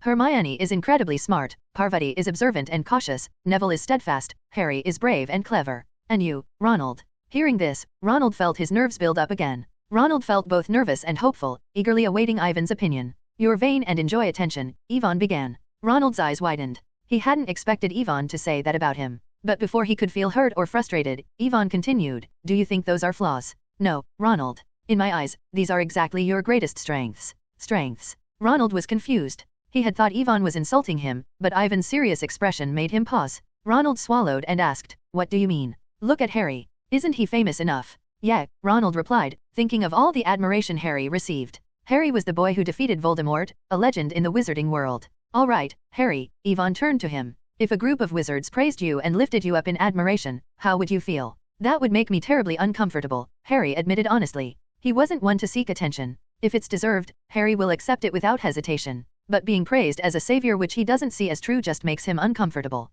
Neville, Yvonne noted, was even worse. He had a complete fear of social situations. Hermione, Parvati, and even Penelope, none of them truly liked standing in the spotlight. Yvonne himself certainly didn't enjoy it. The thought of spending time dealing with politicians, pure-blood nobles, and wasting energy on their petty arguments was exhausting to him. He'd rather forego the organization altogether than waste his time like that. Understand now, Ronald. Yvonne continued. We can't handle that kind of life, but you can. Ronald thought about it as Yvonne explained, comparing him to someone in the Muggle world who might borrow a flashy car to show off or impress others, even if the car wasn't theirs. In Ivan's eyes, people who could embrace a bit of vanity but still play it cool had a unique talent. Of course, Yvonne was clear to point out, this was different from Lockhart's delusional self-promotion. Lockhart was just a fraud. But Ronald, he is jealous but is a good person in the end. He could genuinely win people over. Ronald scratched his head, feeling a bit awkward. So, Yvonne, are you complimenting me or insulting me? I honestly can't tell. We need someone who's willing to stand at the front, draw attention, and carry that role for us. Yvonne saw Ronald's character and believed he was perfect for the job. Loyalty and courage ran in the Weasley family bloodline. Redheads from that family might be impulsive, even bumbling at times, but they wouldn't back down in the face of danger. The Weasleys are all loyal and brave, Ronald. When it counts, each of them would stand up and even give their life if needed. But, Ronald stammered, surprised at Ivan's confidence in him. What can I do? I'm not good at anything. It doesn't matter, Yvonne reassured him, smiling. You just need to know how to use that bit of vanity you have. What does that mean? Ronald asked, puzzled. Yvonne gave an example. If he delivered a powerful speech that gathered admiration and followers, he'd need someone to handle the daily interactions. A leader needs to keep some mystery. He can't negotiate with every wizard as if he were in a marketplace. That's where a spokesperson, someone deeply familiar with the wizarding world, would come in handy. Someone like you, Ronald, someone who understands the world we're trying to change and can speak to its people. You do realize this is no small act of bravery, right? Yvonne wanted to make sure Ronald understood the risks involved. But Ronald's response was immediate and firm, I do. Ronald genuinely thought it sounded amazing, no need to spend all his time practicing magic if he could help by drawing attention away from the others. It might also be dangerous, Yvonne cautioned. If others come after us, you'll be the one they come looking for first. This would make Ronald a prime target: kidnapping, interrogation, even potential torture. But Ronald just shrugged. So what? He replied. He may have felt ordinary, but he knew he'd never back down in a real situation. Dark wizards will also target you. Oh. Ronald's eyes lit up, and he looked at Yvonne with an excitement bordering on awe. Isn't that even cooler? Harry, Hermione, Parvati, the fuck? Ronald Weasley, once deemed average and outshone, now had his dream role, relishing the idea of standing out, even if it meant facing danger head-on. Perfect. Yvonne said with a grin, then turned to Harry. So from today, Ronald, you're the goalkeeper of our group. Goalkeeper. Ronald's face lit up. Like in Quidditch, blocking goals. Exactly, Yvonne nodded, amused by Ronald's enthusiasm. Think of it like that, you'll keep anything out that tries to score against us. Yvonne, you're the best. Ronald beamed. His mind was running on its own track, the thrill of a risky role was more than enough for him. Harry just shook his head. Ronald's in charge now, got it. He knew his friend had no idea what he was getting into, but he would try to help Ronald avoid the worst of it. As for Penelope, her evaluation wasn't even necessary. A fifth year, a respected class leader, and one of the most admired students at Hogwarts, she was more than qualified. Since Yvonne had personally vouched for her, everyone welcomed her addition without hesitation. Let's go, let's head to the secret base. Yvonne gathered everyone, and they all made their way to the room of requirement on the 7th floor. For Ronald and Penelope, it was their first time entering the room of requirement. They were astonished at the hidden training area, a place Yvonne and his friends had been using for some time. Wicked! Ronald exclaimed, his eyes wide with wonder. He felt a pang of regret for not building a stronger relationship with Yvonne earlier. How did you find it? Penelope asked calmly. She stepped closer to Yvonne and whispered, was it through that prophecy magic of yours? Something like that, Yvonne replied vaguely, sidestepping the question. He then turned to face the group, signaling he had something important to say. Earlier, we talked about making the magical world better, he began. Ronald thinks the wizarding world is already perfect and doesn't need any so-called changes. Yvonne folded his hands behind his back, scanning each of them before he continued. I don't know if that's true, but I can give you a glimpse into what I've seen: the future of the Muggle world. The group listened intently, each with a unique reaction. Hermione's face lit up with interest, Neville looked slightly puzzled, and both Penelope and Parvati leaned in with curiosity. Look closely, Yvonne instructed as a thick, white mist began to emanate from his body. This is what the Muggles who supposedly need our protection might look like in 30 years. The group was captivated by the sight unfolding before them, as Yvonne exhaled a dense fog toward the center of the training room. It swirled, and soon images began to form. The scene was reminiscent of Grindelwald's eerie prophecy at Père Lachaise Cemetery during World War II. Ivan's intent and will infused the mist, crafting a vision of the future, his memory and foresight creating a tangible image for the others to witness. With a soft beep, a bullet-shaped high-speed train emerged from the mist, shooting forward and phasing through Ronald and Neville, making them jump back in alarm. Towering skyscrapers seemed to spring from the ground like mushrooms after a rain, surrounding everyone in their immense shadow. The scope of the scene expanded, and as they gazed up at these monumental structures, they felt like tiny figures in a field of colossal growth, overwhelmed by the power of Muggle innovation. Chapter 100, Muggles' Power and Grindelwald's Deeds. Praise for the new era, all kinds of high technology, cameras, and satellite surveillance in every corner. As for the war weapons that had long existed, Ronald, who was born and raised in the wizarding world, was utterly shocked. Boom! The hazy fog showed a mushroom cloud rising into the sky. The terrifying storm that destroyed a city in an instant shattered all the little wizards' ideas about the limits of power. Bloody hell! It wasn't just Ronald who was shocked, even Hermione shuddered. What the? Muggle weapons. It's also the future of this world. Yvonne did not hold back. He knew how far the Muggle world would advance in the next 30 years. In Ivan's view, Muggles and wizards were destined to be unable to truly coexist. Even with places like where Hermione and Yvonne had come from, rooted in the Muggle world, it was hard for ordinary people to fully accept wizards as long as they wielded magic. So Yvonne never believed in the concept of peaceful coexistence between Muggles and wizards. To him, it was simply unrealistic within the wizarding world. Rather than saying that the magic world does not need to change, it's more accurate to say that the magic world has failed to change. Yvonne continued, today's wizarding world is almost the same as it was when the Statute of Secrecy was enacted 300 years ago.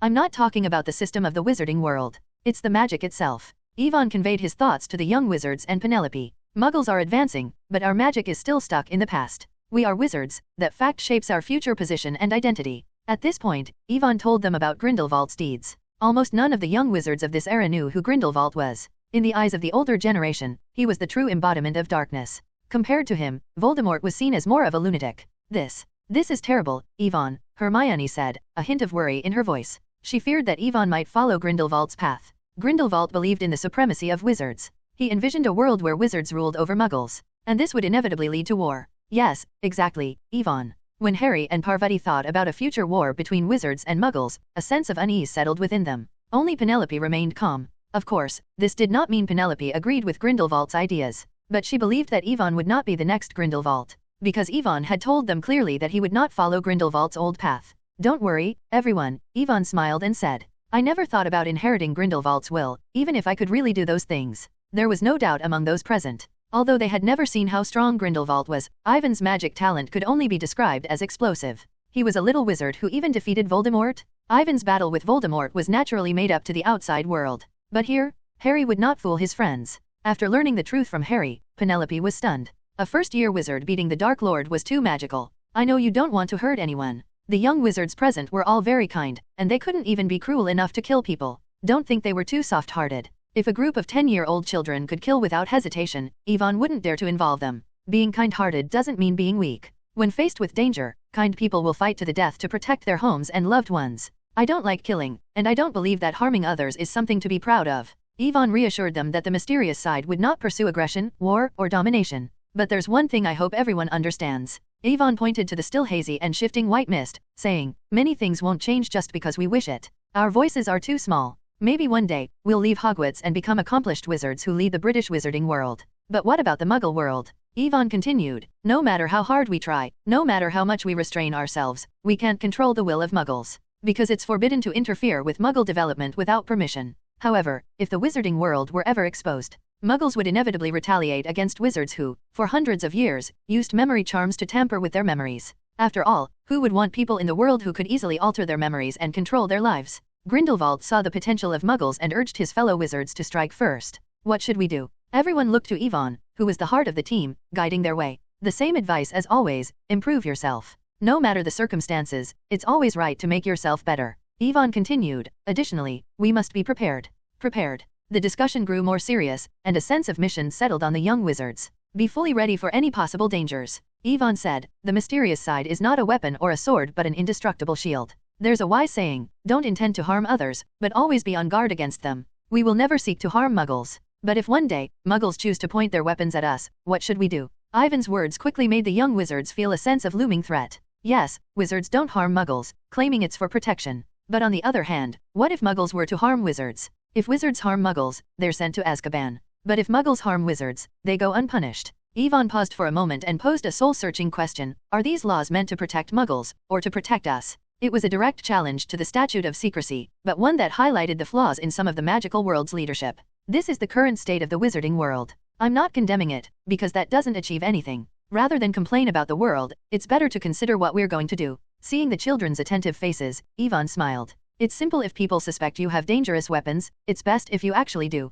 Wait, what? Everyone immediately understood that Yvonne was planning something serious. But his words made sense to them. Weapons can be dangerous, but they shouldn't be absent altogether. If wizards lose the power to defend themselves, what right do they have to hold any authority? So we're not here to tear down the statute of secrecy. On the contrary, we're here to protect it and maintain it. If wizards want to keep Muggles safe like fragile creatures, they must first ensure they are strong enough to do so, right? What Yvonne wanted was to strengthen the wizarding community. In a way, wasn't he actually preserving the statute of secrecy?